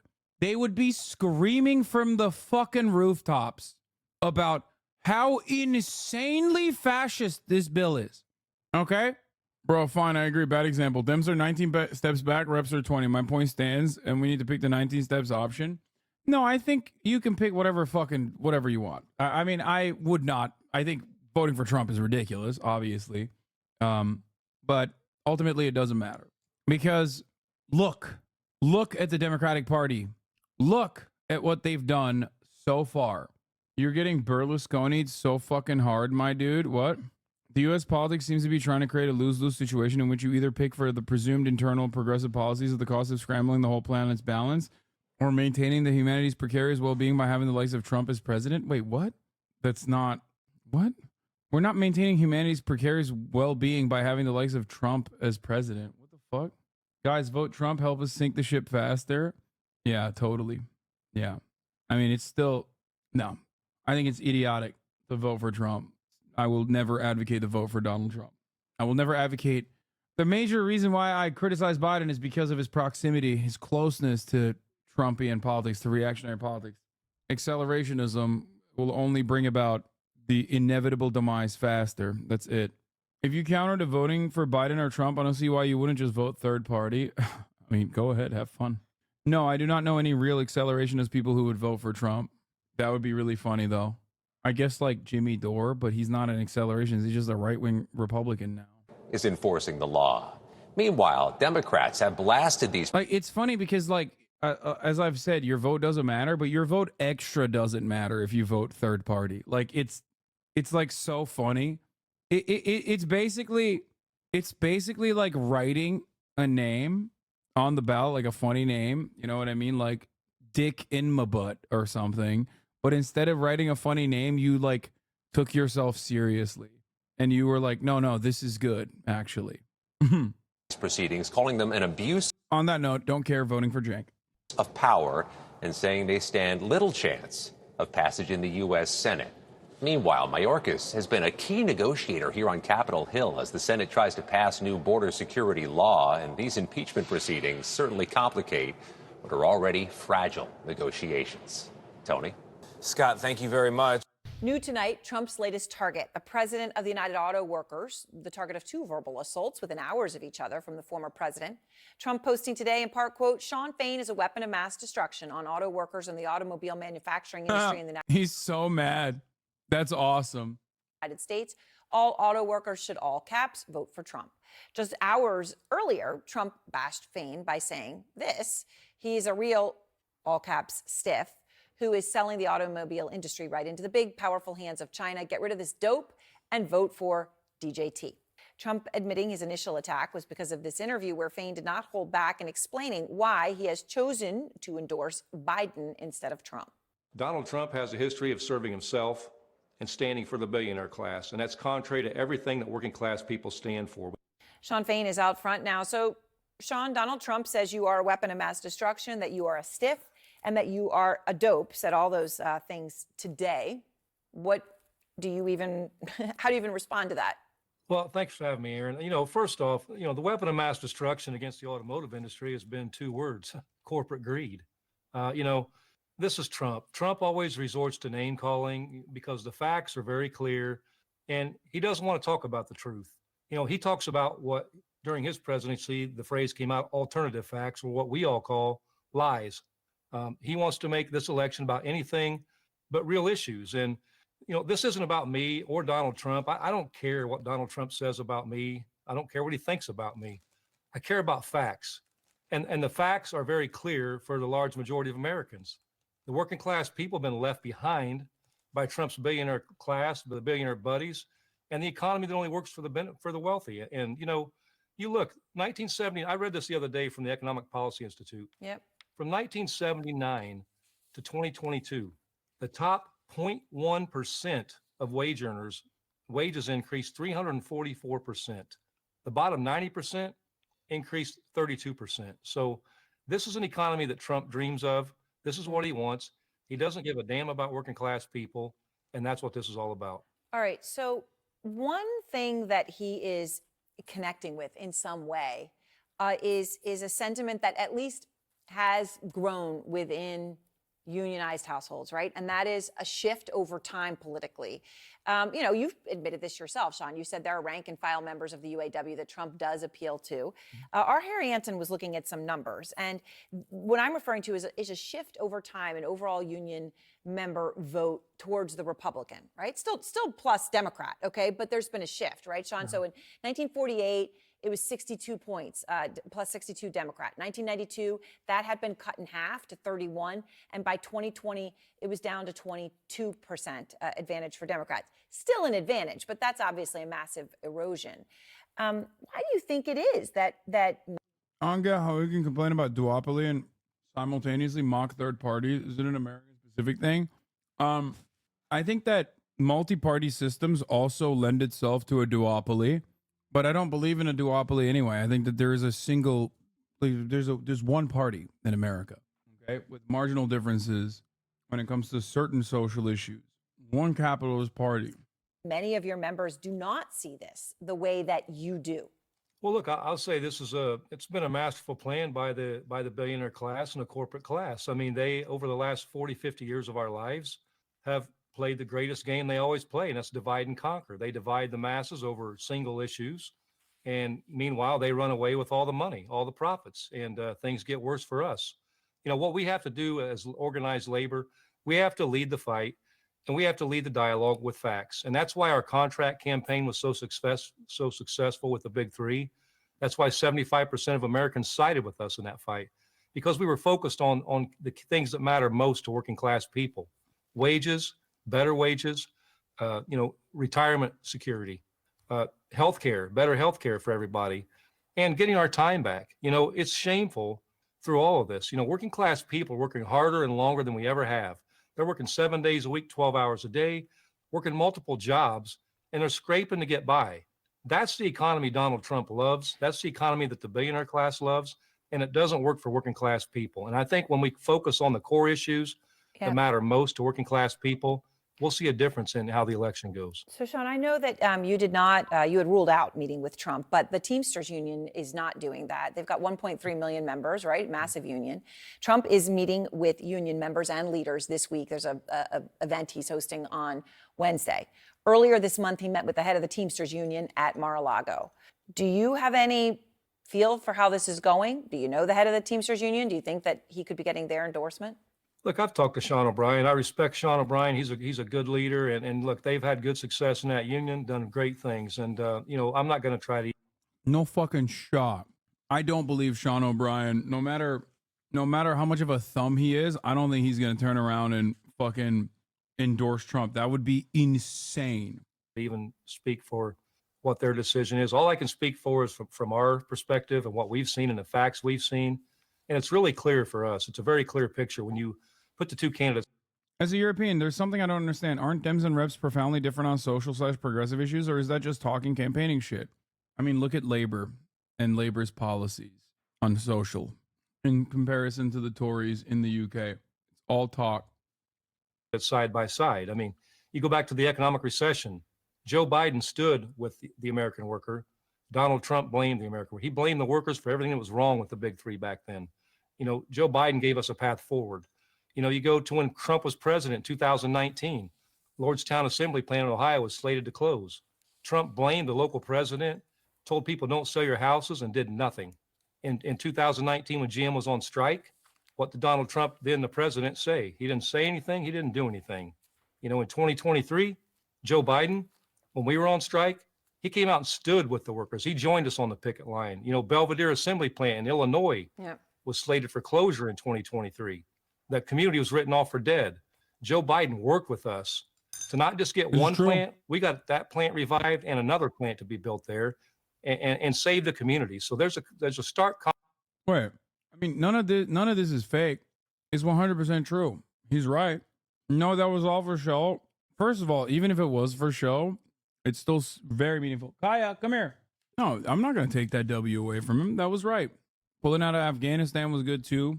Little baby, little lady. Hi. Contrast in these candidates. Joe Biden has spent a lifetime serving others and serving the working class. Donald Trump spent a lifetime serving himself. I wouldn't go that far. This breaking news now. Sources. That part was dick riding. He was dick riding a little bit better. A little bit too much. Why was pulling out of Afghanistan good? Wait, what do you mean? Do you think it's cool to permanently occupy foreign nations? Like, what are we talking about? It's the way he pulled us out. I mean, he pulled out in haphazard manner, but it doesn't matter. He was following the Trump administration's policy failures once again. I don't care that he pulled out. I care about what he did after pulling out. What he did after pulling out was really bad. Have confirmed to Fox News that far-left Democrat squad member Cori Bush of Missouri is now under federal investigation for misusing federal security money. Bush has spent more than $750,000 on private security since she was elected in 2020. Now, remember, these are the same people who defunded the police, but then had to have private security. Yeah, because people are trying to kill her. What the fuck? Watchdog has also demanded that the Federal Election Committee investigate $62,000 of that money that Bush paid to her now husband. He was her boyfriend back then. she hired him to be a security guard from her campaign account. You may remember Congresswoman Bush, one of the big proponents of defunding the police in 2020. I mention it again. I don't think people understand. Okay. People that advocate to defund the police advocate to defund the police because the police are not working to defend them in the same way that like private security that you hire is. If that was the case, then they would not advocate to defund the police at all. That'd be sick. Yeah, the boyfriend situation is sus. Because look how much she spent to make sure she certainly didn't defund her protection. I'm Steve Ducey. I'm Brian. That's it. Okay. I don't know enough details on the Cori Bush situation. She's great. I like her a lot. If she was like hiring her boyfriend, that's a little sus, right? To like hire her boyfriend to do security. But overall, it is perfectly valid for her to have security. And you are right. It is explicitly legal, if unethical, if she paid him market rate. Yeah. Not really sus. 62K is pennies. No. All right. Where is it? Does anyone have a statement? Oh, here it is. First and foremost, I hold myself, my campaign, my position to high levels of integrity. I always believe in transparency, which I can confirm the Department of Justice is reviewing my campaign spending on security services. We are fully cooperating in this investigation. I would like to take the opportunity to outline the facts and the truth. Since before I was sworn into office, I've endured relentless threats to my physical safety and life. This part is, as a rank and file member of Congress, I am not entitled to personal protection by the House, and have instead used campaign funds as permissible to retain security services. I've not used any federal tax dollars for my personal security services. Any reporting that I've used federal funds for personal security is simply chill. It's simply false. Aw, why'd you clap the guy? Why do you call for defunding the police while their job is to protect you from criminals out in the streets while you sit in your mansion? You're actually not wrong for some, but not in the way that you think you're right. So as someone who is rich, especially because of all the top of the hour ad breaks that I've pushed for that make me richer and richer by the moment. Yes, cops will oftentimes respond to my pleas of health or my pleas for help, not health, sorry, much faster than they would to probably you. However, the reality is that they're still pretty bad at it. They're just bad. They're really, really bad at their jobs. I think they should be good at their jobs. I hope this helps. There really isn't, here, I'm going to untime this guy. There isn't any job that I can think of that is as bad as cops overall, that like cries all the fucking time. Oh my God. They're so bad at their fucking jobs. They're so goddamn bad at their fucking job. Oh, were you trying to fucking debate me? I already ran the 3-minute ad break. So, God damn it. That's actually such a solid debate that you got literally clapped by Lake McGroove. Just move on, please. But yeah, my point stands. They're so bad at their fucking jobs, man. They're so goddamn bad. They are so unimaginably bad at their jobs, and they fucking constantly cry. They are the only people in this country that, like, as a sector, as an entire sector. What are you biting? Are you itchy? Is your back itchy? What are you biting? What? She's like, come on, more please. More please. Anyway, in recent months, right-wing organizations have lodged baseless complaints against me, peddling notions of misuse campaign funds to pay for personal security services.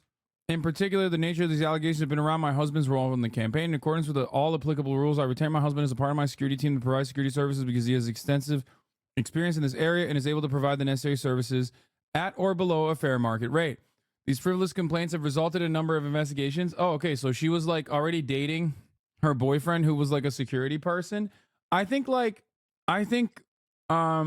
regardless, I think it's just like, it's not a good look, Sweaty. I mean, get your money up, not your funny up.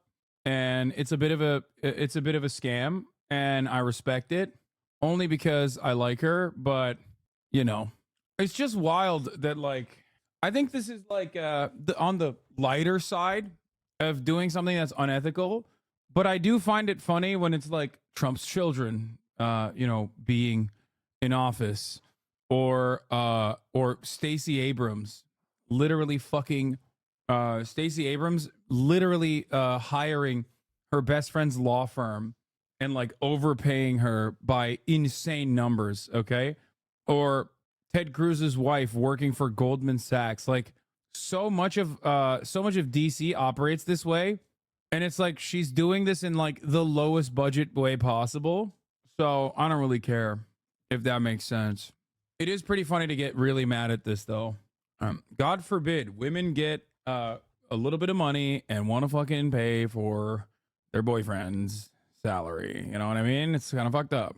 These frivolous complaints have resulted in a number of what? Same shirt? Are you okay? Y'all are matching? Who? I'm so confused.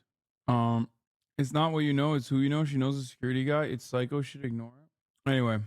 Wait, did she try to lick her titty? Anyway, like I said, this is like the lowest possible way of doing something unethical.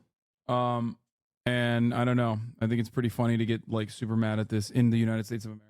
This morning, Elon Musk announcing that Let's talk about this shit though. for the first time, his company Neuralink has implanted a brain chip You're in a being human. extra cute right Musk now. I'm saying gonna the lose person it. is recovering well. Initial results show promising neuron spike detection. Neuralink's goal is to help paralysis patients communicate by connecting their brain to a computer. The device is designed to interpret your neural activity so you can operate a computer or a smartphone by simply thinking. People paralyzed from stroke, from traumatic brain injury, or a spinal cord injury could see the benefits. This would be a major game changer if it were to be proven to be safe and effective. The FDA approved Neuralink. I can't begin to explain to you how Elon Musk is like possibly the worst person to do this. Like, I wish this was done by literally any other psychopathic billionaire, because Elon Musk is not only a psychopathic billionaire, but he is also a notoriously and hilariously stupid psychopathic billionaire. As in something as like severe as like a chip that you put in your fucking brain should be managed by someone that is more competent, I think. He is so inept. Exactly. He is the most inept. Should Tesla change its state of incorporation to Texas, home of its physical headquarters? Yeah, he's doing that because of Delaware, by the way. This is so funny. Oh my God, dude. Elon Musk's $55 billion pay package at Tesla was struck down by a Delaware judge after a shareholder challenged it as excessive. In response to the Elon news, stock is going down, which is interesting because stocks usually respond positively to reductions in compensation, e.g. layoffs. Speaks to your theory of capital having strong class consciousness. This is awesome. The thing about it, Elon, is I want my brain machine interface to be made by a guy I don't even know who runs a biomedical company I've never heard of. Not this guy. Yeah.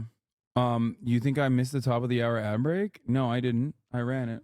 All right, let's continue. For human tests last May after years of testing on animals. Here's one electrode on one thread that when we stimulate causes a flexion movement of the leg. The company demonstrated the ability of its implants to stimulate movement. As you can see, Pager is amazingly good at mind pong. Allowing a monkey to play a video game. And what better reward for a monkey than a banana? Musk says the first human users will be people who've lost the use of their limbs. But speaking about the long term, he said, imagine if Stephen Hawking could communicate faster than a speed typist or auctioneer. That is the goal. I really do think that in my lifetime as a physician, I'll be able to use this type of technology to help my patients, and I cannot wait for that day to come. Neuralink's engineers aren't the only ones turning science fiction into reality. Researchers elsewhere helped this man, paralyzed in an accident, walk again thanks to implants in his brain and spine. And in August, this woman who had lost her voice to paralysis was able to have a conversation with her husband again thanks to a mind-controlled avatar. Do not make me laugh. Experts warn much more testing and research is needed before any kind of widespread use of these devices. Hi, everyone. George Stephanopoulos. Oh my God, it's so loud. Yeah. Elon Musk is so bad at running companies. And he's such a charlatan. I'm legitimately shocked that they have anything that they can show for it. I don't know how real this is even. I don't believe him. I don't believe him at all. He is literally the Israeli Defense Force of making massive claims that he has no interest in following through on. Okay? Like, I don't know, in a serial lying competition, like Israel and Elon Musk could go toe to toe. Okay? I don't know who'd win, really. I legitimately don't know who would win in a serial lying competition. Let me tell you, it's certainly not automatically gonna be Israel, though. Okay? I feel like Neuralink to help people who are disabled would be a good idea if it wasn't Elon Musk. No, 100%.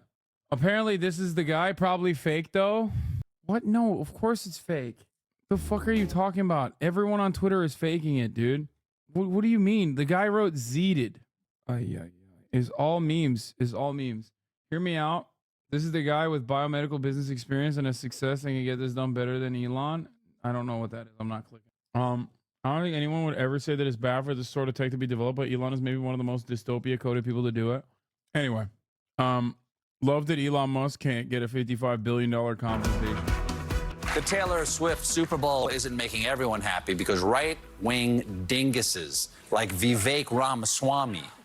All right, we're skipping the Taylor Swift. I made a video 3 years ago about how to be a streamer, and it covered a lot of the bases that you will need, and a lot of the stuff here is going to be repetitive information. But I also have something different this time. This time, it's not just me who's going to be telling you how to be a streamer. I've gone ahead and I've asked 100 of my friends, 100 fellow streamers, on advice for somebody who's up and coming or trying to become a streamer. So I have more info for you this time. It's not just me. I literally went out and asked 100.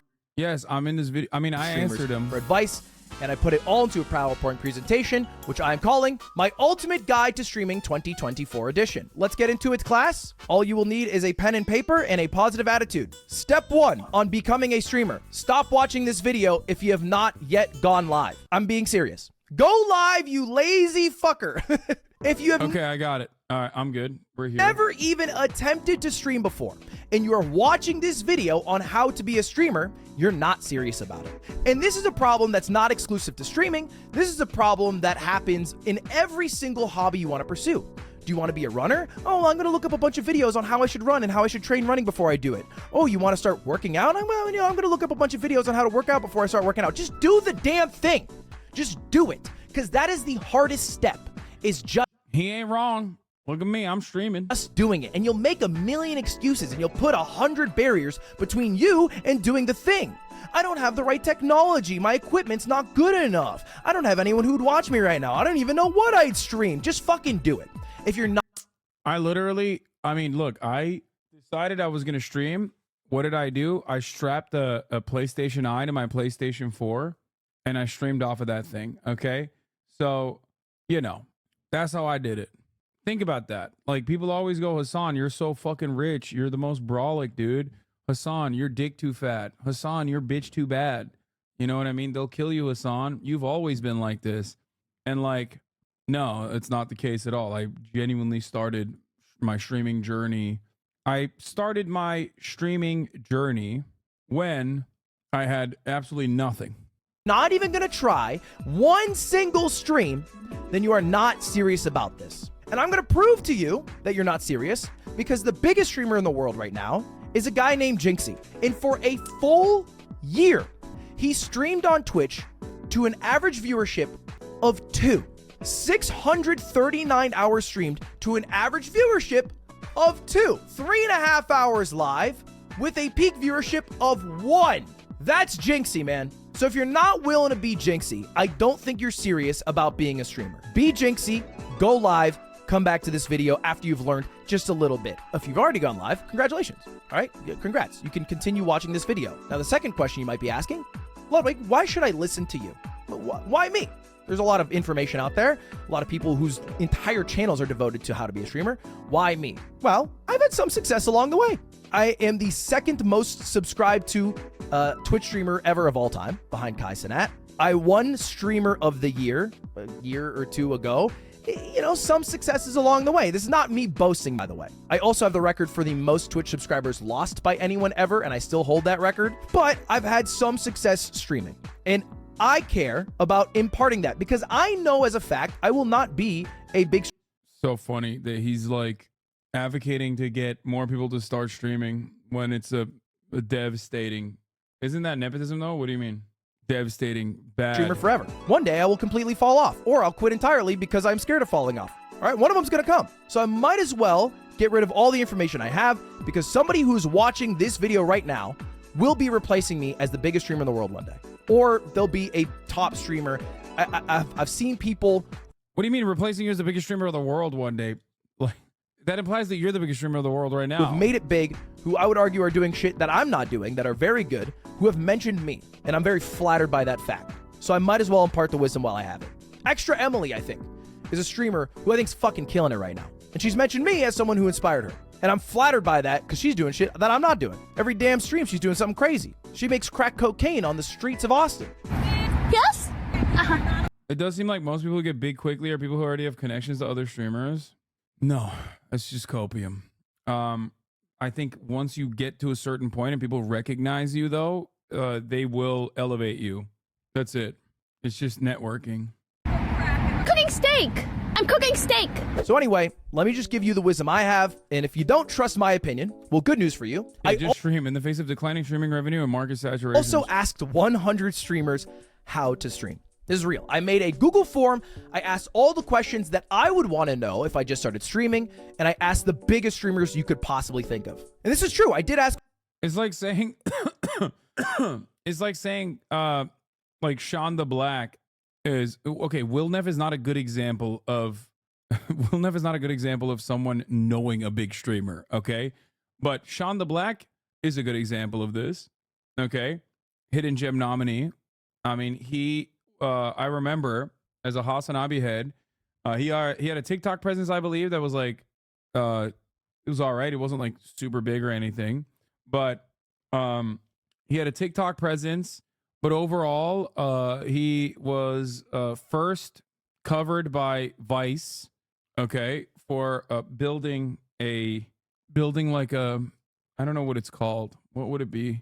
He like built code that basically created a spam bot that would populate like the abortion rapid response shit. Yeah, he built a script. Vice interviewed him. He was a HasanAbi head, and I talked about it and stuff. He eventually moved on to YouTube and now streams on Twitch as well. So it's not like he had a immediate connection. You know what I mean? He didn't know anybody, but he is well on his way, and he's growing up, and he's blowing up. You know what I mean? I don't know, let's continue. 100 streamers. That's going to be the title of this YouTube video. I did ask 100 streamers. Disclaimer, 100 people didn't answer me. Okay? I did ask 100 people. It just turns out that only 30% of them actually answered. Not a horrible percentage, by the way. If you're in the MLB and you're batting 30%, that's not bad. That's pretty good, you know? So a lot of dono walls there, a lot of egos hurt along the way. But I did ask for you guys. I mean, these are the names of the people who replied to me. And if you just took a quick look there are a lot of big fucking streamers here. And let's start with the very basic question. What are the perks of being a streamer? Now, this one might seem simple. You guys could probably list a few off the top. And the biggest one that most people will think of is money. That is the biggest perk that most people would think of, is when you think of a streamer, you think of money. Yep, everyone's spamming it in chat right now. That's true. And I'm going to reveal something here that I think I'm illegally allowed to reveal because I'm no longer a Twitch exclusive streamer. I wasn't able to reveal this last time. Here's how much money I made my last year on Twitch. Again, this is not a flex. I'm just trying to show you. This is why people like to start streaming, because they think of the money aspect. There it is. That was my last year on Twitch. 2021, I made $2.5 million. Now, bear in mind that money does include the subathon. So kind of does inflate it a little bit. Yeah, that's a big chunk of it. I would argue like half of it, but it's a lot of money. Jesus Christ, dude. Oh my God, that's so funny. People, you know, they like the idea of streaming because the amount of money you can make. You also... Bro made half of his, that's more than half, first of all. He's like, yeah, guys, look how much money I made streaming. And then it's literally like 90% subathon, 10% rest of the year. So have a pretty cool job. You get to game for a living. I mean, that is the core of what streaming is. It is gaming. Literally, for my job last week, I got to play Stick RPG and gamble in a fake cartoon universe where I was trying to sell cocaine to Girl Scouts who robbed me. That's what I did for my job. That's what I did. It was pretty fucking cool. I'm not gonna lie. I had a lot of fun doing it. That's what I got to do. You also get to be like a D-list, F-list celebrity. You're not famous. Don't fucking delude yourself if you're a streamer. But if you walk into a GameStop and you're a big streamer, holy shit, they're gonna recognize you. Macy's, Banana Republic, not so much. But Best Buy, you know, those are our places. That's where the people know us. And you get to even meet some cool people. A lot of the people that I liked watching, I got to meet. I got to hang out with. And now I also get to work with.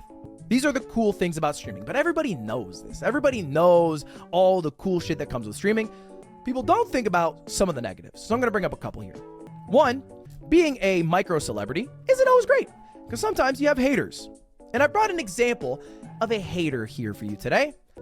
Where do people recognize you? Everywhere. But I'm in a different situation than Ludwig. This is something that I've mentioned. This is something that I mentioned before. Best Buy is a definite though. XQC is super famous, dude. He don't know what he's talking about. No, XQC is actually a great example of this. Massively successful streamer for many, many years at this point. Literally just almost entirely trapped in the Twitch ecosystem though. Okay. Kai Cenat, very different. Why? Because Kai Cenat has outside appeal in Twitch. XQC, predominantly inside appeal on Twitch. Very successful on Twitch. Okay. But normies don't know normies don't know who the fuck XQC is at all. You're wrong on that. Maybe now a little bit with the $100 million kick deal. Okay. But you have to remember, this is what is very important. Mainstream media still has a stranglehold on like the normie audience. Okay. Kai is obviously very, very mainstream, mostly because, he collaborates with a lot of mainstream artists, has a massive TikTok presence. Yeah, XQ has inside appeal, meaning that he has appeal to those people who only stay inside and not go outside. Fair. That part is also true. Okay. Like, same goes for myself.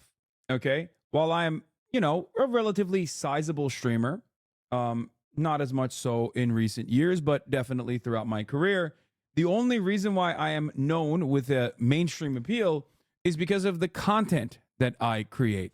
The type of content that I create, the type of content that I create has a lot of normie appeal. This is why when I go outside, I get recognized probably more frequently than my more successful friends, even as far as like analytics goes. That's it. You think so? Yes. I have a ton of friends that watch my friends of mine that watch your clips on YouTube and TikTok. They see me watching Twitch and it scares them. Yeah.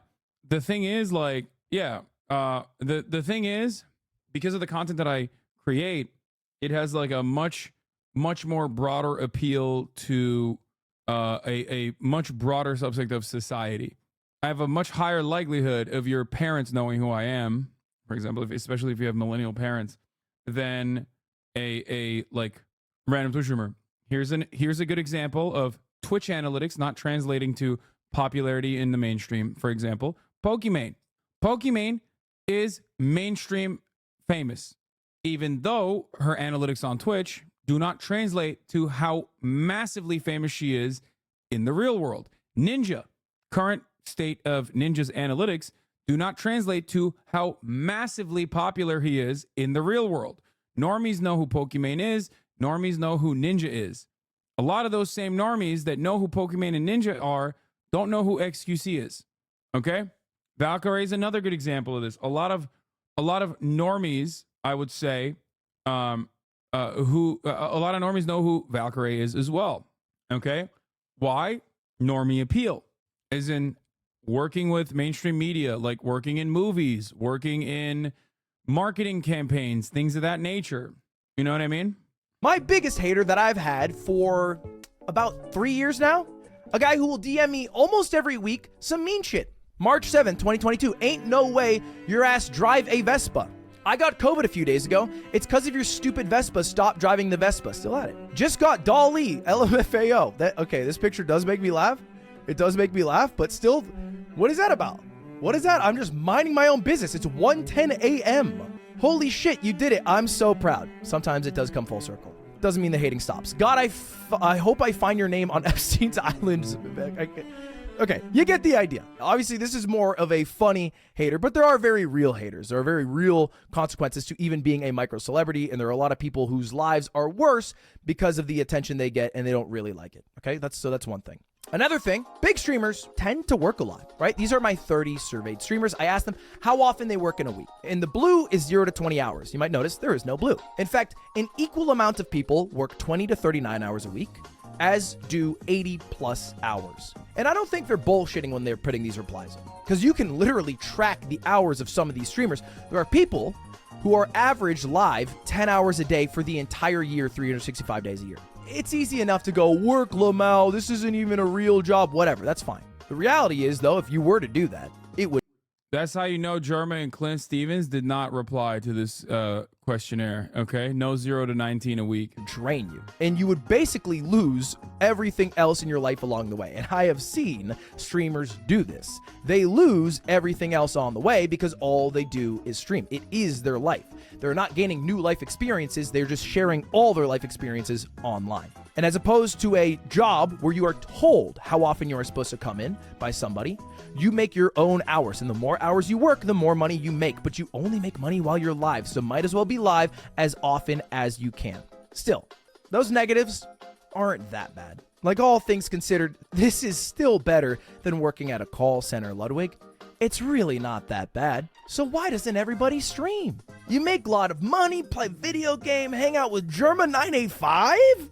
But yes, me. Sign me up, man. Sign me up. Well, let's do a little experiment. I want you to think of a streamer. In fact, type one in chat. Think of a streamer. It can be anyone in the world. Think of a streamer. There's a bunch of huge streamers that you guys are listening right now. Maybe you thought of one of these names. Sorry, Ninja, for using this picture. Go Lions. These are the streamers you think of. But I think that's a bit of a mistake. Because if all you are thinking about when you think of the title of streamer is the people who have not only made it, but made it to such a high degree that they are the top of the top of the top 1,111%, then you're not really envisioning what your life will be like if you try streaming. So I'm going to show you someone. I'm going to show you this guy right here. Does anyone recognize this streamer? I don't see a single person in chat who's instantly recognizing this streamer. I did some research yesterday. I wanted to look up the 10,000th biggest streamer in the world. So that's what I did. And right now you are looking at Mr. 10,000, Omni Kevka. If you go to Twitch Tracker and you go to the very last page possible, technically it's number. Damn, bro, this kind of dunking on this guy. I mean, at least it's like giving him a lot of clout as well. 9,995, but I rounded up. You will find Mr. 10,000, a guy who averages 268 viewers, who streams really intense gaming sessions that can last 24 hours of playing games like Ark and more recently Power World. And let's just go through a few stats here. Mr. 10,000 averages 262 viewers, streams an average of 7.5 hours every single day for the course of 2023, and has 388 sub points on Twitch. Here's him explaining what he does in his own words. I've got my own style. You know what I mean? I'm a fat dude with long hair, gotten fatter as I streamed, but I'm grinding. The way that I stream is by gaming hard. Multiple 24-hour streams in the last couple of days. Casually, all the time. One, I'm a video gamer that streams. There's a lot of streamers that play video games, you know what I mean? But I wanted my story to be, I play hardcore. Now this dude's fucking dope.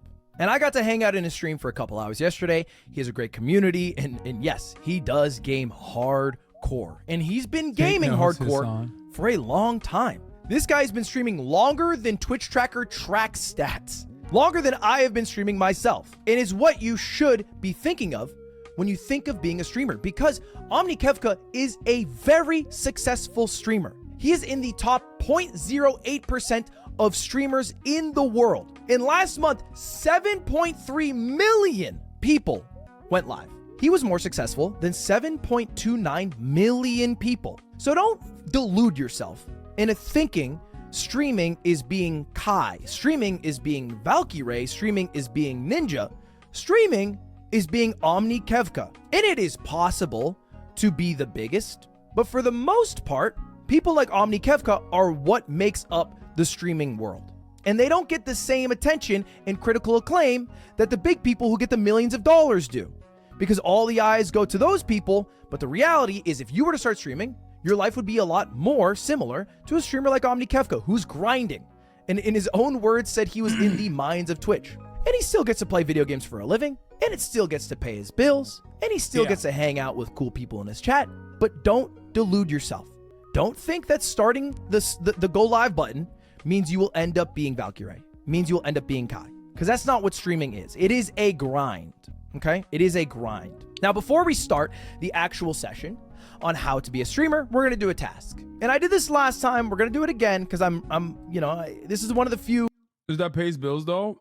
260 average viewers, probably. Yeah, depending on where you live. Thank you to the anonymous gifter who just gifted 75 subs. What the fuck? 388 sub points just said that's like 1K a month. No, I think those sub points are not correct. And plus, it's not just off of subs. Remember, these guys are running ads. They might even get sponsorships. You have to remember, there's ad revenue. There's ad revenue that you have to factor in. There's probably a little bit of YouTube money too, and sponsorships too.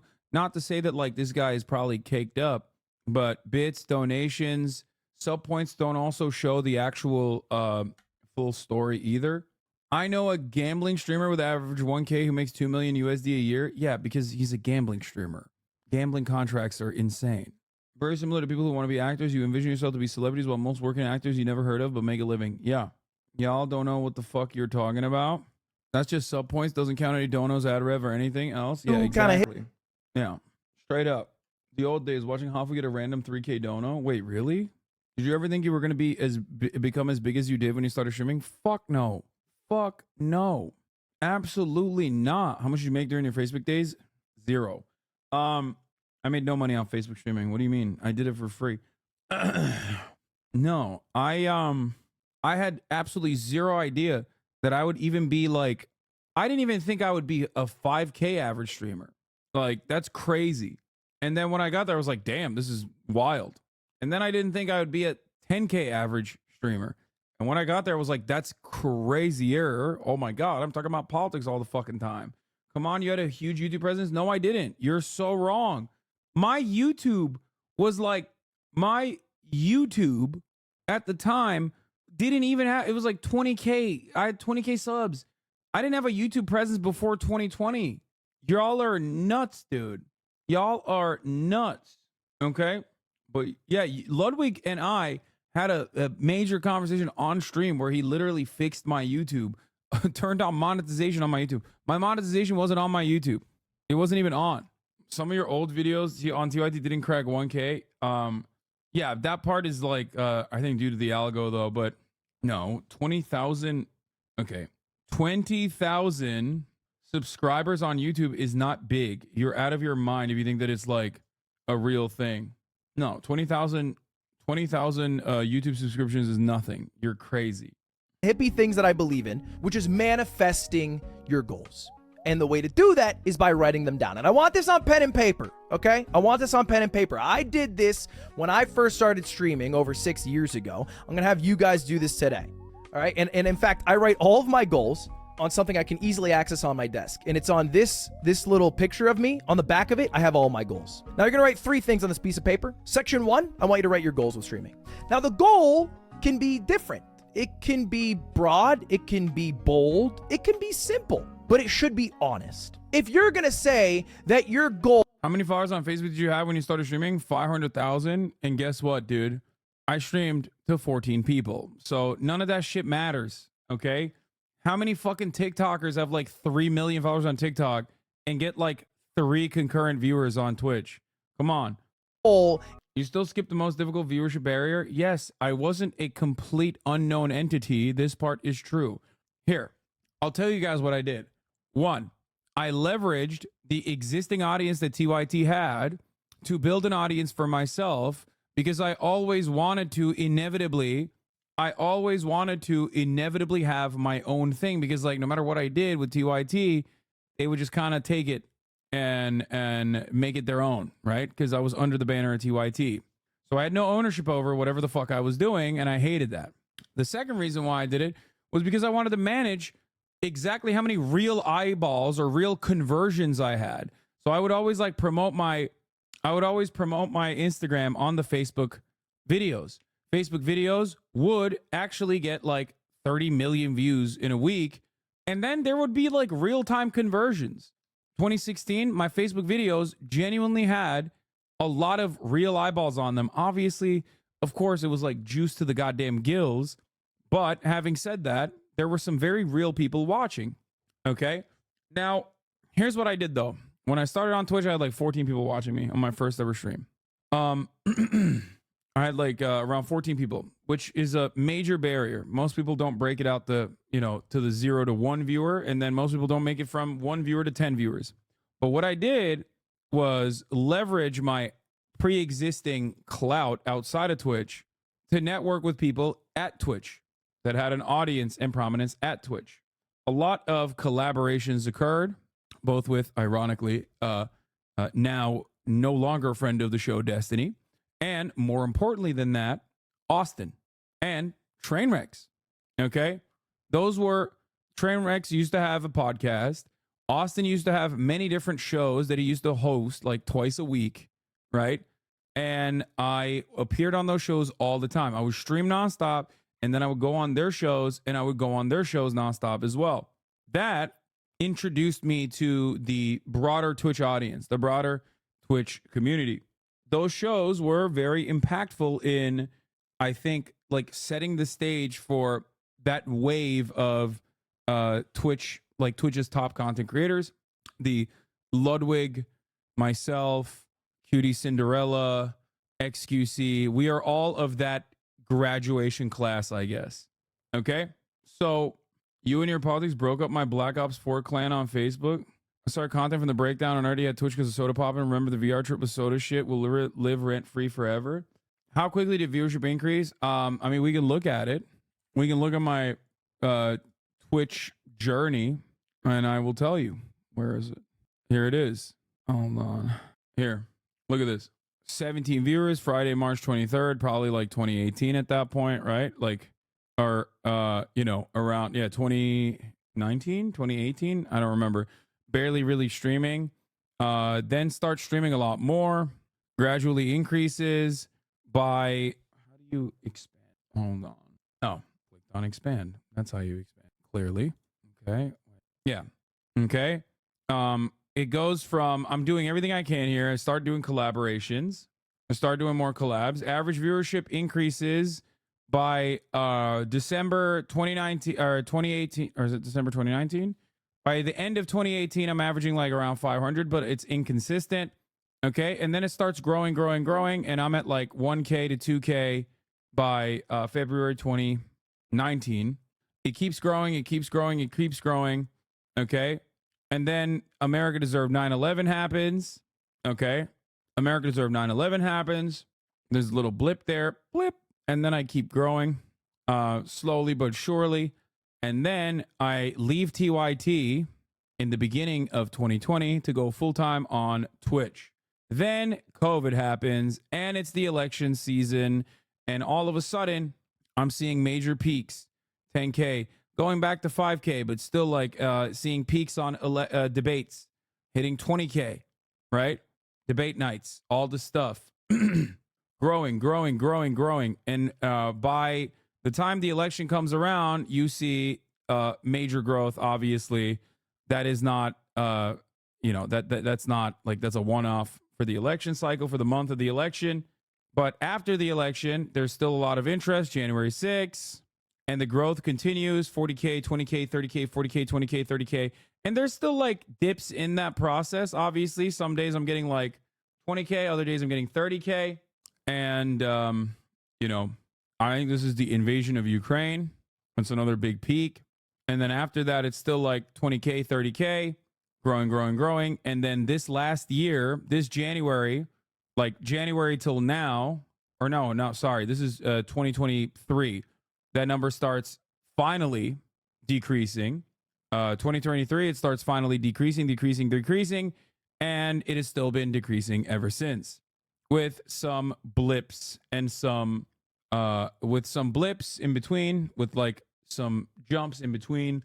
But that's where we're at. Damn, falling off in real time.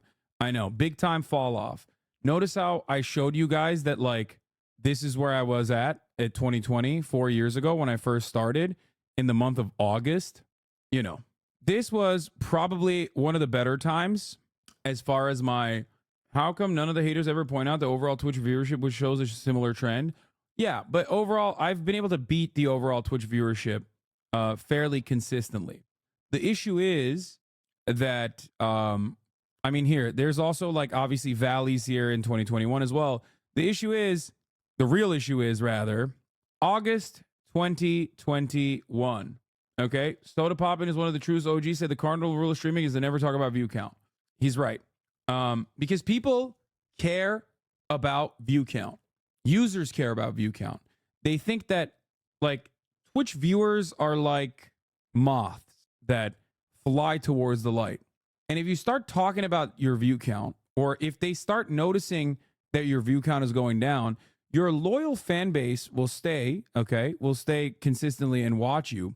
But a lot of the extra pool of like the viewers that put you at the top of the line in the top 10 content creators on the platform, all of those guys, there's a, I like to call it like the Twitch pool of viewers. They always go to whoever has the most amount of viewers. They don't really care, right? It is very interesting that there's a lot of those viewers that come in because you're popping off on a particular day, and they stick around, okay?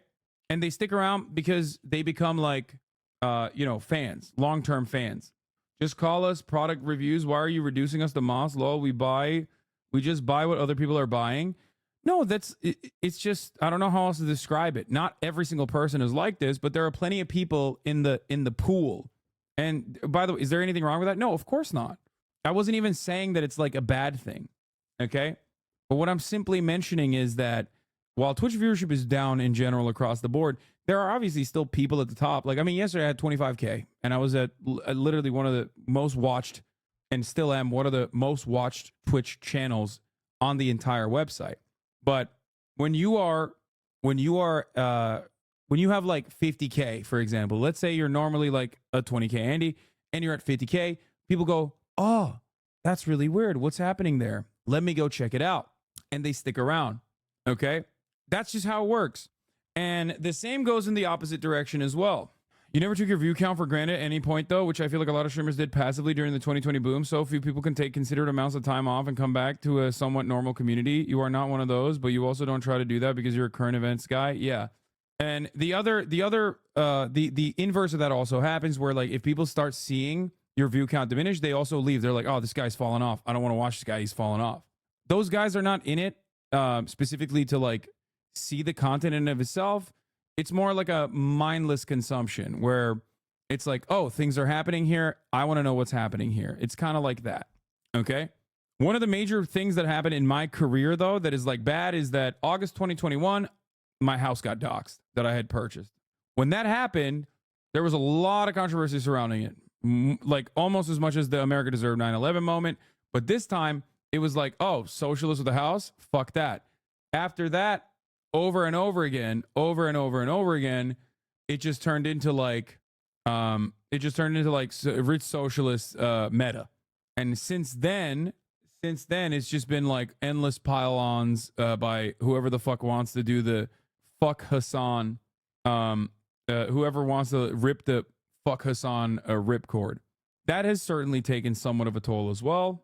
I think that, controversial subject matters that are even in controversial in progressive circles like Palestine has certainly taken a toll as well. The React Gate has taken a toll as well. At this point, the fuck Hasan ripcord is kind of broken. Like, it doesn't work as well as it once did. Like, it doesn't have the same juice. But now I would say that the new meta, like the new graduate class in this time frame, was basically like the Kai Cenats and the AMPs of the world. But now there's an even, I would factor in Kai Cenat with this next wave. I would say the new graduating class are going to be the TikTok streamers. What I mean by that is streamers that come with an audience predominantly from TikTok. Jinxie, Casio, Kai Cenat, and what are the other ones? The other YouTube Shorts guy, Pirate, or who's the? There's a bunch of guys like that are absolutely they're blowing the fuck up. You don't know any of these people, but most normies watch them on TikTok, and then they want to see the actual content. They see the TikTok and they're like, oh, where is this TikTok being filmed from? Oh, the Twitch stream, right? Same with Kai, though. Kai's not just TikTok. Yesterday at 21 Savage, Nicki Minaj, consistently bringing on actual celebrities. You just need to do that more. Yeah, let me just call up Nicki Minaj or 21 Savage. I don't know any famous people that I can like call up in the same way that Kai can. That's ridiculous. You think I have the opportunity or you think I could do that and I'm just simply choosing not to? No, I can't do that. That's just the truth. So yeah, that's like that's what's going on right now. That's the new meta, I would say.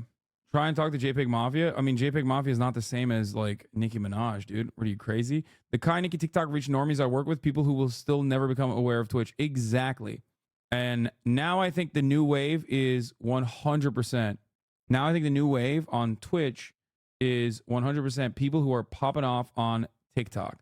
But you can uniquely call the best lefty political people and journalists, which many can't do, though it's less numbers. It's still a massive value to everyone. Yeah, I do that already, though.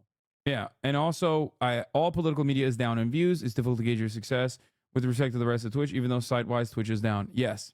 What examples are there of TikTokers on Twitch, though? There's plenty of TikTokers that are on Twitch that don't break, like, the 10K marker. But the top content creators, the top graduating class of content creators now on Twitch are TikTok content creators. I'm talking about in the English-speaking TikTok, or in the English-speaking Twitch, okay?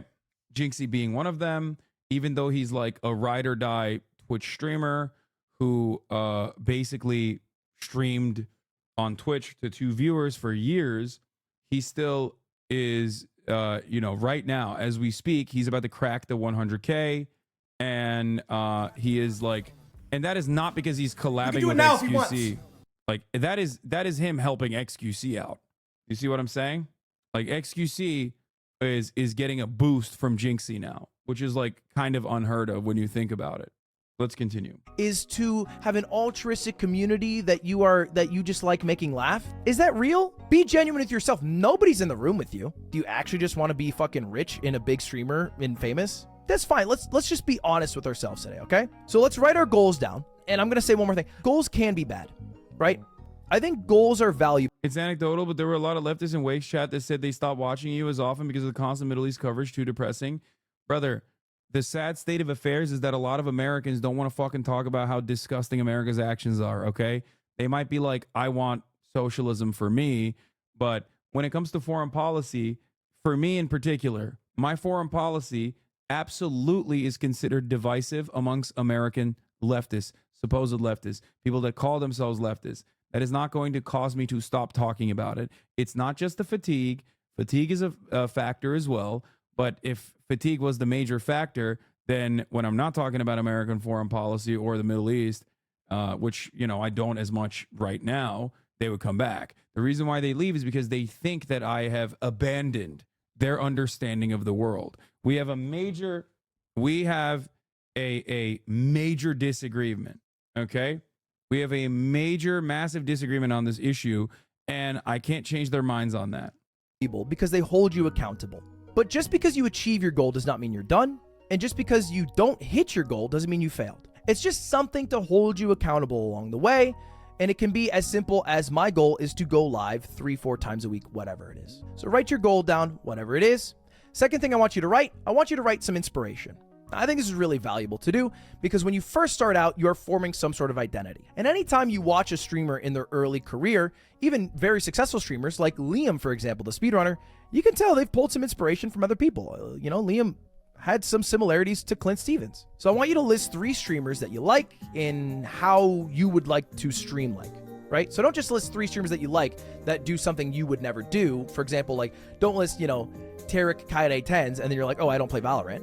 List 3 streamers that you like that do something you would like to do. And then the final thing I would like you to list is why. Why do you want to do this? And this is the part where I want you to be honest. This is the part where I want you to actually answer the question very, very vulnerably. Why do you want to... All of your massive political controversies have been on foreign policy? Yeah, of course.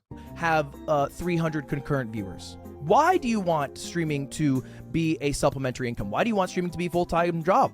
Why do you want to be the biggest in the world? I don't care how altruistic it is. I don't care how selfish it is. I just care that you know it and that you are honest to yourself, and I think that is valuable.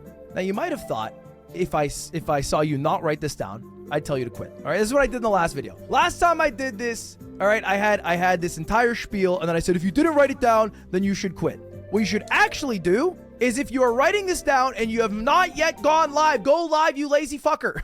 Okay? Stop doing all the auxiliary work without actually doing the thing that you were trying to do. Just go live. You're the only one who can motivate Go live and serve 3-minute breaks at the top of the hour. yourself to do the things that you want to do in life. If you're trying to be a streamer, you just got to go live. You can do all the other shit, like looking up what gear you want to get and writing down all your goals after. For the record, people saying, oh, it's fatigue. Oh, genocide is too depressing or too boring. And or saying that it's a lack of moral character. No, that's not the case, guys. This is why I'm saying it's disagreement. I'm a political content creator by nature. All I fucking talk about is depressing shit. It's disagreement. That's it. You guys are wrong for thinking it's just fatigue. Okay? You're wrong. Everything I talk about is depressing. I talk about police brutality. I talk about economic destitute. Or awful economic conditions that people are subjected to. No, it's just people don't want to think about what America is doing is wrong, because no matter how much people value themselves as like progressive people, they don't want to fucking get outflanked. They don't want to even feel like they're being outflanked. And many people don't want to think about a world where America is not the dominant power. Deep down inside, they're getting fed a steady diet of information from NPR, New York Times, and all these other places where I try to describe to you like the greatest lesson I can instill upon you is media literacy.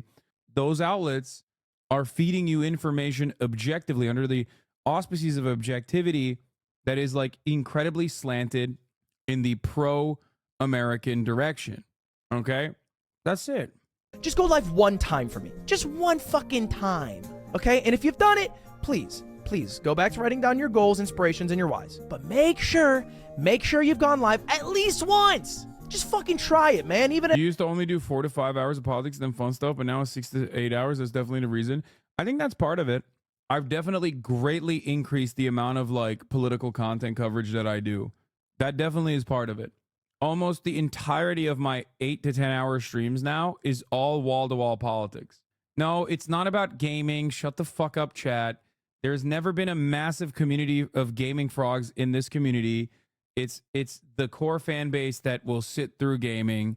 Come on, dude. I professionally look at this stuff, okay? No, it's that I used to watch fun reacts. I used to do fun reacts and have fun. Half of the stream was politics, straight up politics and news. The other half was fun reacts and shit like that. Okay? That's it. No, and it's not because I don't game with any regularity.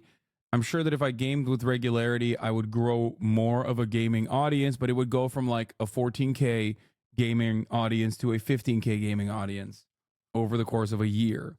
If, on the other hand, if I had, bro, do you not care about us core people? That's not what I'm saying. You want to die. I hate talking about this shit. It's so depressing because I get so upset trying to describe things to people, and then the reaction is so parasocial and so silly.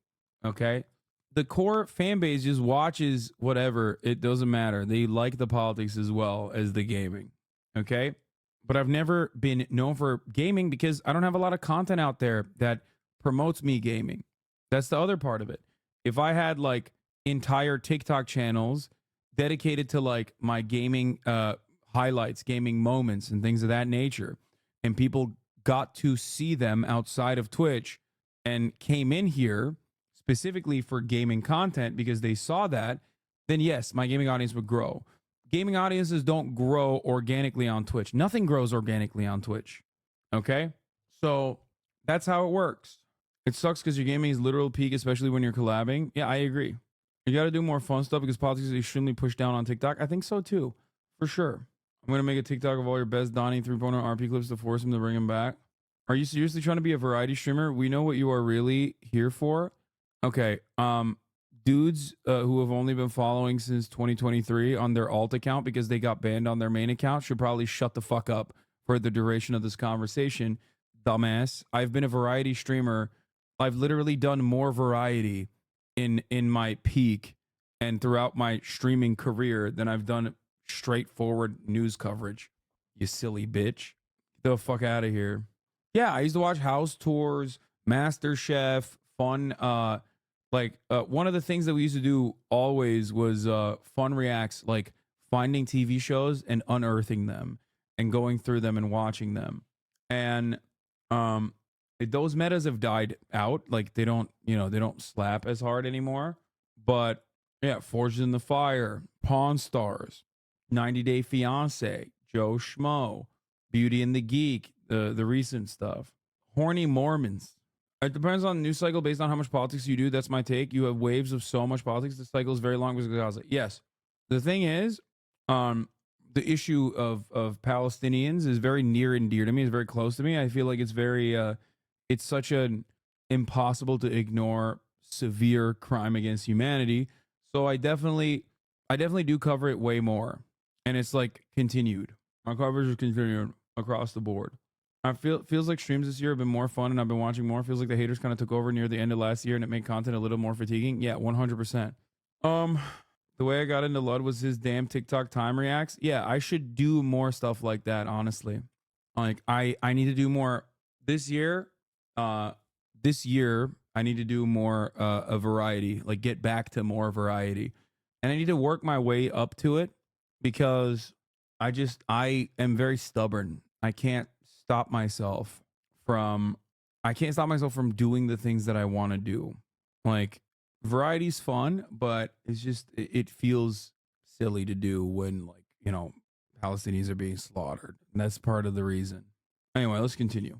An hour, I don't care. Just try it. Here are mine. This is actually just a picture directly from my goals list. I have a few goals. My goals have changed. My goals are much more broad. I don't have goals based off objective metrics anymore. I don't care about my subscriber number as much. His inspiration is Jinxie. God, he is such a fucking... he is such a algo demon, dude. I don't care about my viewership as much. I just care about being better about what I'm doing. And so they're honestly more like reminders. Be ambitious, be creative, be kind, be patient. Because I think if I am those things and I remind myself to be those things, then I will be better at everything else in my life. So goal doesn't have to be get 100 viewers or whatever the fuck. It can be this. It's just a little bit harder to hold yourself accountable when your goal is be ambitious versus an objective number you can look at. Inspiration. Komet Zero, because I think in esports, he is doing stuff that I would like to be doing with Moist Sex Shopify. Jinxie, because with very limited tools, Rainbow Six, he has amassed the largest average concurrent viewer base on Twitch, which I find massively impressive. And then German98, because his creativity, his ambition to do whatever idea he thinks of and then make it come to life, I still find inspirational. And then why? Why do I stream? Why do I do what I do? Simply put, that's also changed a lot. For a while, it was because I wanted to be a big streamer. Then it was because I had daily YouTube uploads and I wanted to keep uploading daily. And to keep uploading daily, I had to keep going live. After that, it was to be the biggest. I wanted to be the biggest streamer in the world. And then after I did that, I realized, well, actually what I really care about and gives me the most value is making the lives of those around me better. And also making cool shit. So those are the two things that I care about. Making people's lives around me better. Friends, family, whatever. Making cool shit. So those are my two whys. Where should you stream? Answer: Twitch. Now, this might sound a little bit ironic, seeing as we are live streaming this on YouTube right now, but Twitch is simply the best platform to stream on. It just is. And then a couple more questions that go along with this. To be successful as a streamer, you need to be consistent. This is just simple advice, okay? Another tip that's helped me along the way: you should be as entertaining for 10 viewers as you would for 10,000 viewers. If you were to have 10,000 people raid onto your stream, would you stream differently than with a group of people that are currently watching you? If the answer is yes, that means you are not giving your all. You are waiting for something to give. He's right about that. That's why, for me, this part is actually very smart. For me, I've always talked about it. Like, there is virtually no difference between my coverage when I have, you know, this many viewers in the 7th hour of my stream versus 100,000 viewers. I have basically... I mean, I've definitely upgraded my setup going from a PlayStation Eye camera when I had like 14 concurrent viewers playing Fortnite. But since I made that jump to a PC and the way that I started streaming with a PC, I have basically said the exact same thing, obviously. My commentary and my ideology has not changed. But beyond that, you and Lud blew up around the same time. Yes.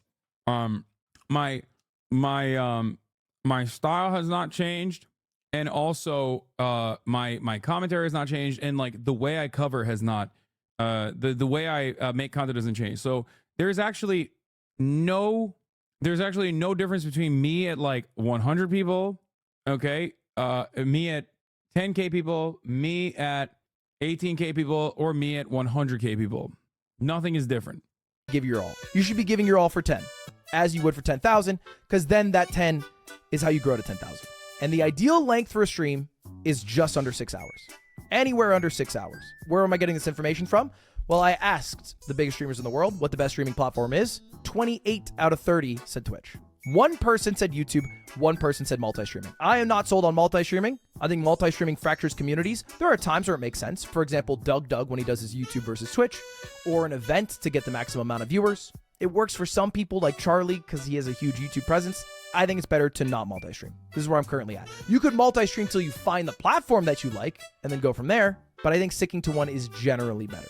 Nobody said Kick. Now, that could be just because the group I asked. Kick could work for you if you like the 95-5 split. But of the group I asked, everybody said Twitch. And a quick tidbit about Twitch versus YouTube versus Kick versus whatever. Twitch is better for chatters and for streamers. Everything is way more streamlined. There's way more information for streamers on Twitch. YouTube is better for lurkers. Worse for people who chat and worse for people who stream. And Kick, it's Kick. Now, this has changed a little bit. This is what the past 3 years have done. Because 3 years ago, I talked about how you have to stream for the video. When you go live, you're basically trying to farm a YouTube video from it. It's changed. Now, most live streams are for the clip. We've condensed it a bit. If you live stream 4, 5, 6 hours, what you really care about getting... Yeah. Oh, he said the exact same thing. Kai, Speed, KCO, and Jinxie and Pirate Software all exploded from clips. Yep. It literally it has turned into Queso. Sorry. Fuck! Queso, not KCO. Queso.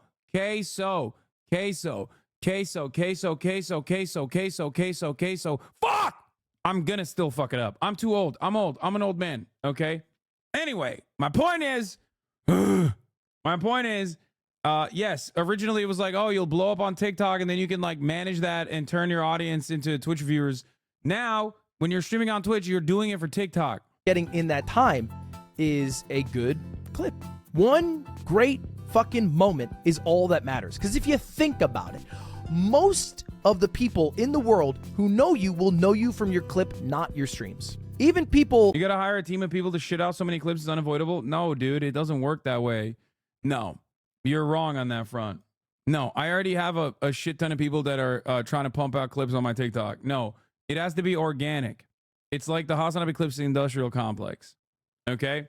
The HasanAbi Clips Industrial Complex has an organic presence on YouTube, even though YouTube has like combated it. TikTok is the same. Like people that are posting on Twitter, if they were to post in the same way on TikTok, Hasan is not a clippable streamer, chatter. As a matter of fact, most of his problems come from assholes clipping him. That's not true. I am a very clippable streamer.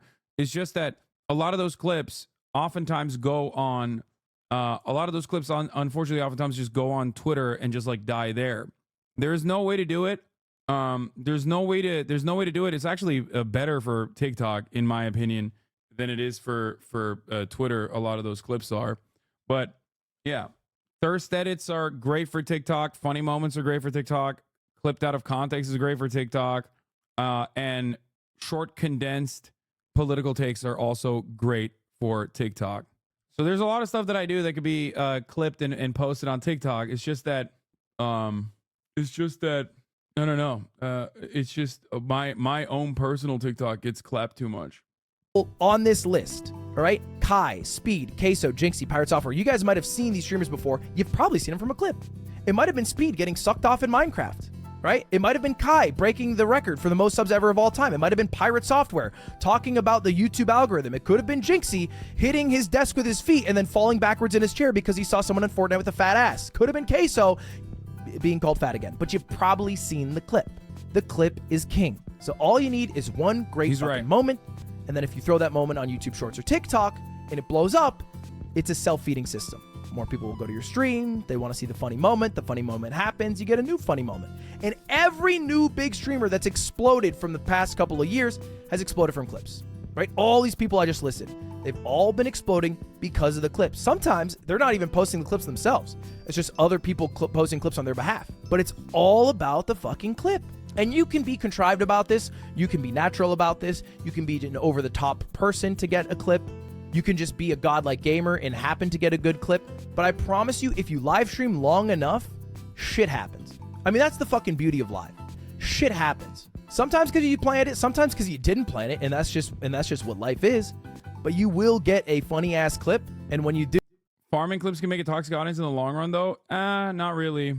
I don't think so.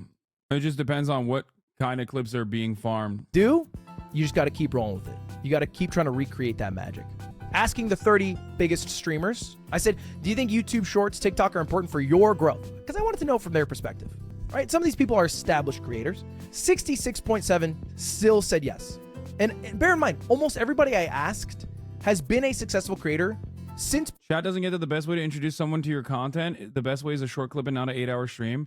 Yes, the short clip is how you introduce the content. And then they're like, wow, I like this guy's ideas a lot. Let me find out more. And then they go and they watch the fucking stream. Maybe they don't watch the 8-hour stream at first because that's obviously intimidating. But slowly but surely they watch more and more of the stream. That's how it works. Okay? That's how it works. That's how it works. Did he ask you? Before Yes. YouTube Shorts are really a thing. And they still believe, 2/3 of which, that YouTube Shorts and TikTok are important for their growth. So if they believe it en masse, huge majority, then you should also probably believe this. Now, there's an issue with clips. They don't make any fucking money. So it's still important to stream to make a YouTube video. And I've repeated this for my last session, but I think it's still valuable information. When you do a live stream, it is still valuable to have a goal going into the stream of getting a YouTube video out of it. You go live with a premise. Yeah, I came from TikTok to YouTube and now I watch you on Twitch. Oh shit, nice. You know, maybe you are going to give your chat your credit card. The bones of the stream is you buying things with your credit card that chat has picked out, and the conclusion is the final list of how much money you've spent and everything you've bought. Your premise, your bones, your conclusion. It doesn't have to be every stream, mind you, but if you are going live without really thinking about it, just playing a video game and then going offline a couple hours later, I don't think you're really giving it your all. You should be putting damn near an equal amount of time thinking about what you're going to do as you are doing what you are supposed to do.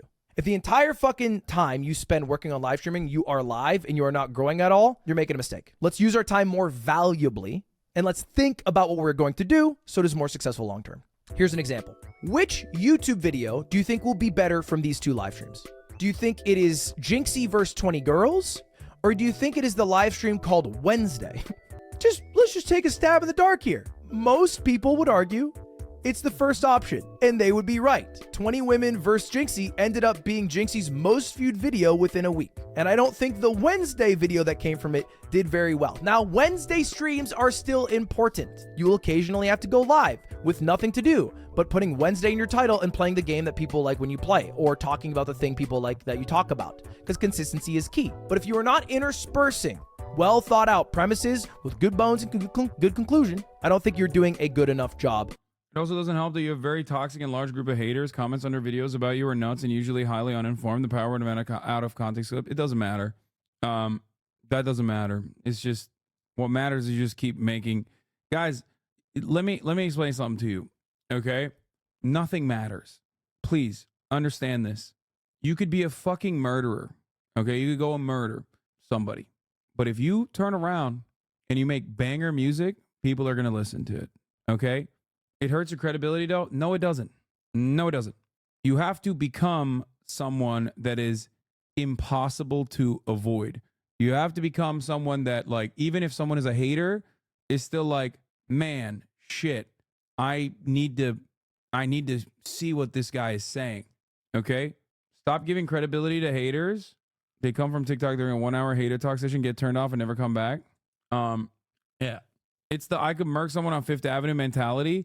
Well, that's a little bit different, I would say. But a better example is Kanye West. If Kanye West is making phenomenal music, okay, it don't matter what he has said. Does that make sense?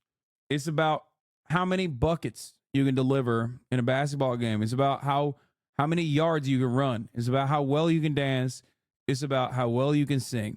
When the thing that you are known for, okay, when the thing that you are known for is no longer as like popping, if you are no longer entertaining as a streamer, that's when you actually die. Okay, that's it. At streaming. How do you find ideas? How do you know what to stream, man? That's the hardest question. What the fuck do you do when you go live? The answer, you gotta watch a lot of live streams to know what to live stream. I'll tell you a story. I wanted to be a talk show host when I was in high school. Jay Leno even spoke at my sister's graduation from Emerson. And I saw him as he walked out and I said, Jay, I want to be a talk show host when I grow up. And he said, hey kid, what's your name? And I said, it's Ludwig. And he said, I'll see you there. I filmed all of this. This really happened. I'm not a talk show host today. I thought talk shows were dumb as shit and boring as hell. I never watched them. I just didn't watch them. I thought they were lame. I thought they were lame as shit. The reality is that I actually didn't want to be a talk show host. I think I just wanted to be a rich, famous person who was on TV. I don't watch anybody on Twitch. How could I have time to watch Twitch? I'm on Twitch. I'm live on Twitch 8 hours every day, minimum.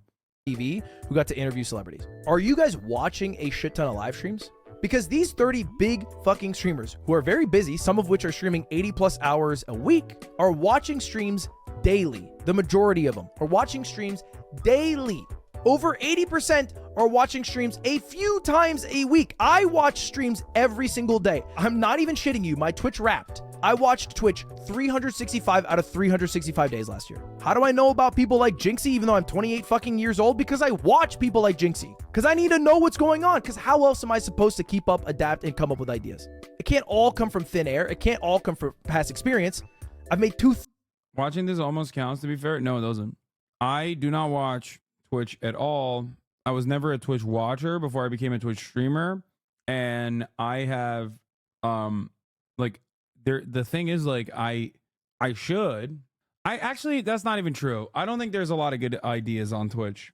Like, I think I sometimes literally will force myself to watch TikTok to get a better understanding of like what's popping, even though that algorithm is like so, specific that you often can't get a good analysis, good assessment of like what normie algos look like. But Hasan on depression arc, wait, what? No, what depression? Nothing I said is depressive. What the fuck? What do you mean? No, I've never been a Twitch watcher at all, mostly because I'm straight up streaming almost always. The problem is, yes, there isn't really a lot of people I can look to with respect to what I do, because there's not exactly a lot of comparable content creators in general. But that's, I think, what makes me a little bit more unique, because I like to blend in shit that people are doing outside of the political sphere. And I used to do that a lot more. And I think I need to keep doing more of that as well, because I that is how you bring in normies for the most part. 1,000 goddamn videos. I gotta be watching shit. I gotta get inspired. If you're not watching Twitch, you can't become a Twitch streamer. It's also important, though, to think of ideas that work for you. Because, yeah, you can watch somebody, but you can't necessarily do what they do. For example, if you watch me, you can't do, I let my chat spend $10,000, the results are cursed live stream. Because you can't spend $10,000 fucking dollars on a live stream. That would be insane. It'd be absurd of you to do. It'd be crazy. You shouldn't do that. You also probably can't fly to Japan and drift the J-Schlatt, because you probably don't know J-Schlatt like that. So if you can't do those things, do not think of ideas that include those things. I think this is a mistake I see all the time. People thinking of ideas that don't actually work for them. Oh man, if only I had 10. What is this? It is a strange phenomenon that viewers of these unsocial losers who are generally despised by their streamers. I love my viewers. I don't know what the fuck you're talking about. You think I would put up with your fucking psychotic nonsense all day, every day if I didn't love my community? What are you, out of your fucking mind? The most insane shit I've ever heard. NK, I could do this. Oh man, if only I was friends with J-Schlatt, I could collab with him. I would get big quick. What do you actually have around you? What do I always say? Literally, what I always stress is that I put up with a shit ton of haters. I put up with a shit ton of haters specifically because this community makes it worthwhile. You got a funny fucking friend? Do you have a love and passion for mobile gaming? With the tools you have, what would you make? And you can still find inspiration. For example, last week I ranked every single Flash game. Anybody who's watching this could do that. It was fucking $0. I literally looked up Flash games and then played the Flash games. It was like 12 of them. It wasn't even every Flash game. Anyone could do that. So make sure the ideas you are thinking of work for you. Now, I asked these 30 streamers, how much planning actually goes into your stream? Because it's an interesting question, you know? Like, how much do they actually plan it out? And for the most part, people are kind of making it up the day of. 43% of people, the plurality of people, kind of just make up what they do the same exact day. And I'm not excluded from that camp, by the way. Most of the time, I kind of make up what I do that same day, maybe the day before. I don't know how I answered it. I probably said mix, but like I have to make it day of because the news is happening that day. 26% of people plan their streams ahead of time. 73% are making up day of or sometimes making it up day of. So don't stress out, man. That's the key. Don't freak out about what you gotta do, but spend 30 minutes every morning thinking of a couple ideas, writing them down, maybe pitching it to a friend who's also trying to become a live streamer. Throw your ideas back and forth. This idea sucks, this idea rocks, and just fucking run with it. The more shit you throw at the wall, the higher chance you have of something sticking. So better to think of an idea, rip it day of, it not work, try something new the next day, than spend all this time crafting this amazing idea you've thought of only to have it not work. And now we get to my favorite part, the yoink and twists. Now, I've talked about this ad nauseum, so I'll be brief, but this is still the #1 best strategy on how to come up with a great video idea that is still exclusive to you and your personality that has a high chance of being successful. And it starts with finding an idea that has worked. For example, Michael Reeves made a video a few years ago called Your Robot Ideas Are Stupid. Many people have followed his formula. Michael Reeves is a fucking phenomenal YouTuber. Phenomenal. In fact, one of them was Fundy, who made a video 3 years ago based off it called I Made Your Dumb Ideas in Minecraft. It became his most viewed video ever. I saw this, and I was kind of into chess at that time. So I was like, hey, there's a bunch of dumbass ways to play chess. What if I just tried doing all of those ideas that chat gives me? And you can tell I was inspired by Fundy for the thumbnail and Michael Reeves for the initial idea. And the video did great for me. I was pumped. 1.3 million views. It was me and Stans playing chess for 4 hours. Lock it in. The yoink and twist is a tried and true method. And don't feel bad about the yoink and twist because it's how it fucking works. Don't take my word. Why are big streamers always looking to grow instead of just chilling like Movement or Airs? They have strong viewers. I mean, they have a strong community. I have a strong community as well. For it, listen to H Bomber Guy. My goal, it's completely fine. I can't speak for other people, but like for me personally, I always want to reach as many people as possible because like my entire goal is to change people's minds. I need charitability for that, and I need a broad audience for that. Because if I'm only talking to the same 17,000, 18,000, 20,000, 30,000 people that are all like-minded, then my impact is softened. You know what I mean? So you're just like Christianity? Yes, just like Christianity. Yeah. Yeah, my goal is to get you to see a unique way of thinking that you are never really exposed to. And then you are, and something clicks. Yeah. You don't have to fully agree. Hasan explains every week in Chess to Last. Yeah. My job, my goal, my overarching goal is to reach as many transphobic people, racist people, homophobic people as possible. And then have them change their attitudes, or at least like become more charitable to this way of thinking. To be inspired by someone or build on ideas you got from somewhere else, especially if you're open about it. Famous big boy YouTuber Ludwig has a thing he calls the yoink and twist, where he gets ideas from existing videos and openly broadcasts he's doing his own spin on it. In his video about that one guy copying the capsule hotel video, he happily says where he got the stuff he drew on for his own work. I do. This is me trying silly chess ideas, and look at all the tweets beside me with your ideas suck. Genius thumbnail. I got it from Fundy. I got it from Fundy. I made your dumb ideas in Minecraft, and then he has a bunch of tweets next to him. It's hard for anyone to feel ripped off when he's open about where he got the ideas. And if you don't take H Bomber Guy's word for it, or my word for it, 29 of the 30 streamers that I surveyed said they take stream ideas from other creators. 29 out of 30! So if you haven't already started looking at other creators and trying to take some elements of it, twisting it to making it your own, then you were just simply not doing it right. By the way, the only person who said they don't take ideas from other creators, Tarek. And that's fair. He does just go live and play Valorant every day. I guess he doesn't need to steal too many ideas. Tarek also gave a quote that I thought was poignant here. Because I asked everybody, I said, do you have a piece of advice for someone if they were to go live and stream? And he said, streaming, full luck, small skill. All right, that's what Tarek said. For some context, Tarek was the 3rd biggest streamer in the world last year. He says it's full luck, little skill. What does that mean for you? How can you even fathom becoming a streamer if the 3rd biggest in the world says it's full luck? You have to be delusional. And I mean this very genuinely. Because there is someone who is watching this, or maybe isn't watching this, or maybe isn't born yet, who will be the biggest streamer in the fucking world. It will happen. Wait, what was that? Number 5? Where? Oh. Wait, who are these people? Where is this from? Oh, this year. Little skill. What does that mean for you? How can you even delusional?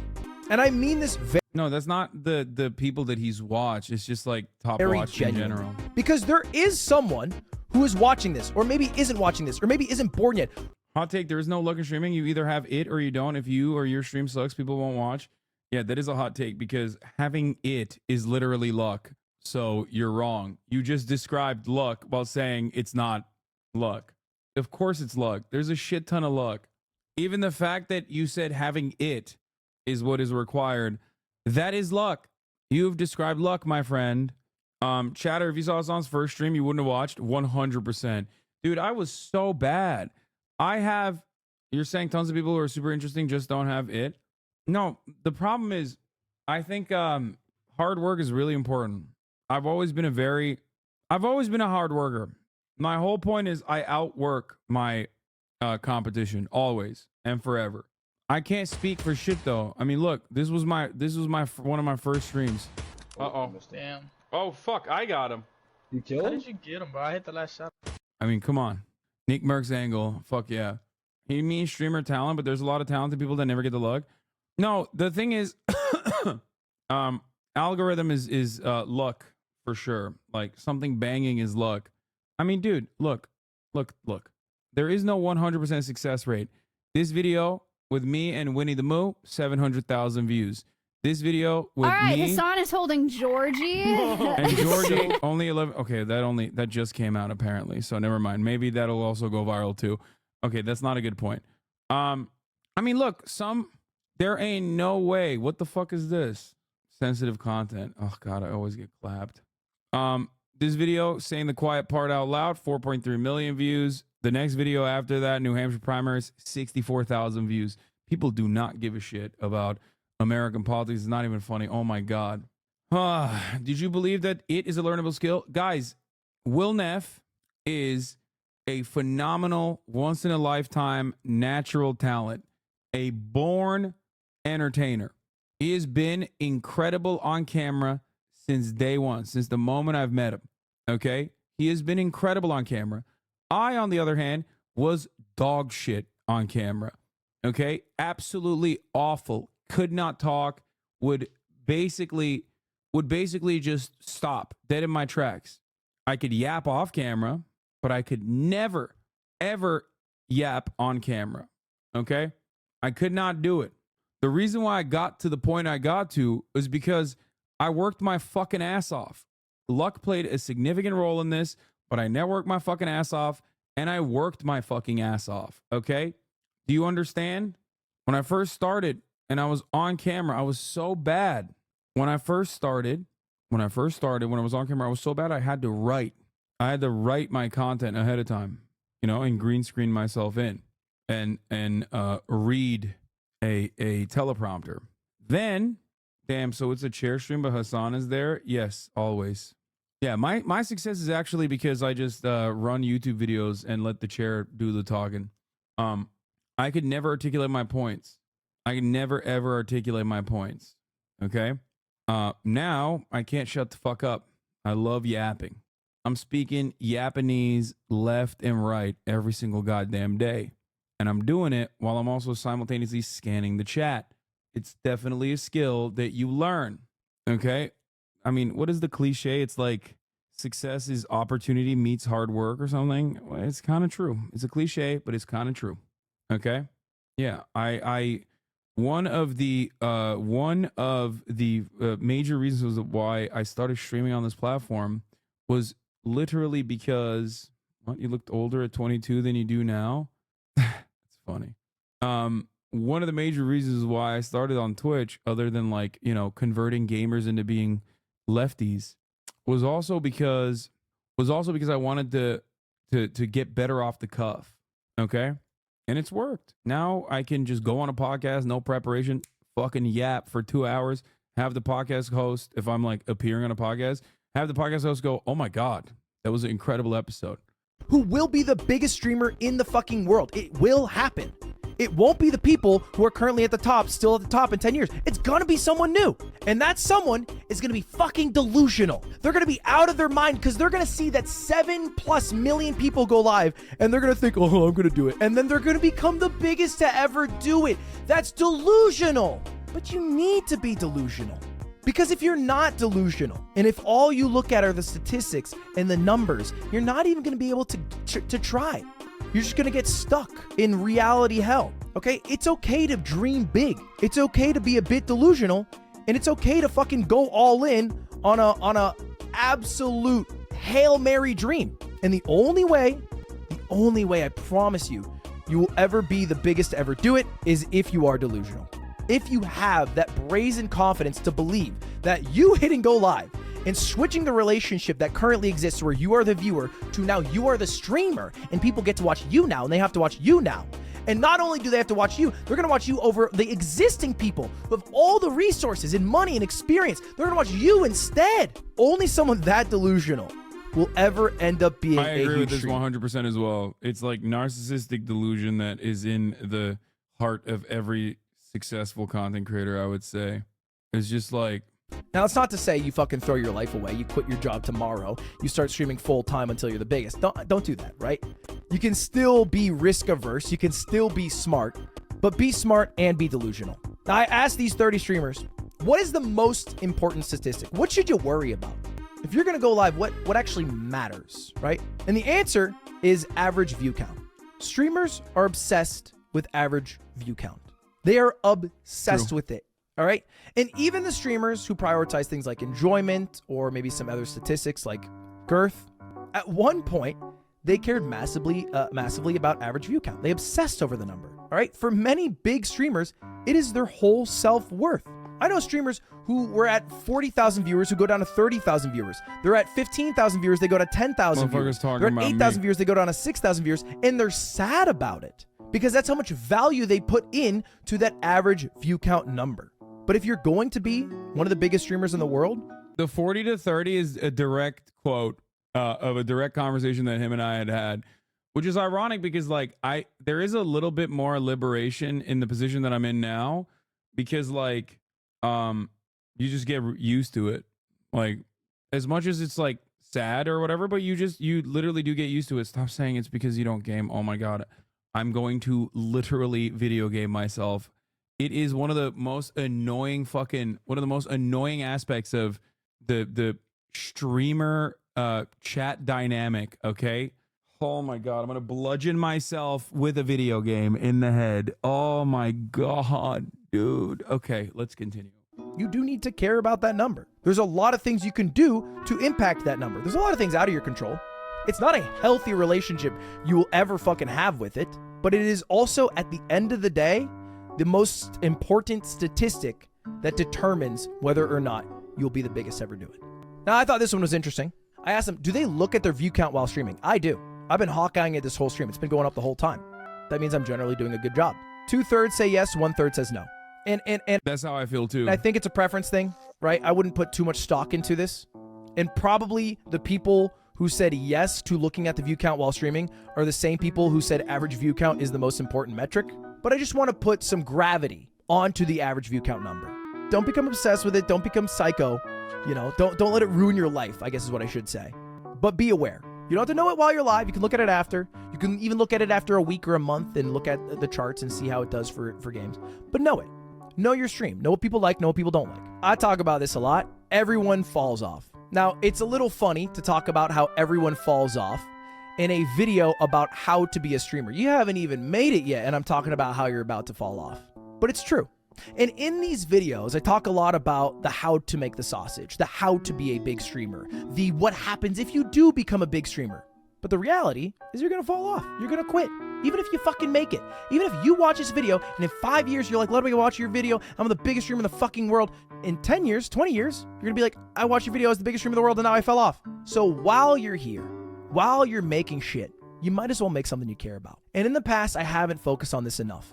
But it is truly all that matters.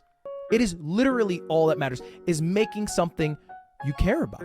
If you're making shit that is an antithesis to your being and what you like and what matters or what you think is cool, like what's the fucking point in that? You know? Leave a mark. Be someone who makes shit they're proud of. I promise you. He's 100% right. He's so right.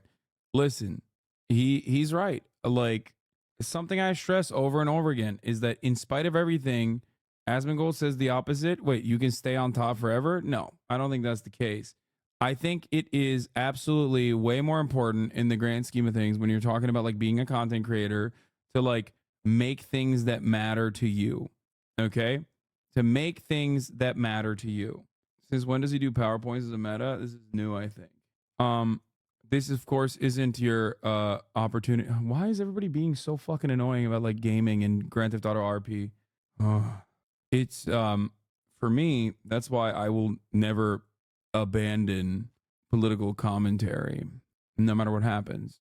It's because that's what I am passionate about. That's always what I've been passionate about. That's what I will continue to be passionate about.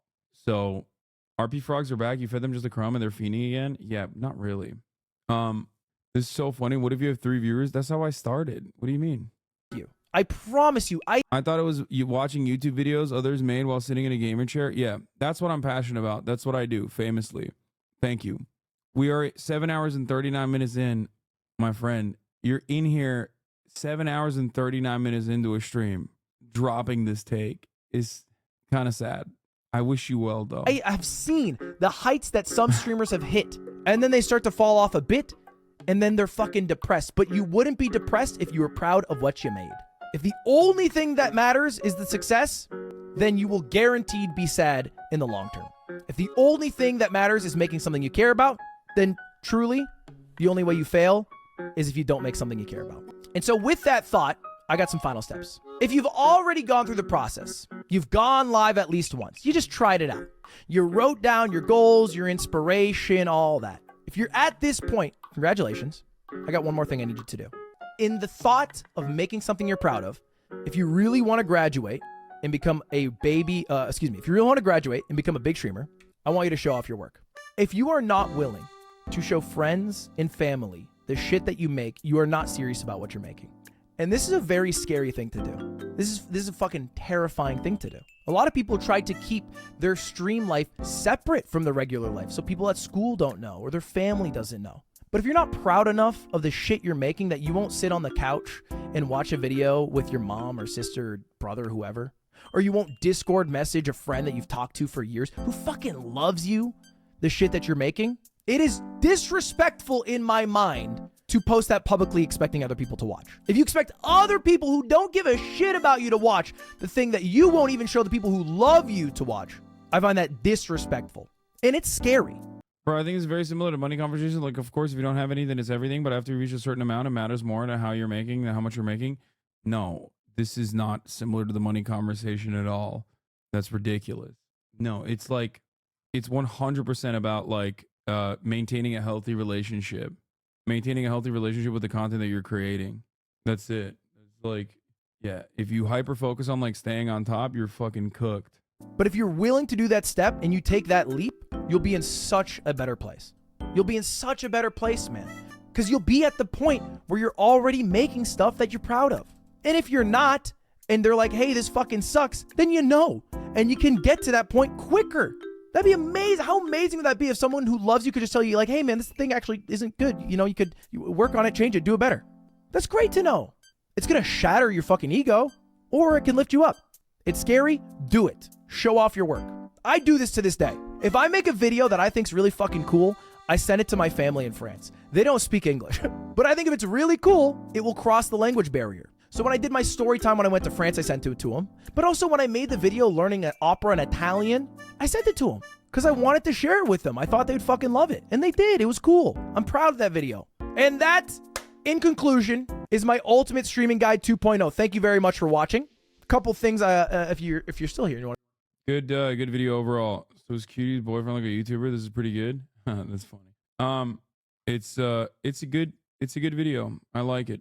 I'm a fan of the genre of, this is a TED Talk lol. I mean, it's fine. I like PowerPoint YouTubers. I mean, I like PowerPoint YouTube. Oh, here. Oh, fuck. I want to watch this. On a Tuesday, my fucking favorite director, former favorite director, dropped a fucking banger. With a phenomenal FTP. With a phenomenal artiste. Henry Cavill. Hold on. Gus March Phillips, I have a mission I want you to lead. Thank you, Sergeant. What's the plan? To neutralize the German U-boats in the North Atlantic. We're losing the war. Hitler is not playing by the rules, so neither are we.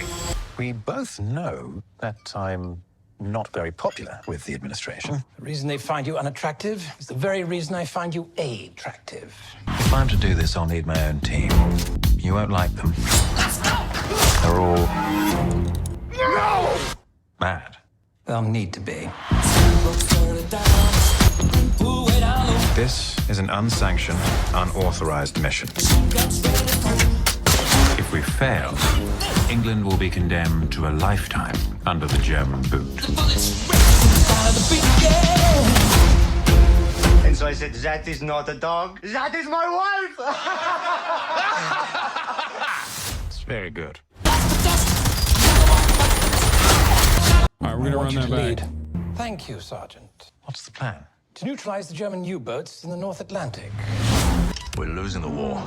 Hitler is not playing by the rules, so neither are we. We both know that I'm not very popular with the administration. The reason they find you unattractive is the very reason I find you attractive. If I'm to do this, I'll need my own team. You won't like... Dude, killing Nazis, it's gonna be good. They're all... No! mad. They'll need to be. This is literally Troy, but good God, how do you nerf as cool of a true story as this one? Wait, is it gonna suck? is an unsanctioned, unauthorized mission. If we fail, England will be condemned to a lifetime under the German boot. And so I said, that is not a dog, that is my wife! It's very good. Why is this one thing? That's weird. Guy Ritchie movies are so fucking cheese done at this point. I mean, we'll see. Probably. Reckless. Guy Ritchie hasn't made a banger in years. I am the first to admit that. As someone who is a major Guy Ritchie head, his earlier work, I guess, he hasn't made a good one in years, okay? Abort this mission now. No, even The Gentleman doesn't come close to like his worst early work is Rock and Rolla, okay? Like Lock, Stock, and Snatch are peak. Rock and Rolla is like, okay? It's still pretty good. And honestly, The Gentleman doesn't even come near Rock and Rolla. You don't even watch movies, lol? Oh my God. Yes, I do. I do watch movies. I just watch movies. I don't call them film. Hello, can't hear you. Please do off. I see you trying to be a Kino guy. No, I'm trying to maintain the position that I am definitely not a Kino guy. This is the most humbled I've ever felt in my life. I'm literally holding resumes, a stack of them, so that I can go in person to places and say, are you guys hiring? It's honestly a little bit embarrassing because I'm literally applying for like minimum wage jobs, and some of them are being like, we're not hiring, and it's like, what? This is not what I expected. I graduated college with 2 degrees in communications and acting. I speak 3 languages. Oh, this sucks. Like, I just want to be a TikToker if I'm being so for real with you. But I can't be delusional anymore. Like, I literally need to make money. So Hey, HasanAbi, I'm one of the 5 only Israeli leftists. I wanted to say that despite the fact that you're not exactly the one that radicalized me, your streams and coverage of Palestine, not specifically the recent war, has helped me decide to go into law school so I can join and help Palestinian aid organizations. Thank you for your passion and your ceaseless coverage and addiction to streaming. Hell yeah, chatter. I'm just gonna keep trying. I feel like all 5 of the Israeli leftists get together and watch the streams. It's amazing. Real talk, she has a communication degree, but she doesn't know the proper way to communicate to get a job online. I mean, I don't know how you try to look for jobs like physically, but I feel like you're supposed to not do it physically, right? You're supposed to do it online, I assume. I mean, I don't know. Dude, I don't know. I haven't fucking looked for a job in 10, 20, fucking 40 years, okay? Last time I looked for jobs was like when I was at the Young Turks and I hated it, okay? So it's been multiple decades of me looking for jobs, and I'm not the best person to speak on this. Jobs gave my rep, and now I'm waiting to stop crying so I can go to another coffee shop and ask if they're hired. Thank you for the support. Love you guys. I'm an immigrant here, graduated with my master's, got rejected for around 50 jobs. 50. I mean, I was looking for way more than 50. Restaurants physically, online too, of course. Everything else online pretty much. They'll just instruct you to go online 99% of the time. So Most places specifically tell you not to call or come in when you apply. Online job searching is for corporate work. If you're applying to places ran by Jan and Frank and is named after their dog, you take your resume in. Yo, she's in New York. What do you mean? You're describing like a job in a small town or something in a coffee shop. This is New York City. Walk in with a firm handshake, brother. These kids don't want to work. True. Hold on. I got 5 responses out of 300. I only got 1 acceptance, and I'm working there now, but I'm afraid of losing my job because I know as a video editor, it would be hard to find somewhere else. Going around handing out resumes is advice your uncle gives you about how you go up to a place and a guy in a place in his business and say, nice cock. And when he says, and then he says, I like the cut of your jib, and then you work there for 40 years and retire a multimillionaire. Let me tell y'all why I don't accept rides from people anymore. When I was 20, I worked at Walmart. Hey Diva, we're calling you down into the Slation for the transvestigation led by Detective Fierce. So you really want to learn how to mob? Many people think it starts with look maxing, starve maxing, joke maxing, goon maxing, but actually you'd be surprised where you should actually start. It's so much more than that. Try recycle maxing, volunteering at an animal shelter maxing, grab a scrub daddy, help your parents with the dishes maxing. Jinx maxing. Love maxing. Hug maxing. Your friend's moving away for university. Helping him move maxing. Helping him say goodbye to his parents is very hard. Getting good grades in college. Maxing. Getting his friends, meeting new people, joining clubs in college. Maxing. I know, maxing. Add it so they know. Giving him a welcome home gift. Maxing. How does that feel? Okay. I got some more tattoos, so I thought I'd show them. There's probably gonna be blood, but that's fine because I don't know. TikTok sucks, not gonna lie. It's So Coco did the impossible, TikTok on the desktop sucks. and she convinced me to get my ears pierced. Can you show? Who are these people? Someone said Coco is stacked. Jesus Christ. So cute. I love it. Happy. Your algo sucks. This is not my algo. This is literally just like, this is desktop. Desktop sucks. Oh my God, this has 7.7 million likes. Hi, Anthony. Are you unaware that your principals also have social media? You know what? I'm not even going to blame you because you're not the one who posted this. Your best friend did. And guess where it ended up? On my For You page. First of all, pull your pants up. I tell you every day, no one wants to see your underwear. Secondly, when you ask to go to the restroom, you need to go straight there and head. Now I know why the fuck this popped off. Holy shit. You went and you used someone else's lunch number. Yeah, you didn't think I would notice. You used someone else's lunch number in order to get 2 lunches, and that student didn't get to have lunch that day. That is completely unacceptable. And lastly, I saw that Omar and Brandon were also on their phones, so guess what? All 3 of you will receive a pass to my office tomorrow. And one more thing, Mr. Cook, how did you not notice that your student was out of class for 30 minutes? You too will receive a pass to my office tomorrow. Jesus Christ. Come to my attention that a lot of you guys don't know how to dress. So I True story. Come on, let's see this tutorial. Come on, put them on. You guys. Number one thing we're gonna learn today is gonna be. You got a stain on your sweater, gang. Proportions of your. For example, I have legs, so I want to wear something that'll complement that. Like, notice how this hoodie is getting cropped right above my waistline. That makes me look. That a lot stain is taller. disturbing me I'm for real, 6'1", for real. But this, I just look taller. The second thing we're gonna learn. Bro, that is not. I don't think that's a good. I don't know. Are your neighbors as cool as this guy? Ian. Hey, what's going on? I'm your neighbor. Open your door. This is fake. I feel like this account posts fake shit. There's no way this is real. Brother. I'm not home. I'll be home in like. This is literally all these like door cam videos are fake.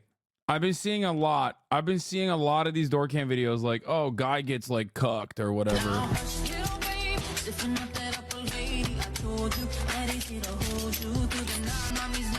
What the fuck? Gentle Giant UK Dianos 21st the Nightwalker. Fucking hell. This shit'll cleanse your algo. Send this to someone who is always been accused of assassinating JFK. You are not alone, and I have created a fashion design for innocent warriors like us. My love language is you believing that I had nothing to do with the JFK assassination. My gosh, Michael, wow, look. We're in the home of the enemy, Kathleen! Michael! Hey, 1,000 years, just enjoy your holiday! Bro, you've made me watch this TikTok 1,000 times. I know, man. It's the Irish guy. I know. I've seen this so many fucking times, dude. Michael, there's no need. There's no need for any of this. I think this is so old that this is not even a TikTok. Like, I think this is like unironically not even a TikTok. I think it was a different platform. I think it was a Vine. Michael, what? Michael! Here's Jinx rolling XUC if you're interested in law. I own you, Daddy. Call me Daddy. I'm better than you, kid! I'm better than you! No bullets needed. No bullets needed. Run me my 100 gifted right the fuck now. And apologize. Apologize to all the fucking controller players. I'm your father! Yeah. Bro, I was playing inverted controls. Bait it, idiot. I own you, Daddy. Call me Daddy. This is what the kids are watching? Yes. That's why all the kids are like rolling their R's and shit. This dude has single-handedly made an entire generation of children start rolling their fucking R's. Like, he's changing language, okay? So much worse than my top of the hour ad break debates that broke all of your brains. Wannabe Tyler 1, he's cooking Tyler 1 right now. What are you talking about? He is the youth. Yo, who do you think I am? Like Jeff Bezos? I'm not giving you 500. Let's see, 100,000 subs, you probably stream around 250 hours. Minimum average viewers probably to 30,000 to 45,000 with the 3-minute ad ran every single 8 minutes, approximately 22 minutes and 0.5, which is 30. What is this? Dude, holy fuck, these thirst edits have popped off. What's up, everybody? Today we're talking about the International Court of Justice decision. It's time to cosplay, man. Yeah, it's over. I gotta cosplay forever. I'm 32 and I'm admitting that I watch Reels and don't use TikTok. I'm never watching Reels on this stream. Come on. It is the least intuitive platform, especially on fucking... Is the least intuitive platform, especially on the current state of Fortnite.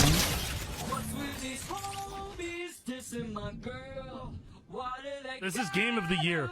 This is game of the year forever. It's game of the year forever. I don't give a fuck what anybody says. This is insane. All of the awards, every single one. There we go. Have you seen the Monkey Man trailer? No, I haven't. What is this? Do you want to know why he's not texting you right now? I've been trying to play fetch with his dog, but for some reason he doesn't want to play. Look. Come here, little guy. Come here. Where are you going? Yo, dude. Oh my god, dude. He's vibing. By the way, I'm not even kidding. This is like this guy, okay, proving my point. Proving my motherfucking point. For some reason, he doesn't want to play. Look. Proving my fucking point. Bears running away, that's not vibing. It's like the first step to vibing. Bears do not climb ladders. What is with these bears? Hey, get down. I don't want to go visit. Get down. No, down. Down, bear, down. Slicks are swinging. Oh my god, you are funny. Do we need to have this talk? Bro, he's just chewing on the ladder. My Who God. has a job that like ruins their life? Like 60 hours a week? Yeah? What do you do, man? 911 operator. Whoa. Everyone put their hands down. They're like, whoop. I was going to say accounting, but 911 operator. It's you on the other side? Me, bro. 911, what is your emergency? Hi, yeah, my friend has been shot. Bro is tweaking right now. Bro is literally tweaking. Okay, I need you to lock in. I need you to lock in, bro. Operator. Is it just sad all day? Like how many calls a day you take? I used to work at a call center, so I can actually 150. That's a fuck ton, my man. Whoa. Do you get commission? I know how the healthcare system works. He's like, yeah, you should go to St. Jude. Mention my name. They're like, Sean, we got 10 gunshot victims today. You're killing it. Oh, Jesus. All right. I'm done for the night. I'm tired. Chat. I love you all. Tomorrow there will be gaming. Okay? There will be gaming tomorrow. Oh my God, water bottle wars have begun. Oh my God. Hydro flask taking a fucking shot directly across the bow. Don't lie like my dad. Variety back in a big way. I did some variety today. Excuse me. I did variety today. I actually did variety today. That's not a lie. That's real. I did some more shit. I'll do the streamer wars tomorrow too. Not a lot of variety, but I did some variety. Some variety happened. There was variation. Check out Monkey Man. I'll check it out tomorrow. Gaming wise, I kind of want to play Tekken a little bit. I want to test it out. It just looks so sick. I've seen like videos on the timeline of people like making the coolest characters, and I kind of want to play it a little bit. So that's something to look out for potentially. It's hard, of course it's hard. I was an Eddie Gordo cheese, capoeira style all day every day, fucking helicopter legs. Back in the day. Anyway, love you all, and I will see you tomorrow. Bye. Her sun is streaming, her sun is streaming. Days again, her sun is streaming, her sun is streaming. Review in the P.O. box, Uncle Uger's face. Sudden discord at your prop. Great names take embrace. Tiny Bernie Sanders, LGBTQ Air Force. The whole left at your fingertips, Ane at your door.